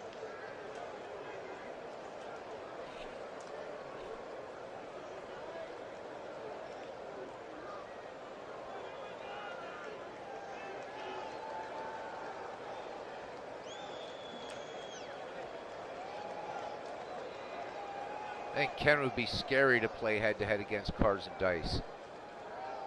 Anybody else at third? Yeah, sure. Let's look at your roster, which is why I want to play him, of course. All right, so Ken, you have at third base. So Elberfeld is out. He was rated at third.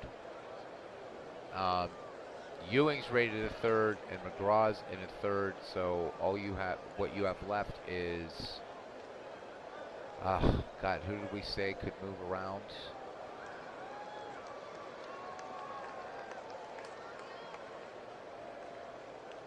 Yeah, I think you're only. So if you move McGraw to third, you have, who's it short? Who's on first? Not a lot of. No, just now it's going to make us put in a shortstop.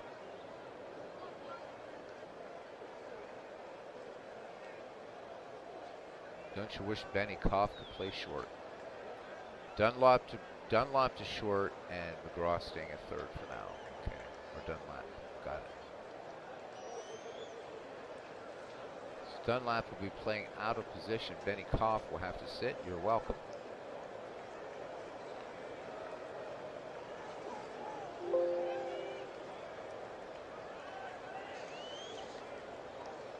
All right, here we go. 7th inning. And Wally Pipp, Frank Laporte, and Grover Gilmore. Wally Pipp, nothing for 3. Buck O'Brien and the Ned McGreevy League with an ERA of 1.37, 3 wins, 1 loss, 1 save, 26 1/3 innings pitched, 9 walks, and 11 strikeouts. Opponents hitting .204 against Buck O'Brien. Buck O'Brien, a big surprise the other night, gets the start and the win. And I do believe Buck had an RBI in that game as well. So a superb game. Have a look here at Buck O'Brien. There he is. O'Brien now deals to Pipp, the 1-1. Wally Pipp swings. Can you believe it? This one at least a double, and it will be a double. So the sleepy bat of Wally Pipp comes alive. Hit number 12 for Arsenal, and Pipp is in scoring position. It has not been an easy time. Arsenal keeps getting runners into scoring position. It brings up Frank Laporte, nothing for 3. He's popped out, grounded out, and flied out. Buck O'Brien fires it in, the 3-1 to Laporte. And I got a feeling O'Brien's not going to be in there very long. He is pitching on short rest. And see what happened here. Wow, we had a little wild pitch action, it seems, at the same time. So you got runners at first and third, cousin. Not sure what you want to do here. So that was not a walk. That was, not sure what that was, but kind of a walk wild pitch type thing. You're going to pitch. You're going to stay with O'Brien. All right, Cousin Ken, the man with the plan here. Runners at the corners, and Grover Gilmore is 3 for 3 today.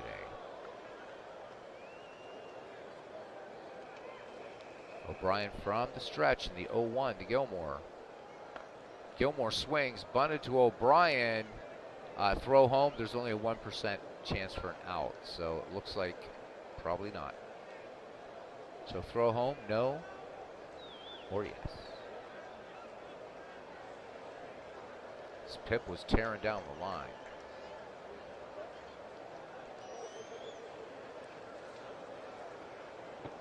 And threw home anyhow. That was silly. And they got him. How about that? So this was one of those cases where Buck O'Brien was not listening to the manager, and you get the out. So 1 out, runner raced it home. How about it? Yeah, wow. O'Brien says, screw this, I'm going home. All right, and don't anybody channel Cartman. I know what I just said just now. All right, Dave Fultz now. Fultz is 1 for 2. He was intentionally walked. Delivery from O'Brien. Here's the 0-1. False swings, fly ball to left. This one taken in by Joe Kelly at the line. Laporte tags at second, but Coach Wartburg, or Manager Wartburg, flashing the stop sign. 2 down for Stan Kovaleski, who was 1 for 2. RBI triple for Kovaleski back in the 6th. O'Brien brings it now, the count even on Kovaleski. Kovaleski swings, ground ball up the first base line. How Chase takes it to the bag himself. So, we remain tied at 7 as we head to the bottom of the 7th. Big play, Buck O'Brien going home against the wishes of Ken Castro and gets the runner.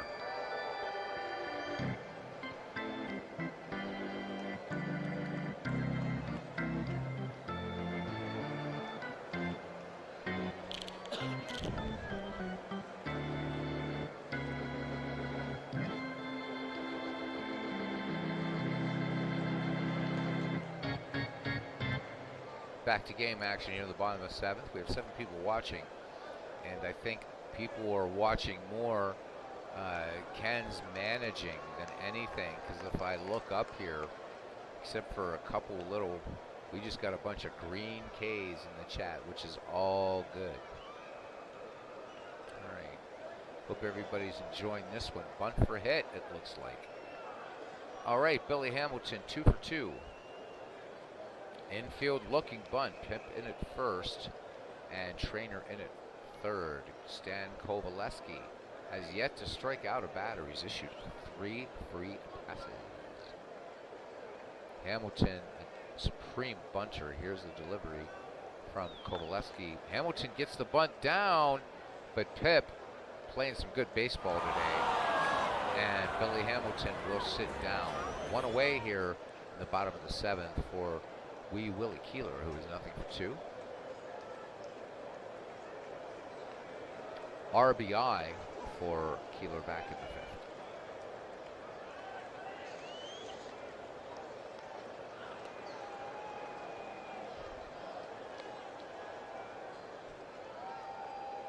Temperature now 82 degrees at the ballpark.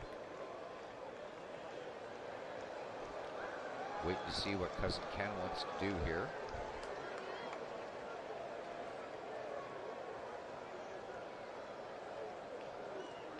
Hit away. All right. Kovaleski deals. Keeler swinging on the first pitch. Fly ball to right. Gilmore back on it. Brings it in. 2 up, 2 down for Joe Kelly, who has 2 steals today, and he is also 1 for 2.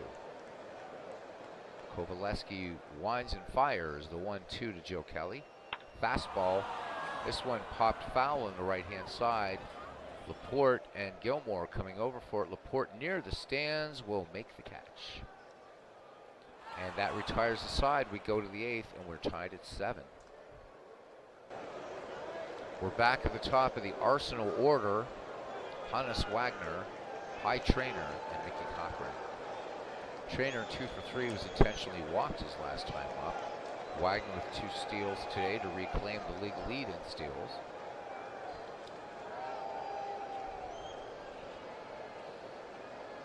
O'Brien in for his Wharton inning in relief.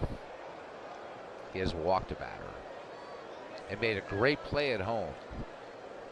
Here comes the 1-1 to Wagner. Wagner swings, liner right to Dunlap at short. So shortstop to shortstop, 1 out, or rather a second baseman playing shortstop.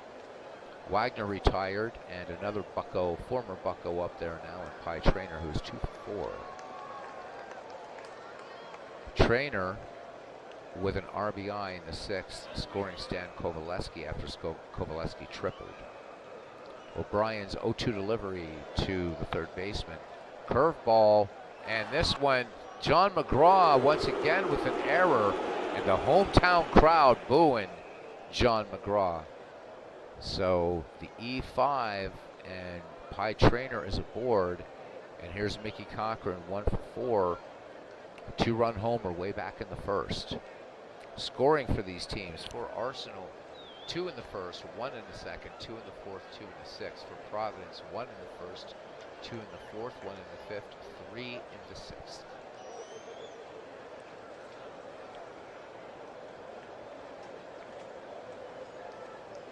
And here is the delivery. Buck O'Brien to Mickey Cochran. Full count. And Cochran just got a little piece of it, but Ewing hanging on to it. Big strikeout. 2 down. So Buck O'Brien doing a little bit of what he did the other night. Irish Musial is 1 for 4 now. 2 away. Trainer at first. Aaron Reed yelling out from the stands, hang on to the ball, McGraw. O'Brien brings it home now, the 0-2 to Irish Musial. Musial swings, fly ball, foul territory, left-hand side. Kelly giving chase, this will make the seats about 10 rows back. 0-2 now coming to Irish Musial. Here it comes. This one gets away from Ewing. And this one is a pass ball, so Ewing also needing to learn how to hold on to the ball. The 1-2 now, as Trainer moves to second on the pass ball. O'Brien brings it home, the 1-2. And O'Brien giving up the walk, 2 on. And here's Wally Pipp. Wally Pipp, his batting average went up now a thousandth of a point. As he doubled back in the 7th. 2 down here in the top of the 8th. O'Brien with the 2-2 to Pipp. Pipp swings, chopper up the middle. McPhee has it, and he will go to chase for the outside. Retired. No runs, no hits, no errors. 2 left. We go to the bottom of the 8th. We are 9 at 7. Due up, John McGraw, Hal Chase, and Ben McPhee. Glad there are a lot of people hanging out for this fun game in this league comprised of players from the 19th century and the dead ball era. So players chosen by friends, family, my family here, whatever. 1880 to 1919, a few players from the 1920s sprinkled in. Hit away, says manager Castro. McGraw, nothing for 3 in the game. Safe and an error back in the 1st. RBI in the 4th, scoring Joe Kelly in a sacrifice. And then safe and an error in the 6th. So 0 for 3, but McGraw's been on. Infield looking bunt, Kovaleski with the 1-2. McGraw swings, base hit, left field.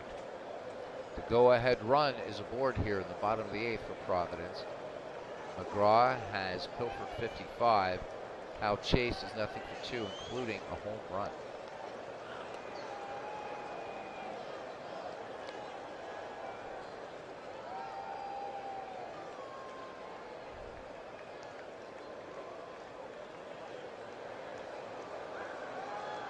As we wait to see if Mr. Castro would like Mr. McGraw to steal the hit and run. All right.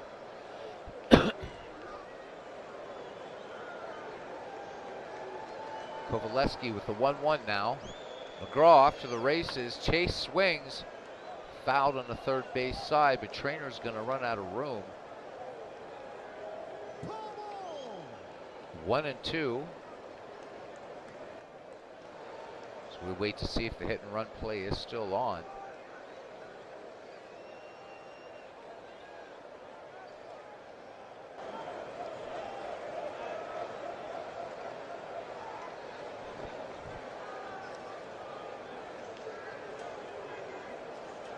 All right, hit and run with 2 outs.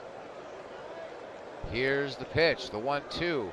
McGraw goes, the throw down, McGraw is safe. So that is a stolen base number 56 for John McGraw. And that was a strikeout, but no throw him out. And here's Ben McPhee, who's nothing for 2. And I'm sorry, I misread that as being 2 outs. That was 2 strikes. So 1 away for Ben McPhee. We'll see if Cousin wants to try to go for a steal of 3rd Cochran has gunned a couple down, though, at third. McPhee has grounded out, walked, and failed sacrifice in the sixth.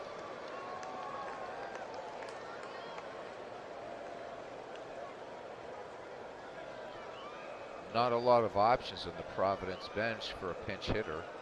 All right, hit away. Kovaleski checks McGraw at second. Here is the 1-0. Bid McPhee, base hit up the middle. Fultz has it, but McGraw's going to score. RBI single for Bid McPhee. And Providence now with an 8-7 lead in the bottom of the eighth. What a ball game. Providence at one time down 5-0. That started changing in the bottom of the fourth. Here's Buck Ewing, nothing for three, one away. Bid McPhee has stolen five, and going up. Hit and run. All right. So Ewing in the game has flied out line to left and grounded to third, though, scoring Hal Chase. And the hit and run on. Aggressive baseball here. Kovaleski with the 1-1. There goes McPhee. And Ewing swinging. Fly ball to left. Irish Musial has it. McPhee quickly getting back to first. Send McPhee. Safe chance is 21%. Guessing that's a no. There's ballsy and then there's suicide. Don't think you want to run on Irish Musial.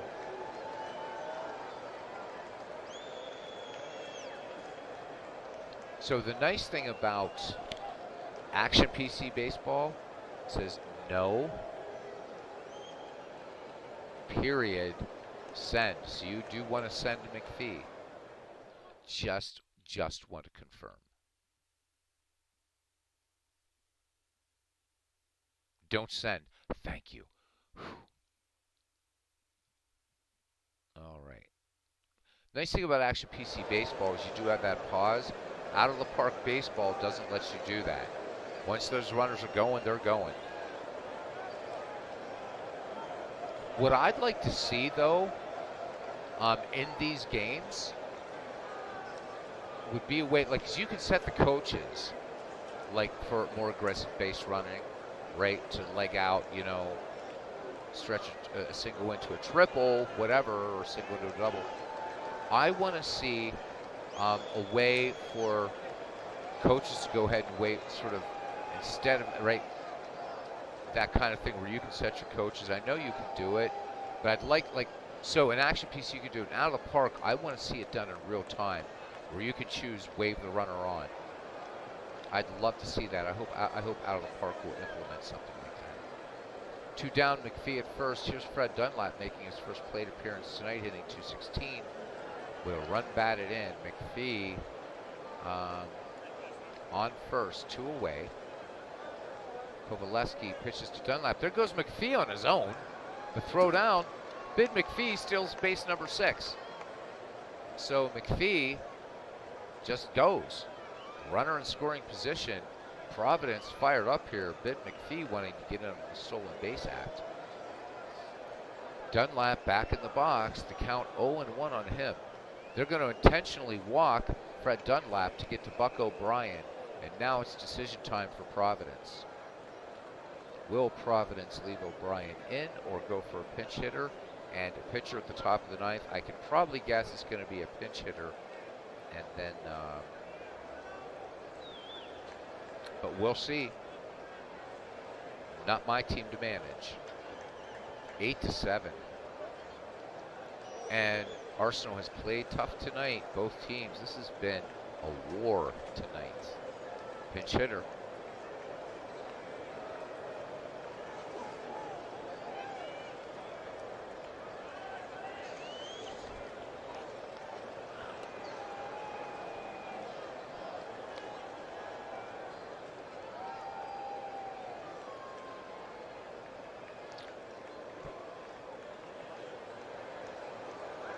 So Providence winning the Ned McGreevy Baseball League in Diamond Mine and fighting here to try to get the visitor spot in our 3-game World Series against Manchester, who's already clinched.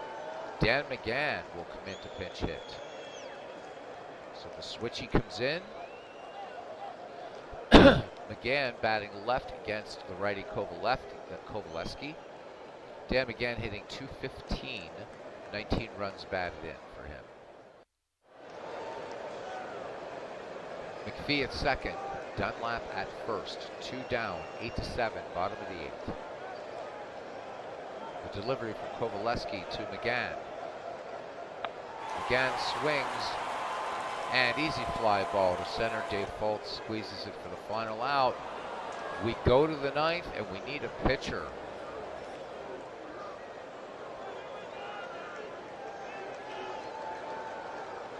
Two pitchers fully rested, Buffington and Bradley.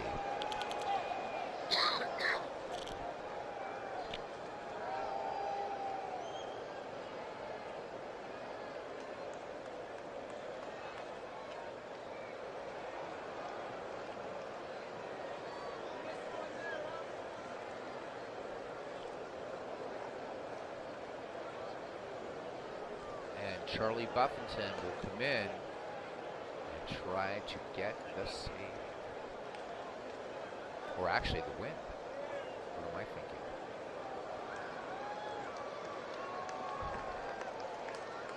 What a ball game it's been. Not hearing much from the Arsenal manager commenting on the game, but this has really been a great game. So Frank Laporte, Grover Gilmore, and Dave Fultz due up for Arsenal.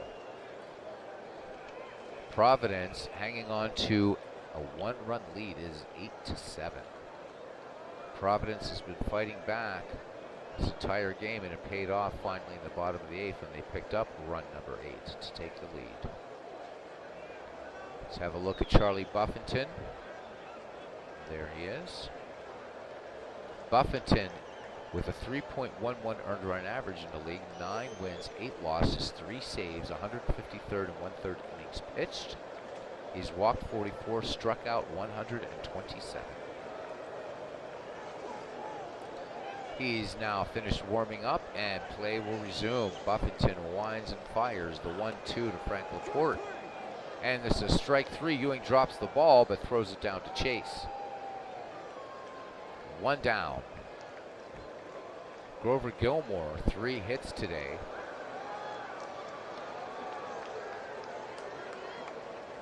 Tripled back in the first and scored.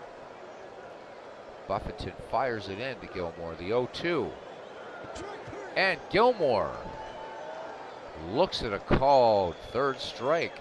2 down. Buffington has to get past Fultz, and Providence stays in the race. RBI single for Fultz back in the 2nd. Buffington into his motion. Fultz swings, liner, but this one will make it into the 3rd base stands. 0-2 now coming from Charlie Buffington to Fultz. Fultz fouls this one back. He stays alive. Buffington fires it in, and that game is over. So a swing and a miss. Charlie Buffington comes in and strikes out the side, and Providence Liberty Tree takes this one from Arsenal. Hard-fought game by both teams, 8-7.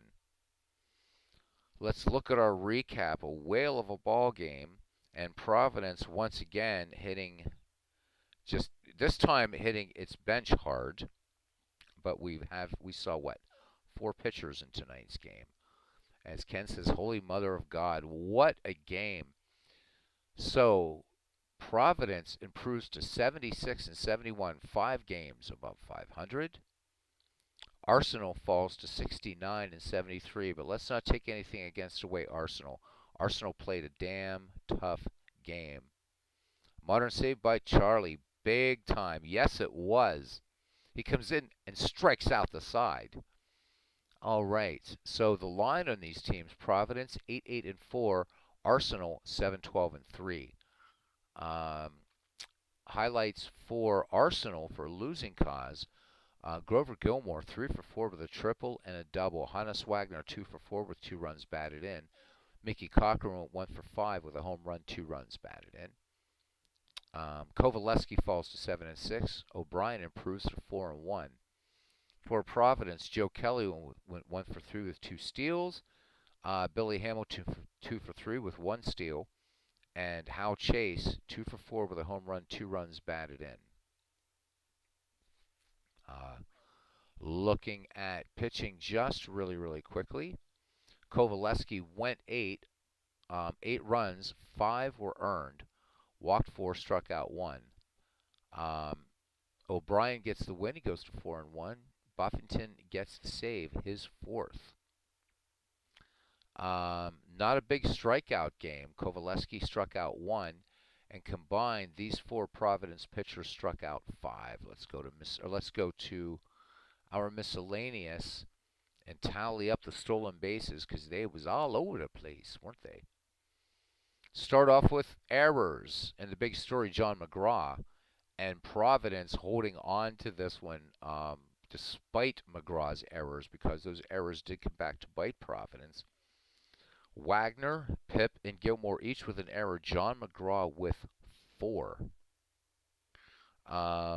Wally Pip hit his 8th double. Gilmore his 29th. Kovaleski, his first triple. Gilmore his 11th. Benny Koff, his 3. Benny Koff, that was a pivotal Benny Koff coming off the bench and hitting that triple. Home runs, 2 of them in this game. Mickey Cochran and Hal Chase. Now stolen bases, 3 for Arsenal. Dave Fultz, and then 2 by Hannes Wagner.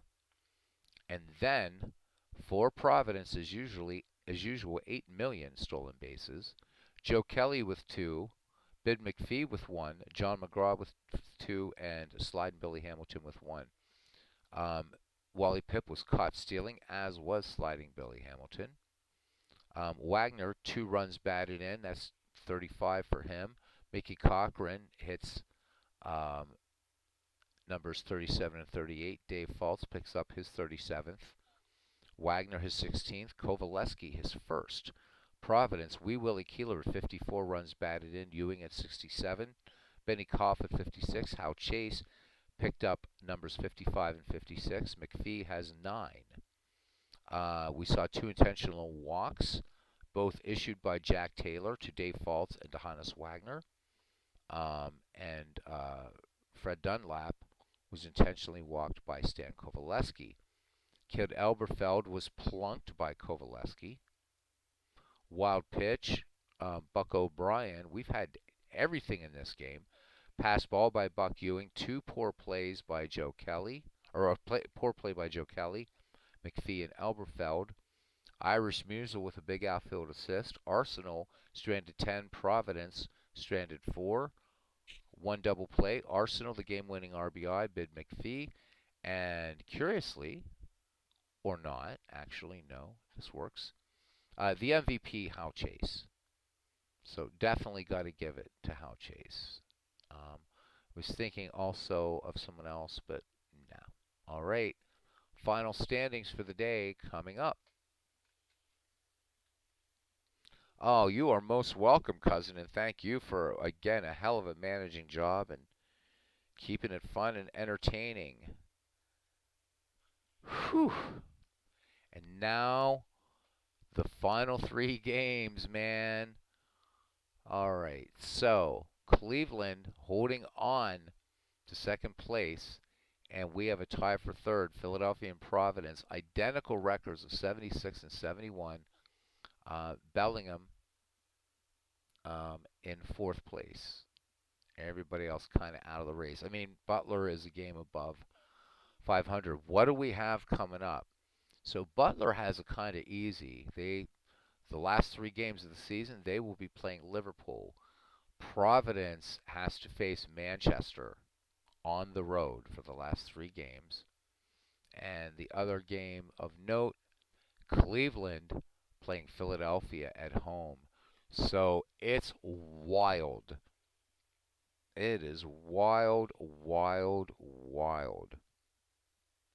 So D. Scott Howard just got home from 4 college basketball games. He has 4 more tomorrow. Wow. Yeah, lucky to. Well, not only luck, that was great managing, Ken. It really, really was. God. And so, holy moly. So these are going to be double headers. There's not going to be a lot of as we're playing these last three games, and I'm going to tell you right now, it's going to be Providence, Manchester, Cleveland, Philadelphia. Everybody else will auto play out. 3 games to go, and the teams in the running have it. Butler has it the easiest, but they're really an outside horse. Bellingham against St. Louis. So, yeah, maybe, maybe, maybe. So, I would say Butler is pretty much out of it. So, we're hopeful that MV will allow Cousin Ken to manage as the visitor. The other two are and the other big game, Cleveland, Philadelphia. Um, we probably should extend the same courtesy to Todd. That's fair, unless midlife crisis comes in, then he can manage. Whew, 4 hour, 4.5 hours, pretty nice. Nice to know I don't have to get up in the morning. So I don't know if Robbie's doing a game. I do know that Aaron has some recorded. Um, been doing old time baseball, so he has a YouTube channel that I need to go subscribe to. I thought he was just on Twitch. So good sportsmanship by Ken. So, um, but if midlife crisis comes in, then he manages Philadelphia. Otherwise, we'll extend that same courtesy and let the visiting managers manage. Can you believe it, guys? 3 to go, and you couldn't have scripted this better. I mean, I was expecting it was going to finish with top teams playing bottom teams, but we have 2 marquee games, so double headers coming up all the way around. Okay, Robbie not doing a game tonight. All right. Yeah, we'll do Cleveland and Philly first because you tend to stay up later. When we do see midlife crisis, it's usually earlier, and also Todd can't stay as late, so that actually works out perfectly. Um, I'm not even gonna. I'm not even gonna auto any of these games out. So the only one, actually, all these games have meaning, but Providence, Manchester, Cleveland, Philadelphia, and what a game tonight! Unbelievable. D. Scott Howard says you won't get any sportsmanship from the Wolf Chokers. LOL. And good sportsmanship, as Ken says to Robbie, good game. And Robbie says, thanks, Ken, you too. Yeah, Ken says to about the sportsmanship and D. Scott Howard. We already knew that. So, again, just to recap from way back, new Dave Cook Sports release, the top 20 Negro leagues of all time. But also, I'm expecting that Steve Tate said he'll be sending me a file. One way or another, we'll be seeing a Negro League All-Star game coming up here soon. It'll be after. We'll probably do it after the Ned McGreevy season is over and before the Ned McGreevy World Series, so that way we can I can make all players available, rested, the whole thing for that World Series, and that World Series will be Manchester. The home first game will be Manchester, second game visitor, third game Manchester. When am I on again? Whenever. I can be on right now and do a triple header. I don't have to get up tomorrow. Now, the only way I'd be on tomorrow night is if I'm not extremely exhausted, but the game wouldn't even be on till midnight. Um, but if you guys can be around, we can do some baseball on Saturday, and then of course Sunday evening. But we would have to start a bit earlier Sunday evening to get in a doubleheader. But there's not going to be any long opening remarks or anything like that. We're just going to jump into these games and get them done.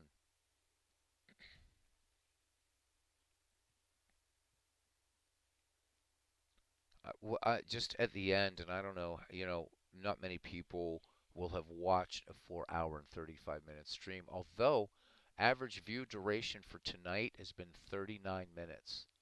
That is really, really nice. I mean, most guys do like 45 to an hour minute streams, so considering we've had, the duration at 39 minutes has been nice. Uh, yeah, so depending upon how we play this out, and I wish I had started earlier because I actually have the energy to do a triple header. But I think it would be really unfair um, to the other managers to do that, so I'm not going to. I might do another baseball game since errands are recorded. Um, so Monday theoretically is the last official day. If I didn't have to work that crazy schedule tomorrow, there would be baseball tomorrow night. I'm so psyched now. I mean, I haven't wanted this project to be over, but now that it's nearing the end, I'm really excited to see how it's going to shake out. I could do St. Louis at Bellingham. I could. It's early for D. Scott. What is it? Of course, he might be exhausted from the basketball games. 10:35 out there. Speaking of the West Coast, I see him leaving likes and stuff on Facebook. I'm putting artwork and stuff up there that I'm doing, but boy, do I miss Alexander Raffini in here. I really miss him. There's only like 4 Pirate fans in the community that I know of, and Alex is one of them. So, really miss him.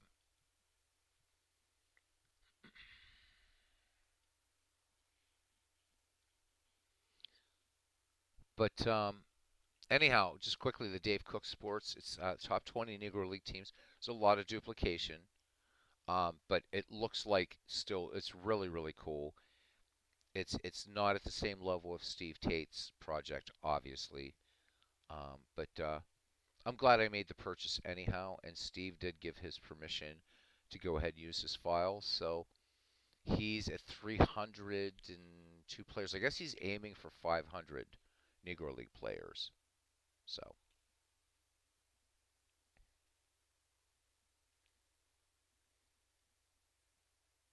there we go. Could do that, or I could just pick another season, do another because Clinton might blow a gasket because there's rivalry there with him and D Scott as well, which would be fun.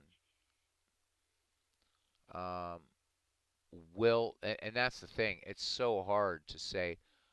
I mean, we could do Carolina at Arsenal. Robbie hasn't really been actively managing. We could do Carolina at Arsenal. That one's kind of a meaningless game though. So Pib99 says he just had the craziest game ever. The 1970 Orioles. Ah man, beat the 1909 Pirates 11 to 10 in 13 innings. It was 10-10 after 5. Hannes Wagner ejected in the fourth. He charged the mound. Bobby Grinch, uh, Bobby Grinch, a pinch hit triple to win it. Wow, because super ultra. Okay, so D. Scott Howard's going to go to bed early anyway. Okay, no worries, D. Scott.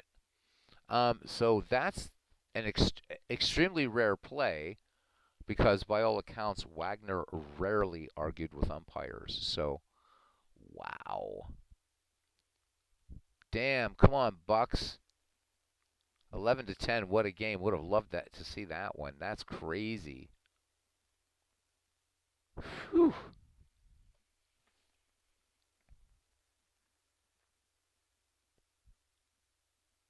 Yeah, we can't autoplay this season out, man. We got to see it out. We got to see it out.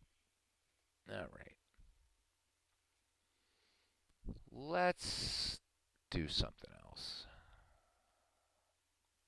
Let's muck about.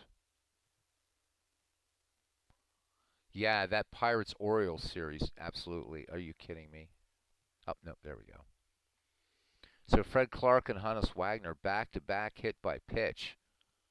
The Pirates are down. Oh, man. Nothing to 3. Shit. Oh, well. Hey, 2 dead ball teams make it into the Final Four. I'll take that any day. I'll take that any day. Oh, I was talking about. I want to see how many. I want to look at batting here really quickly because we were talking about. Yep, there we go. Not team batting, but regular. Oh, leaders. Do we want leaders? No, we don't want leaders. We want just hitting.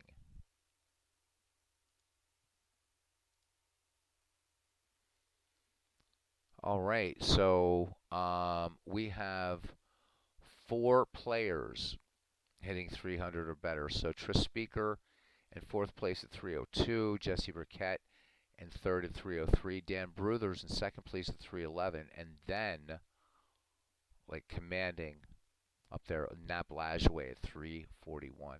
Hannes Wagner still holding the lead in steals, but McGraw and Keeler tied. So Wagner with 58, McGraw and Keeler with 56. And Hardy Richardson holding at 12 home runs. I don't even remember the last time he hit a home run. But Jimmy Collins just behind him at 11.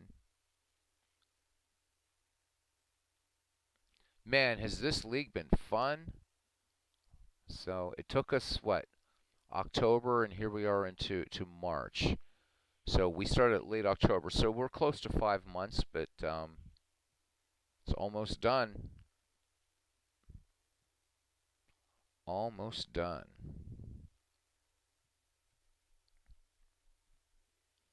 Whew.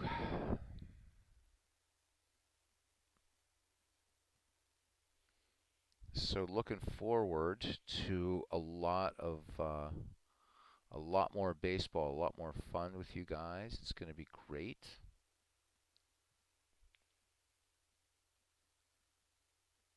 Oh, really, Ken? That means a lot. Ken says this league has been one of the best things he's ever been part of. No bullshit. Thank you. I mean, you were the inspiration for it, but thank you, man. I didn't think this thing was going to get off the ground. How many times did you and I joke? Probably you and me in here watching it and doing it, but man, people have come through. It's been wonderful and brought MV into dead ball baseball. Now he's interested in 19th century. We got these 90s kids learning about the earlier baseball. So, because we 80s kids are smarter, so it's the way it goes. Anyhow, fun, fun, fun. And one last look here at our dead ball tournament to remind everybody we did cut out some teams.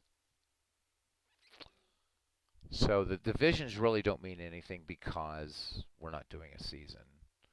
But we have the 1885 Chicago White Stockings, the 1894 or 1884 Providence Grays, 1894 Baltimore Orioles, 1912 Boston Red Sox, whom Ken Castro predicts will win the tournament, the 1911 Philadelphia A's, the 1907 Detroit Tigers, 1909 Pittsburgh Pirates, who I hope fare better than they are in Pibb's Final Four, the 1907 Chicago Cubs, 1904 Giants, 1909 or 1919 Reds, 1914 Miracle Braves, and then 1908 Cleveland Naps. We had to knock out teams because Willie Keeler decided to be a troublemaker and was on 3 teams, so we had to knock out the 1904 Highlanders and the 1899 Brooklyn Superbas. Thanks to Willie Keeler. And the Hitler's Wonders had to go too. We were going to bring in the 1916 Brooklyn Robins, but Jake Daubert played for both of those teams. Daubert played for the Reds, and we're trying to avoid player duplication, and I think we've done it. Ask your family says they'll say the same. That's so cool. All right, guys. I don't want to bore anybody else. We are almost at 5 hours, so So Ken says he played the 1885 Chicago White Stockings in a mini league of 19th century teams with Diamond Mind, and they were not impressive. Hmm. Well, we'll see. We'll see what they're gonna do. I know I'm gonna like watching them because, um, well, my favorite 19th century players there, King Kelly, sadly only hit 288, but still the great Mike Kelly. I do have to set these ballparks. This is gonna be fun. How Baltimore is gonna do this, right? Their hitting is superb, but their pitching, oof. So I mean, among starters, the best ERA for the 1894 Baltimore Orioles is 3.92. The earned run average is bad, but hitting, they've got 300 hitters all over the place. So that's gonna be fun. And I know that's the team Clinton claims. So if he's managing them, I hope he's ready to do super gutsy baseball because that pitching's not going to hold up. Yeah, right. Their second starter is ERA of 5.81. Isn't that nuts? We go back to pitchers here. Yep. So you got Sadie McMahon, Bill Hawk, Kid Gleason at 445. I don't even think a rotation's set. Oh yeah. So Sadie McMahon, Bill Hawk, Gleason, Inks, and Mullane. I'm guessing that Clinton is not going to go with a five-man rotation, but who knows? And again, anybody can manage when they want. Some other teams. Let's look at these. Who are these Providence Grays guys? How about these guys? So it's gonna be tough. And I think that for these guys, you got to go Radbourne, Sweeney, back and forth, back and forth, back and forth, and maybe make Conley have Conley as kind of a. Nobody in here knows this team like the 18 like Ken like the 1884 Providence Grays. So oh yeah, the whips for the 19th century, just period, are ridiculous. But and unfortunately, wow, I just realized we only have two 19th century teams in this. Or no, yeah, three. So, but we will fix that after this tournament. We'll dominate it more with 19th century guys, but um, the playoff bracket is pretty crazy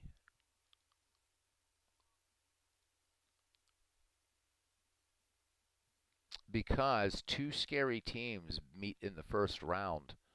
Um, 1911 A's and the 1912 Reds. That's going to be crazy. Um, it seeded the Chicago White Stockings into round two. So Chicago White Stockings, Providence Grades, Pittsburgh Pirates, and Chicago Cubs get a bye in round one.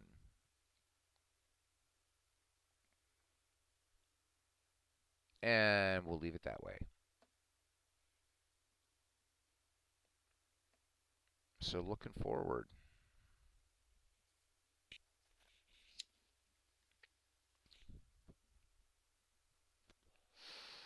Robbie, are you still with us? Are you still awake? Probably not. He's getting maybe turned into a pumpkin. We'll see if he's still there. Conley for Grays was a Holy Cross grad, and they needed an additional arm to spell Sweeney and Haas. So Conley to spot start or at least go, relief or whatever.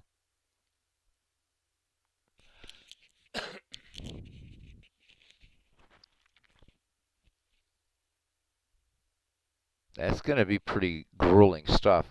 The question will be, he came out to pinch essentially as a kid. Wow. So my question is going to be how the 19th century teams are going to hold up against the dead ball teams. Because Steve said the game does kind of sort of normalize out or whatever. So that's going to be interesting to see how they hold up. So whoever takes on the task of managing a 19th century team is going to have to be as aggressive as can, at least.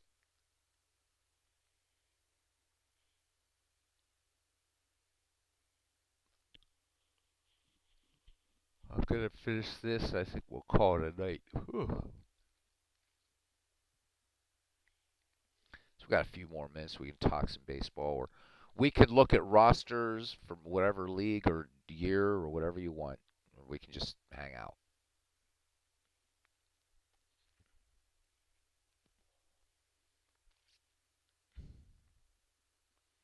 Oh yeah, absolutely. Because you're gonna have to play aggressively with all of these clubs. Um, these are all strong clubs in their own way. If you actually, if I thought about it, it would be if we had a could have put a fourth 19th or left the fourth 19th century team in here, it would have been fun to do an 18 league, eight eight team league, four 19th century, four dead ball, and let them have independent tournaments, sort of thing, or work it out, fix it up so that a 19th century team would meet a dead ball team at the end, but maybe for another time.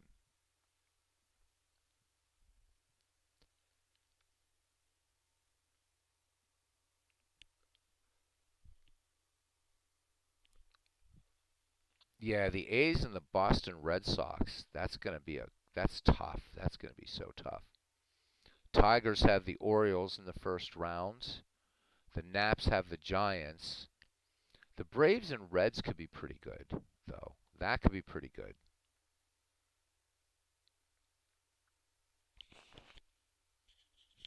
Yeah.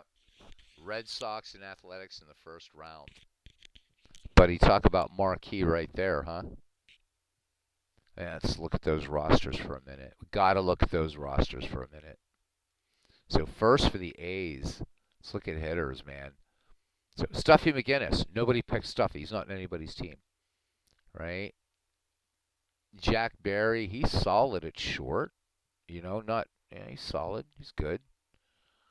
Who else, man? You got home run Baker, Danny Murphy, Rube Oldring. I would take Rube Oldring on a rob, and he didn't make it. What? Briss Lord, Eddie Collins, of course. Amos Strunk, you can bring him in as a pinch hitter or um, what have you, and he's rated a 7 in center, a left in center. There's a lot going on here in this team.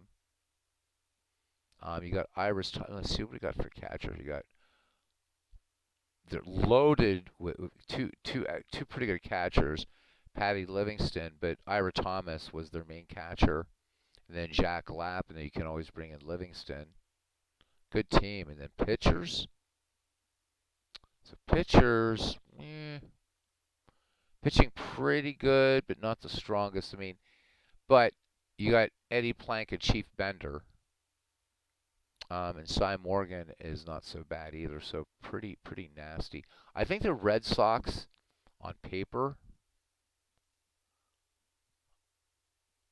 I think on paper the Red Sox do this one in the first round. Let's look at Boston really quickly. Back to hitters. I don't know though. You know what? The hitting's a bit better for Philadelphia, but pitching, I don't know. You know what? I don't know, Ken. I got to remember to change that Fenway. I don't know, man. Hey, look, there's Buck O'Brien. There he is.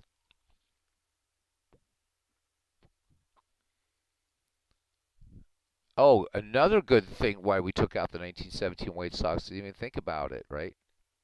So we were thinking about Eddie Collins, but also, so Eddie Sycott, or Eddie Seacott, was on the 1912 Reds, so the 1917 White Sox couldn't have stayed in here. This one is going to be so much fun. Yeah, Briss Lord, hell of a player. Ken says I'm only going on the games I've played with these two clubs. Yeah.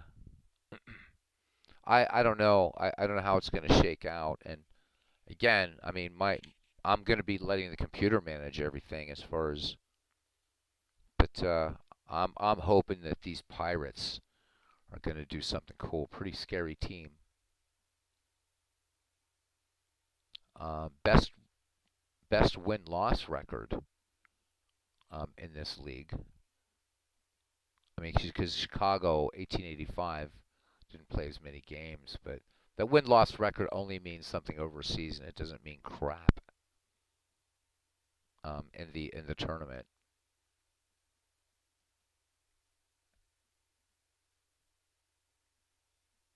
Gonna be fun. And I've got a crazy notion that I think I'm gonna do, but I'm not gonna say anything right now about it. First team to go out, I think Cleveland. I really think Cleveland is gonna go first. They got a pretty, I mean, so they've got Joss and Rhodes, Glenn Liebhart. They got a pretty good rotation, but they don't have it offense. I mean, this is like these guys are like the hitless wonders. I mean, let's see, what's the best batting average here? So George Stovall with 292. Nap Lajoie only hit 289 in 1908. I don't know what's going on in 1908, but these averages are like there's just no stick. I think the Naps go first.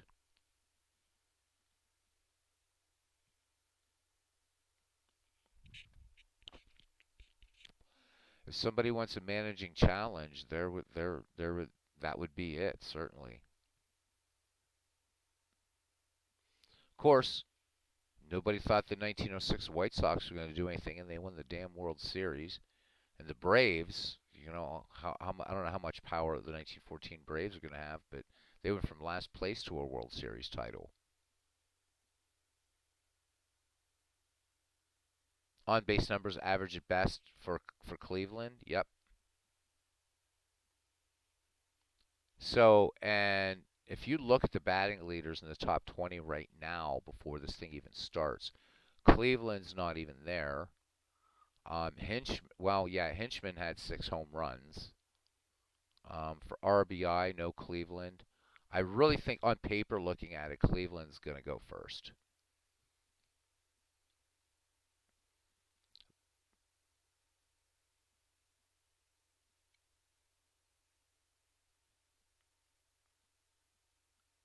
See what old Joe Kelly's going to do. I don't know.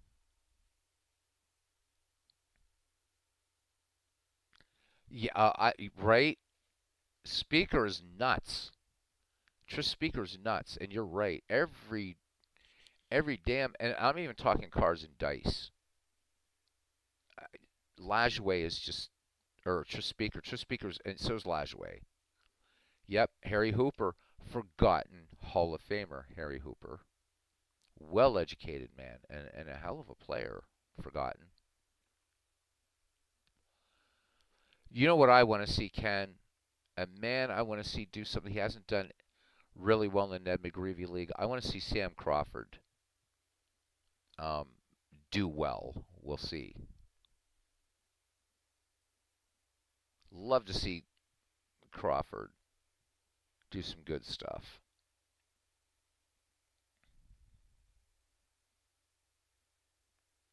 I wonder if this will create. I just had a bizarre idea. If this would give us all. Let me see if this will create an all-star team. I wish it would. Because it'd be fun to take our McGreevies, but then we would have crazy duplication, so never mind that.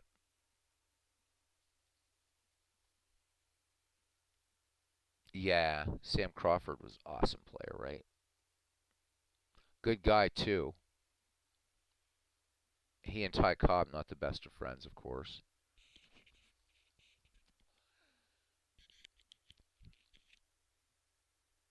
I want to see my 19th century hero King Kelly do something up.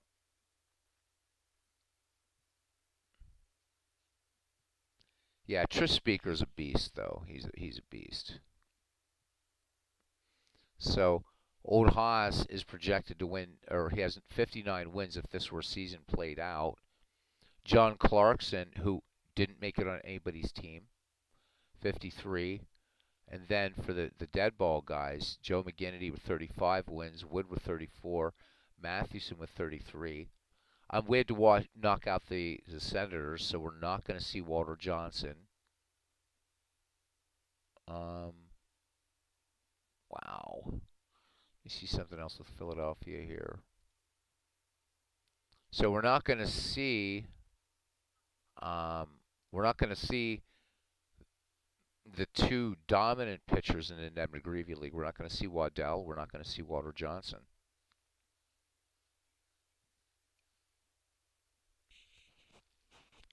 But we will see Eddie Plank.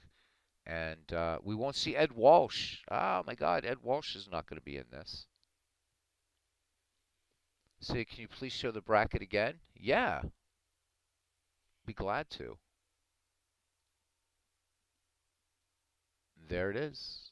I know some of them are a bit hard to read, but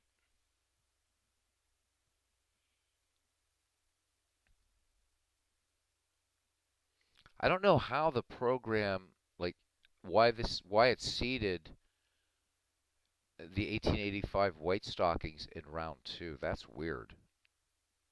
But however it worked out is however it worked out.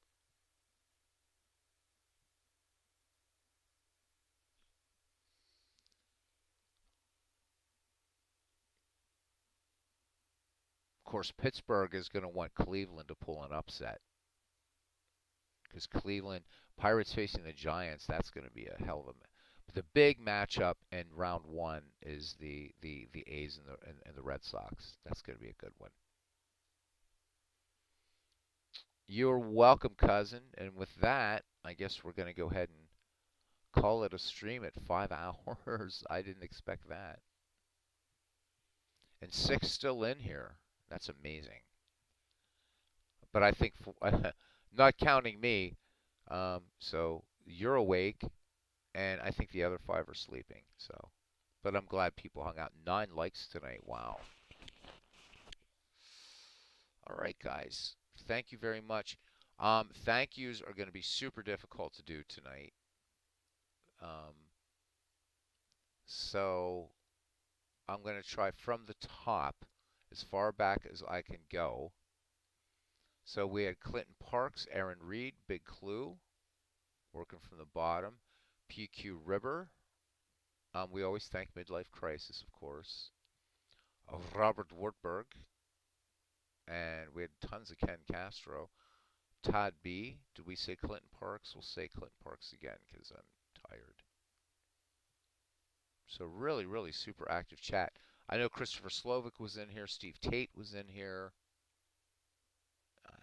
And anybody else, if I've forgotten you, I'm sorry. But YouTube doesn't allow me to see back that far.